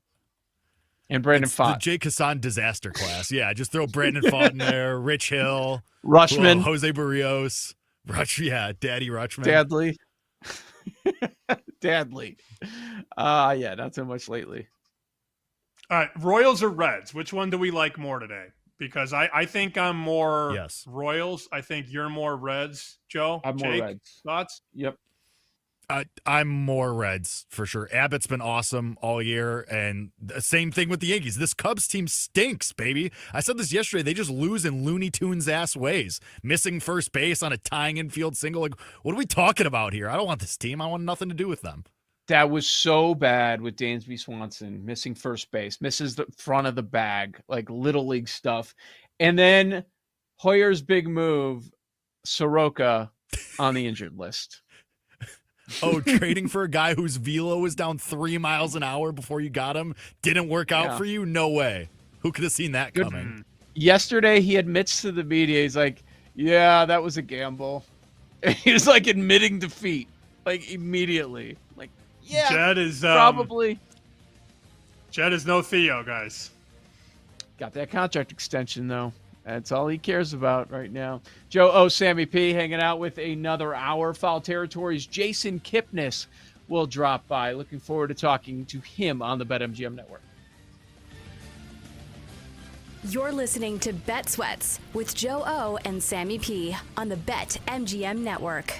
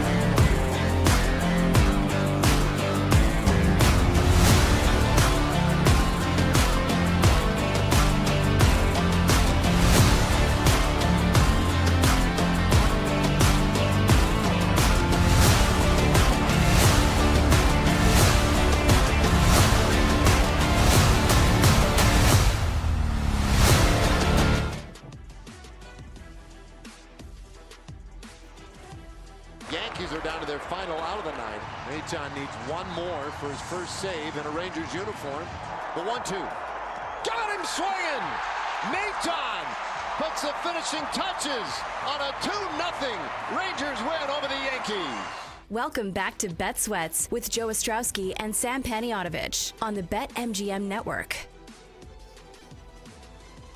We'll check in with Jason Kipnis coming up in a few minutes. You mentioned Kansas City, that you are liking them today, but you got the Red Sox winning 7 straight games, a $1.40 dog. Is this a big picture thing that you're not completely buying in, or just as far as today's matchup with the Red Sox? No, they've come together. And let's give Alex Cora some credit, and let's also give Craig Breslow credit. He was getting absolutely shredded in the press when they traded Rafi Devers. And we gave the numbers on Monday, complete inverse. I believe the Red Sox without Devers were 25-15, and the Giants with Devers were 15-24. So they deserve all their flowers. They got younger, and that clubhouse has come together. That is something a lot of people really didn't see coming here in Boston. Yeah, that AL East is fascinating right now. Arrow way up for the Boston Red Sox. It's down on the Yankees right now. And then the team that not enough people are probably talking about with their red-hot offense is the Toronto Blue Jays leading the way by a few games there. Joe Ostrowski, Sam Paniotovich with you. This is Bet Sweats, weekdays 9 a.m. to noon Eastern time on the BetMGM network. And every day at noon Eastern, there's Foul Territory, which you can check out, podcatcher of your choice, or over on YouTube Live. We've got Jason Kipnis, a 2-time All-Star, most of his career over in Cleveland. Jason, thank you for joining Joe and Sam here. How you doing, man? I'm doing well. Morning, guys. Thank you for having me. I'm not going to ask you the question that your high school teammate Justin Weiner wants me to ask you, so I'll go in a different direction. That's a good idea. Ask you, yeah, right? Yeah. I'm like, no, I'm not going to ask him that or that or that. But I will ask you about playing for Tito. And you spent several years in Cleveland when Terry Francona was the manager. And I always felt like whether it was in Boston or in Cleveland, those teams just found ways to win in August and September. How did he handle that clubhouse? Because he's got a relatively young team now in Cincinnati, and that's a popular team in Vegas. Guys bet the Reds day in, day out. What was it like playing for Tito in those late months as you got closer to the playoffs?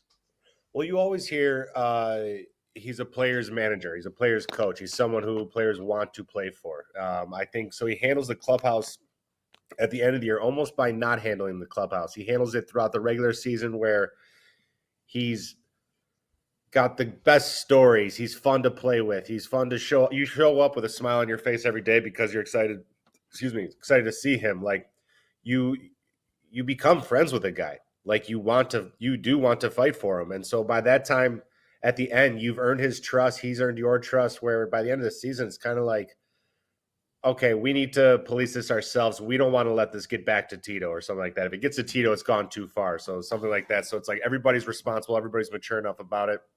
And then you add his experience. I think he pushes and pulls at the right time. I think he pushes the right buttons with the bullpens for the most part. He knows when to use guys, the high leverage situations, when it's not. So I think that's where he really makes his best mark, is his command of the game and kind of the ability to read and save bullpen arms, I think is where he makes his best mark. But he's just, you've seen him on ESPN. I don't know if you ever talked to him. Like, he's just a great guy that you just want to be around. So that's an easy thing to show up every day to fight for him. No doubt. As far as Cleveland, when you were playing there, 3 straight years, you guys win the division. Of course, everybody remembers 2016. You know what it looks like. What we try to do on a daily basis, we're watching these teams and trying to identify, okay, watch out for this team. Or, of course, post-deadline. That was a big talking point. Okay, these bullpens should improve now. What are you looking for? When you're looking at a team that you think is going to be dangerous come October, what sort of characteristics are you looking for in a team? You want a team that can win a game in many different ways. And you want a team that can win low-scoring games against other people's aces. I think that's kind of my first thing that I look for, is where it's just not a starting pitching. One day it's the offense. One day it's the bullpen. One day they shorten the game. So you look at how they win games. I always look at a little bit.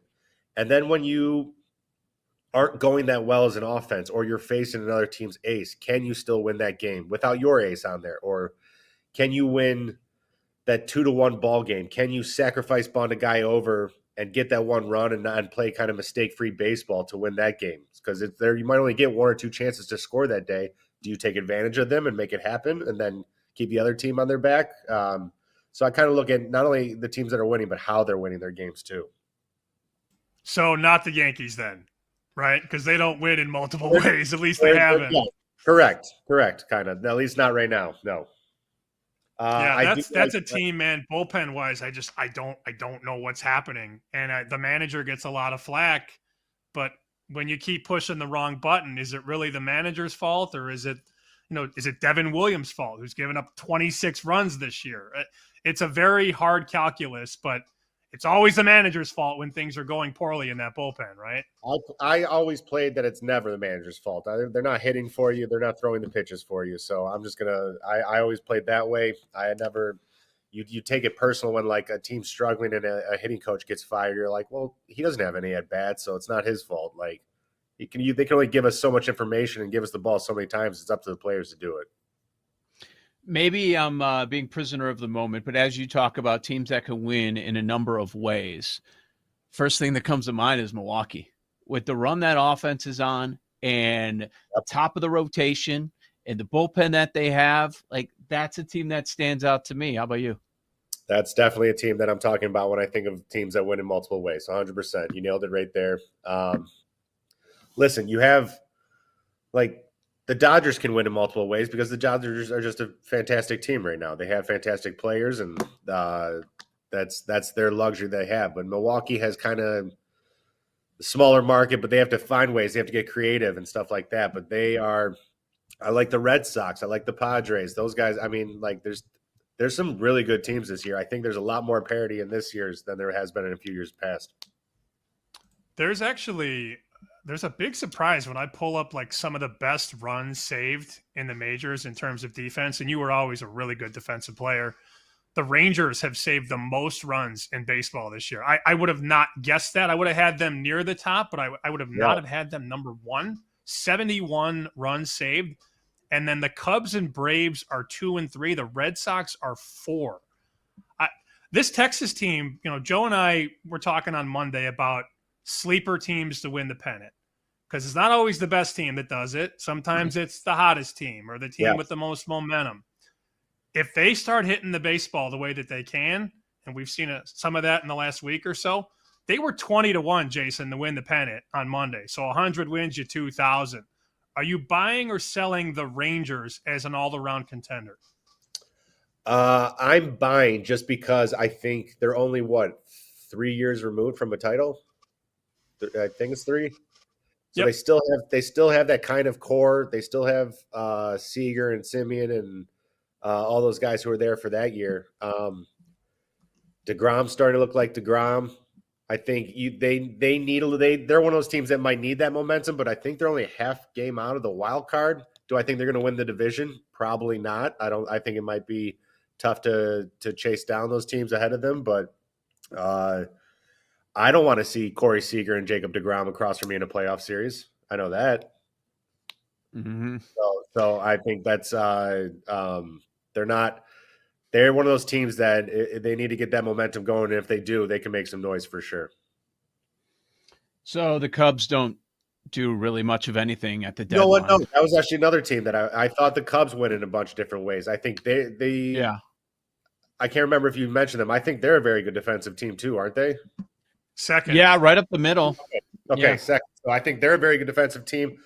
Their bullpen's been great throughout the year, for a lot better than people I think they are. I don't think they've ever got their full credit as a bullpen. And then the offense. The offense is, when we talk about scoring in different ways, winning in different ways, scoring in different ways, I think the Cubs offense might have the best one to score in different ways. I think they kind of have 1 through 9 of just guys who can all kind of run, hit, do everything a little bit. What about your former team, the Guardians? Where do they sit? I mean, or so early in the year, people are like, oh, it's over. Yeah. Detroit, everything's come together, kind of where they they left off last season. But where are you on the Guardians? 3 games above 500, right in the thick of that wild card race. I mean, they need to get on a run, and they need to get on a run now. They're running out of time before. I think Detroit's good. Cleveland in years past, when I was there or after I was there, especially these last couple of years, I don't think they ever get their full due. And you look up at the end in September, and they're in the playoff spot, and they've locked down the playoffs, and they just seem to be that team that's always there. But unless they go on this big run or something like that, I'm not sure we're going to see them this year. I am so surprised, man, by the AL East, just the way we all saw it on August 6th. Toronto in first, Boston in second, the Yankees in third, then the Rays, then the Orioles. Baseball is a crazy game, but if you would have said pick the 5 teams in order August 6th, I would have never put that in order the way it is right now. No. Like you said, baseball's a crazy game. It's a funny game. Ideally, there's enough games in the season where it usually evens out at the end, or the best teams usually rise. But there's just some years where shit happens, for lack of a better vocabulary. Sammy P. Bet Sweats with Jason Kipnis of Foul Territory here on the BetMGM network. So after the trade deadline, there were 2 teams. The big reaction was, all right, I love what the Mariners did. Looks like they fixed their offense, and you love what the Padres did. Is another trade deadline where they add to that bullpen. Do you have a preference? Do you believe in both teams, or maybe you're on the other side of things? I believe in both teams for sure. Absolutely. I love the starting pitching of Seattle. I love the offense, and then adding Mason Miller to the back end of the bullpen for the Padres too. Seattle, or I'm going to say San Diego, might have that more experience-ish, I guess, of just maybe with the Machados and the likes of them in the middle of the order and something like that. But listen, starting pitching plays in this game, and especially late in the year, and especially in postseason. I'm a big fan of Seattle's rotation. All right, this team is going to win the World Series. The Jason Kipnis prediction. You got to call your shot right now, early August. Long way to go. Who do you like? I don't want it to be the Dodgers, just because I don't want. I'm not going to say them. I don't want to put that out there into the world. I'm going to go Philadelphia Phillies. I'm just going to go. I think this is their year. I think it looks like it's one of the most electric places to play in the postseason. The crowds are insane there. I'd like Schwarber. I'd like Harper to get one. Who knows? Maybe it's just their time. I'm just hoping it's their time. I'm just hoping it's not the Dodgers, because there's just so much talent there. You just want to kind of root for anybody else. Yeah, it could be their time. Schwarber, now he's being mentioned as possible MVP. Those odds are really close with Ohtani, who pitches today. And I'm sure you saw it over the weekend. The Duran entrance is electric. Did anybody, when the music would hit, was anybody like a closer when you played where it was just different? You had that different feeling coming in the 9th? I caught the very end of like the Mariano Enter Sandman years. Yeah. So that was always fun. It was never the light show that the Duran walkout is. I love it. I think it should be. It should be like a WWE entrance or WWF entrance. It should be. I want the lights down and like everything, because I want him pumped up and I want him ready. That's how you know he's going to be ready. He had that entrance, same thing going in Minnesota, but it just seems to be a lot cooler right now in Philadelphia. It's been to more people's attention, I guess, when you're not in Minnesota. Welcome to the AL Central. Not everything gets noticed in the AL Central. Very fair as a White Sox fan. Trust me, I know that. Also, I mean, when the Cubs got Chapman, and they used to, I'll be very fair, they used to jack the gun up a little bit at Wrigley. I know that for a fact. He was not throwing 105. Yeah. But when they brought him out to rage against the machine, that had to be intimidating, man, to face that guy throwing that hard. Yeah, he was only throwing 103. They jacked up the gun so much. It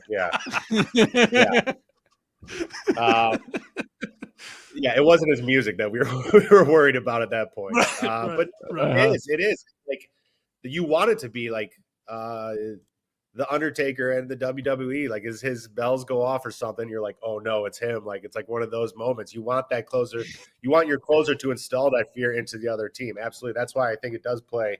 An entrance can help a closer.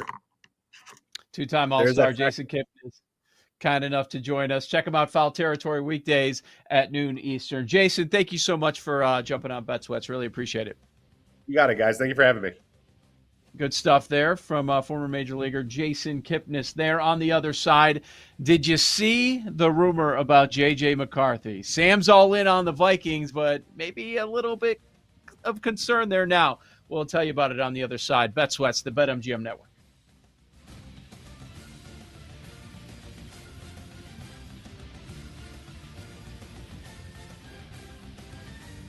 You're listening to Bet Sweats with Joe O and Sammy P on the BetMGM Network.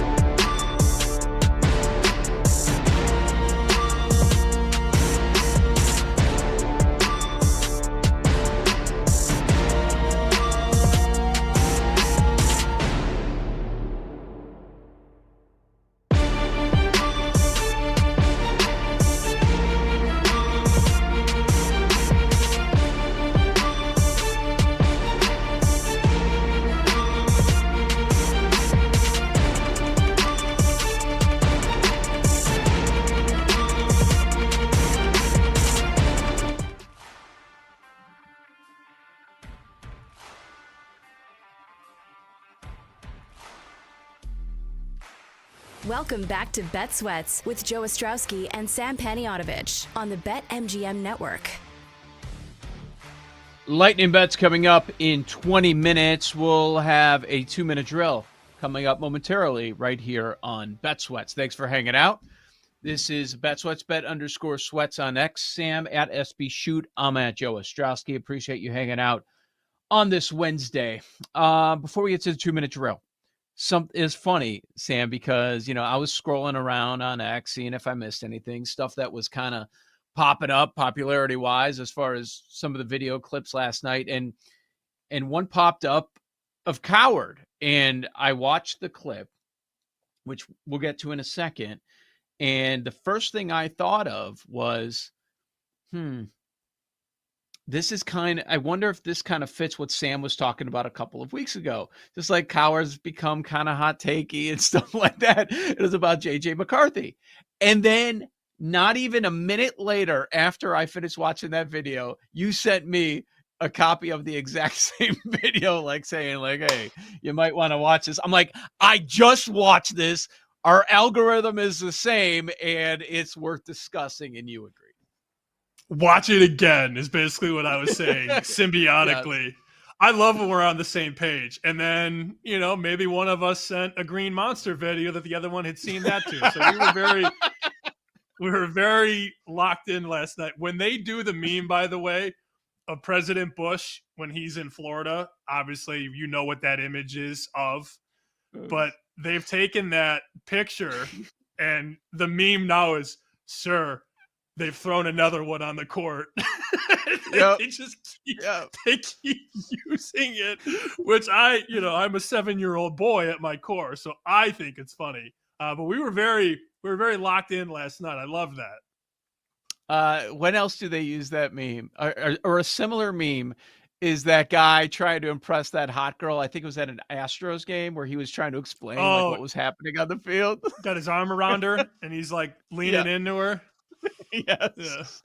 Yes, that's very good to use as well. I'm sure it's in the thousands of memes that Jake Hassan has in his memes folder on his phone. But we can talk about that coming up a little bit. All right, let's get to it. Here's what Coward had to say on his show yesterday. Deanna Rossini is his guest, NFL Insider, and he starts sharing what he's hearing about JJ McCarthy. Up until this point, it's been very, very positive publicly from the Vikings on McCarthy. Here's what Coward's hearing. What I hear about JJ McCarthy isn't what I hear like the sometimes reported. There is this almost protective bubble or sort of an elevation of what he's doing, and it's not what I'm hearing, that there are real concerns. I think what you're pointing to, it sounds like what you've noticed is maybe something that I've noticed too, is there is a lot of lifting up. And if you follow anything Vikings related, you would think this guy is the next biggest quarterback to play. And I think they're going to be just disappointed because there's going to be a natural period of time where he's just got to catch up. That's Coward and Rossini yesterday on Coward's show. I don't disagree with that. I mean, I wouldn't find it shocking if that were to be the case. And it feels like this hasn't been discussed that much because there is so much security in having Kevin O'Connell as the head coach. And you see stories like, oh, he's been, even when he was injured, he was having meetings with him during a busy season, making sure that he understands everything going on in the offense.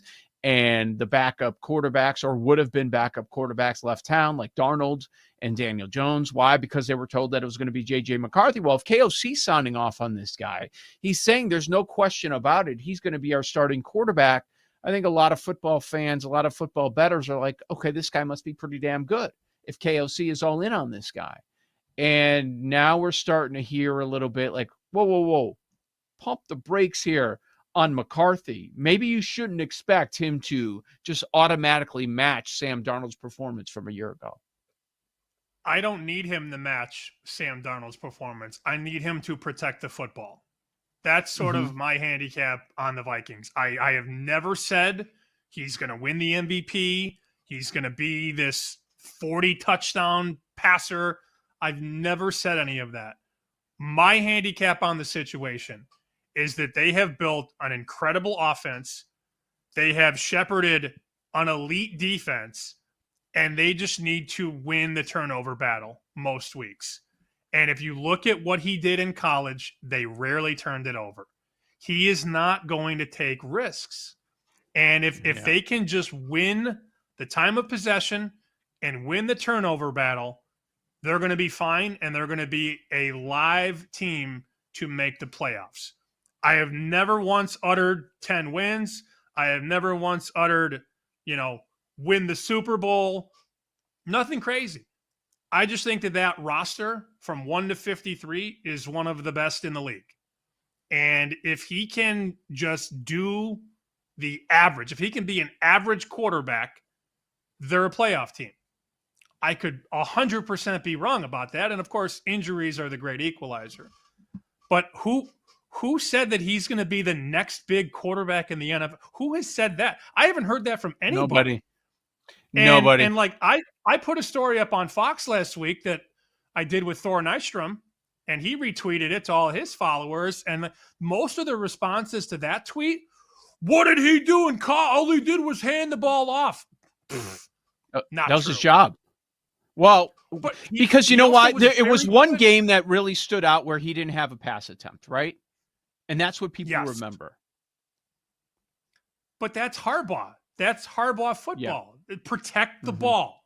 We value one thing more than anything else, and that is controlling the ball and protecting the ball. And if Kevin O'Connell handpicked this quarterback and was whispering in the ear of the GM, we don't need to pay Darnold, we have the answer, that's all I need to hear. Maybe I trust Kevin O'Connell too much. It's not that I trust J.J. McCarthy. It's that I trust Kevin O'Connell. And maybe that's my fatal flaw. It's probably a happy medium.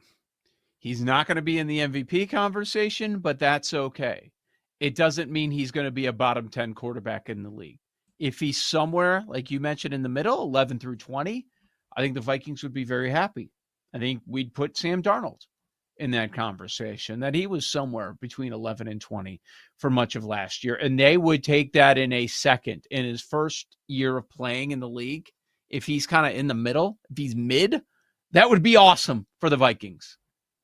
Sure. Like you said, don't turn the ball over. He is fifth. Look, we have comeback Go ahead, player Joe, odds. sorry. He's fifth in comeback player odds. He hasn't played yet, but he's fifth in comeback player odds behind Hutchinson, Dak, CMC, and Trevor Lawrence. They've gotten bet. Understand that this is a team that has been bet. The win total has been knocked up a whole win. And if you're watching right now on YouTube, on Twitch, look at the price to win the North.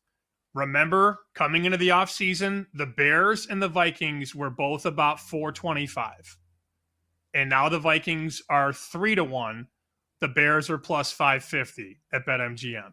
So there is financial support in the market for Minnesota. Not saying it's right, but it's there. Mm-hmm. If you look at the win total, it's Lions 10.5, Packers 9.5, and then the Vikings 9.5. A year ago, that was 6.5. So there's belief in this team.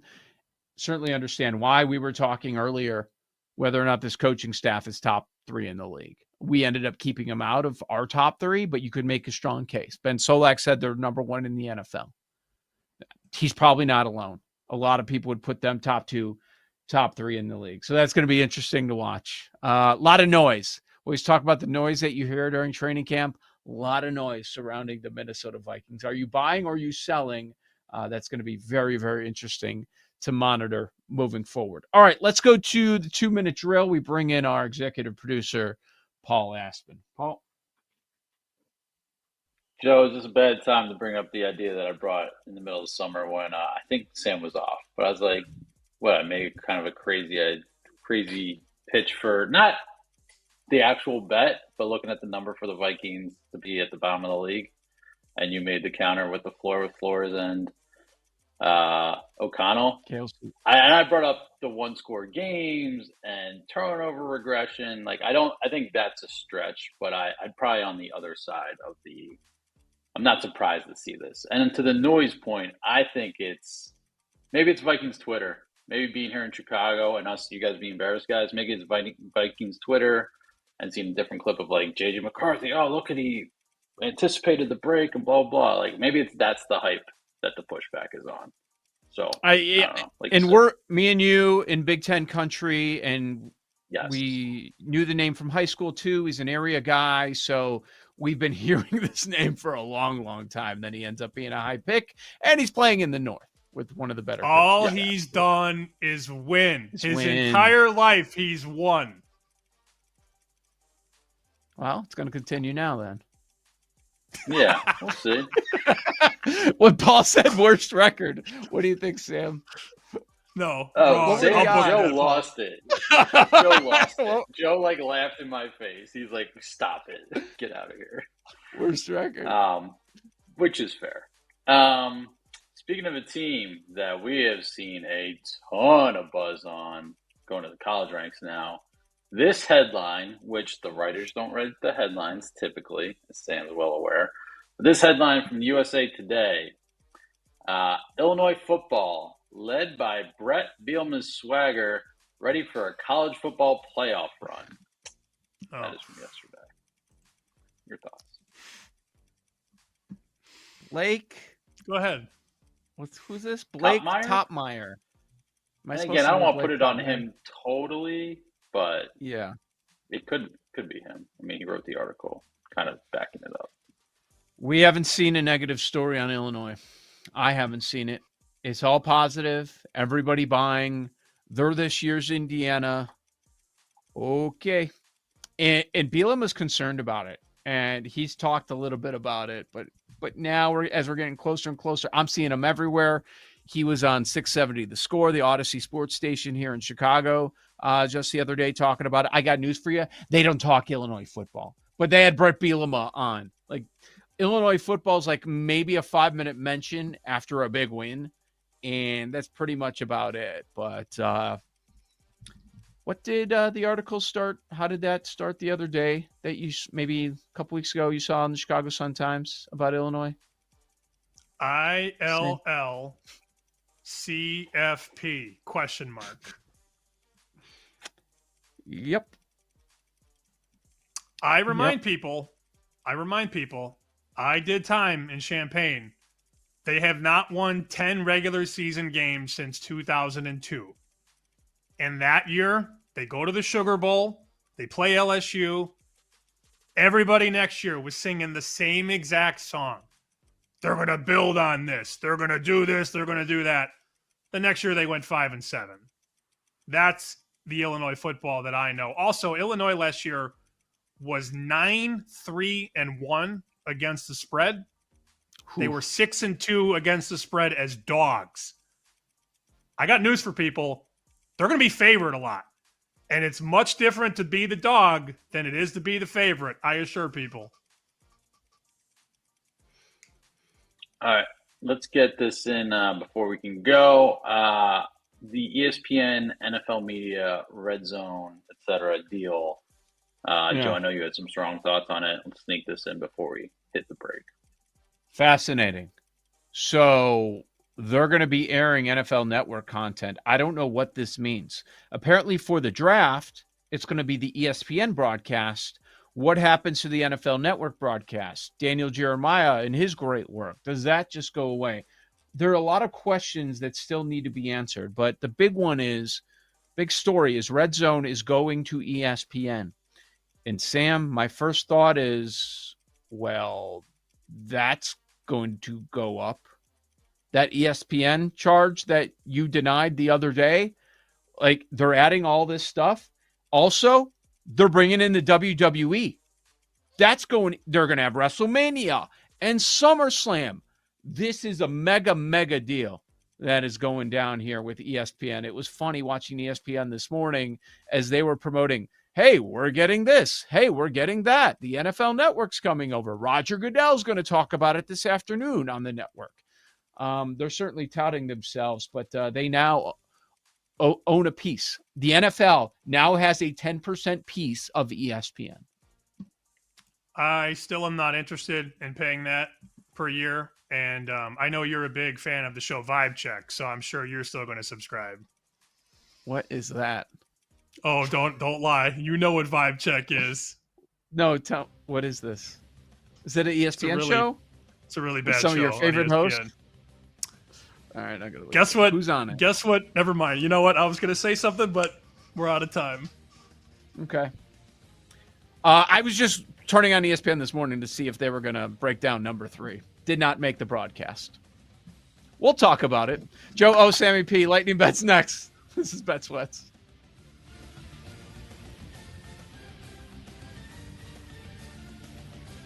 You're listening to Bet Sweats with Joe O and Sammy P on the BetMGM Network.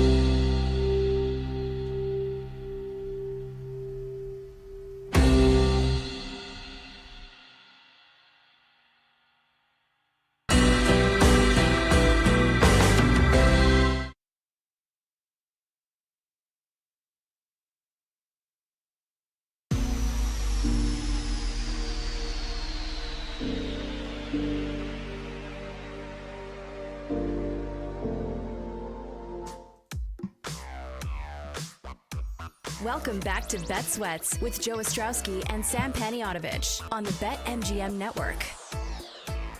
All right, we had the Hall of Fame game last week. Now we get back to football coming up tomorrow. We have 3 Thursday games, got 3 Friday games. One of those Friday games, Shedeur Sanders is going to be starting. Oh, man, look at these numbers. By the way, Joe Osamp, we got Bet Sweats, Lightning Bets in a few minutes. So that announcement happens that Shedeur is going to start against Carolina for the Cleveland Browns. The Panthers are a 6.5-point favorite. It opened 2, now 6.5. Now that you know that Shedeur is going to be under center for Cleveland. Wow. Strong fade, huh, Sam? I saw a bet in one of the accounts that I have access to, and I believe it was Carolina -2. So I thought, oh, that's interesting. And then you look up this morning and 6.5.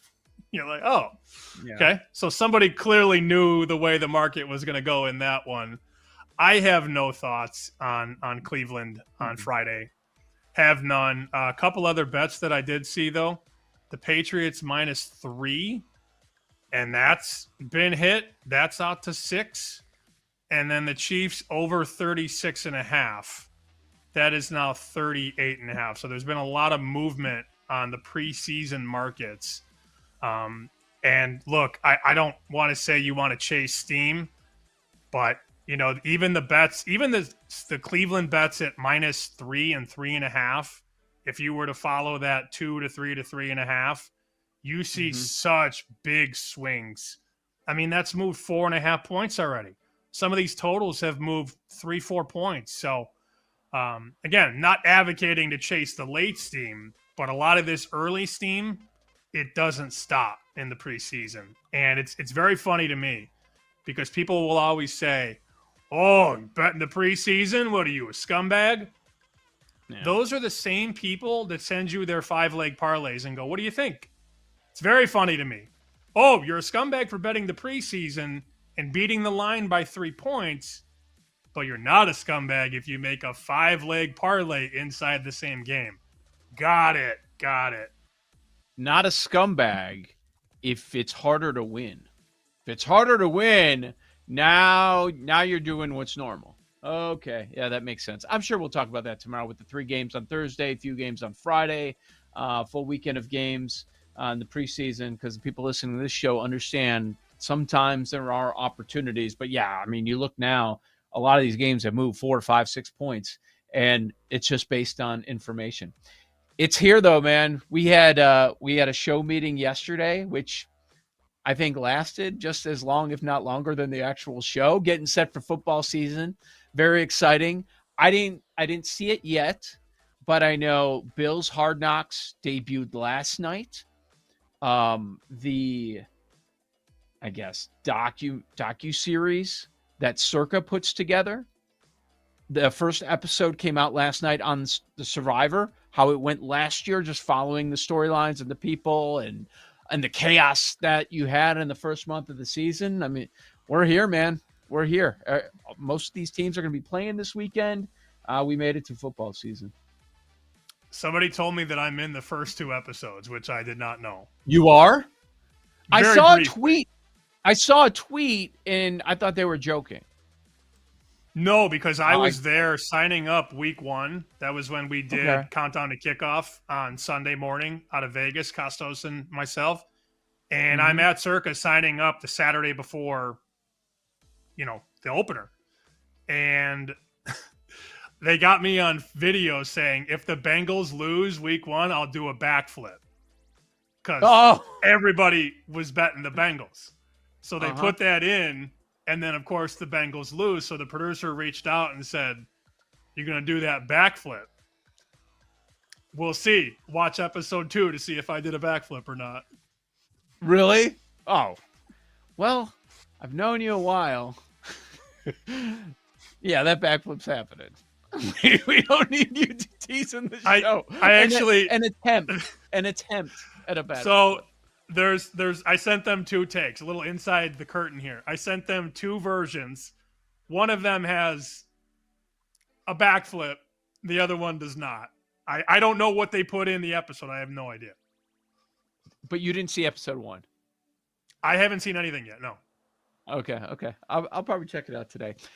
Speaking, I didn't know that was real. I thought the guy was just joking around when he tweeted that to you. I can't wait to see what happens there. So we mentioned the Hall of Fame game last week.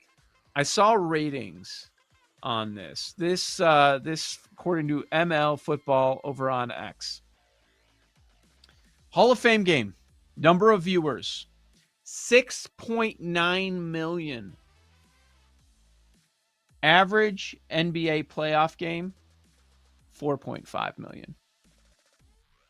6.9 million for the Hall of Fame game. Then they averaged out the NBA playoffs, 4.5 million compared to 7. Stupid. Y'all got any more of that football? Y'all got any more of that football? Why do you guys talk so much NFL? Oh, that's why. That's why. Because I didn't watch a second of the Hall of Fame game, but 7 million people did end up watching that. All right, let's get to lightning bets. What's on your mind today? I'm going to take this Royals side. I think the move against the Red Sox is very telling. Again, the hottest team in baseball, and the market is moving against. So it opened $1.45. Pinnacle's down to $1.27. A couple other books in Vegas are $1.30, but BetMGM is still minus 140. So I get a nice price on the dog still, relatively speaking, of course. I'll go with the Royals at plus 120. And then I have to give this one out. I've given it out on Bear Bets, and I'm going to do it on Chicken Dinner, so I might as well do it here. You heard this last night on the Spaces. I love Toledo this year, and I'm over 8.5, minus 115. Some books have 115, others have 145. There's a 150. Toledo got better in the portal. Toledo added a running back from Ohio State and Virginia Tech. The defense is going to be fine. Most returning starters in the MAC. While other teams have gotten ravaged by the portal, Toledo got better in the portal. And it's going to be very difficult for teams in the MAC to stop that running game this year. 8.5 over, minus 115. I love that bet on Toledo. Yeah, I'm figuring out dinner last night, and I pop on X. I have a notification. Sammy P is talking in a Spaces. Like, oh, family's out of town all week at the in-laws' lake house in Michigan. Let me see what Sammy P. Me and Tucker listening to Sammy P's breakdown. Oh, he's talking college football with Nadu and Pick Six previews. There you go. And yep, that's the part I did hear. I did hear you guys talk up Toledo. Both you and Nadu on the same page. Nadu went on a mini rant about how he hates betting college football win totals, doesn't understand why anybody does it, and then he goes, Sam, what's your favorite win total? Like, what? Yeah. And Nadu is my guy. He likes Toledo week 1. They're catching 10 at Kentucky. He actually called me yesterday and goes, dude, I saw your clip about Toledo on Bear Bets. I love them week 1. You want to do a Spaces tonight? Sure. Yeah. I can do that for you. Very good. Yeah, I heard a little bit about that. So there are some Cowboys bets that I like, and they were our team today. I'm not going to give it out for lightning bets. I'm sure I'll do it another time. I'll just quickly mention the 7.5. I like them over. My favorite season prop of the ones we discussed is Dak to go over 38.50 passing yards. But as far as baseball today in the afternoon, give me the Reds as a dog, plus 120. Cubs are not hitting. Abbott's been outstanding this season. I think the Reds sweep them. Reds plus 120 at the Cubs this afternoon. Then tonight, let's keep it rolling with the Brewers. They've won their last 5. They're going against Strider. The offense is red hot, and you've got the Brewers as a dog, plus 116. So I'm taking a couple of dogs in the NL Central, Cincinnati and Milwaukee. Let's go to Paul and Jake. What do you guys have? Quick note from our guy Zach Cox up in New England. Mike Vrabel is bleeding from his face after diving into a pile to try to prevent a fight. Can't say I've ever seen that before. Wow. Classic Little Vrabel. Dan Campbell in him. Yep. Yeah. You got a game you guys brought up earlier. A couple of starters. Total's 8. I'll play over 8 in the Yankees and the Rangers. Give me the Over 8. Rangers. Lungs. This Yankees team. How many Also, lungs? Aaron Judge yesterday. How many Aaron lungs Judge yesterday, do you 0 for bring up? 3, 2 strikeouts. Just saying. So, might not be looking great. Might be a door open for Tariq Skubal MVP, as somebody who may have bet that a couple weeks ago. Just saying. But I'm also percolating on something. I kind of want to bet Cubs to miss the playoffs at 12-1. I watch this team, and they stink, baby. Like, Kyle Tucker has 1 home run since the end of June. Like, Dansby Swanson's hitting about 170. Seiya Suzuki's hitting about 150. Just the vibes are terrible. I haven't pulled the trigger yet. Maybe we could talk about it more tomorrow. But I'm staring at that number, and I have been for a couple of days, and I'm real close to pulling the trigger on that. I am going to play the Reds on the money line today, though. So that is, like, that's not spot number 7. What is not make the playoffs? Like, what is miss the playoffs? Miss the playoffs 12-1 out there right now, I think is the best that I've No, seen. I know, but like, is that you get a wild card spot but don't get out of the wild card round, or is it if you're No, one you of the, don't like, don't even get in. Don't You even don't get a get wild in. card. Miss completely. Does that mean the Giants are making it and they're not? Am I I would counting teams Giants wrong? or Reds. Well, that's the problem. It'd have to be Giants or Reds. That's why it's 12-1.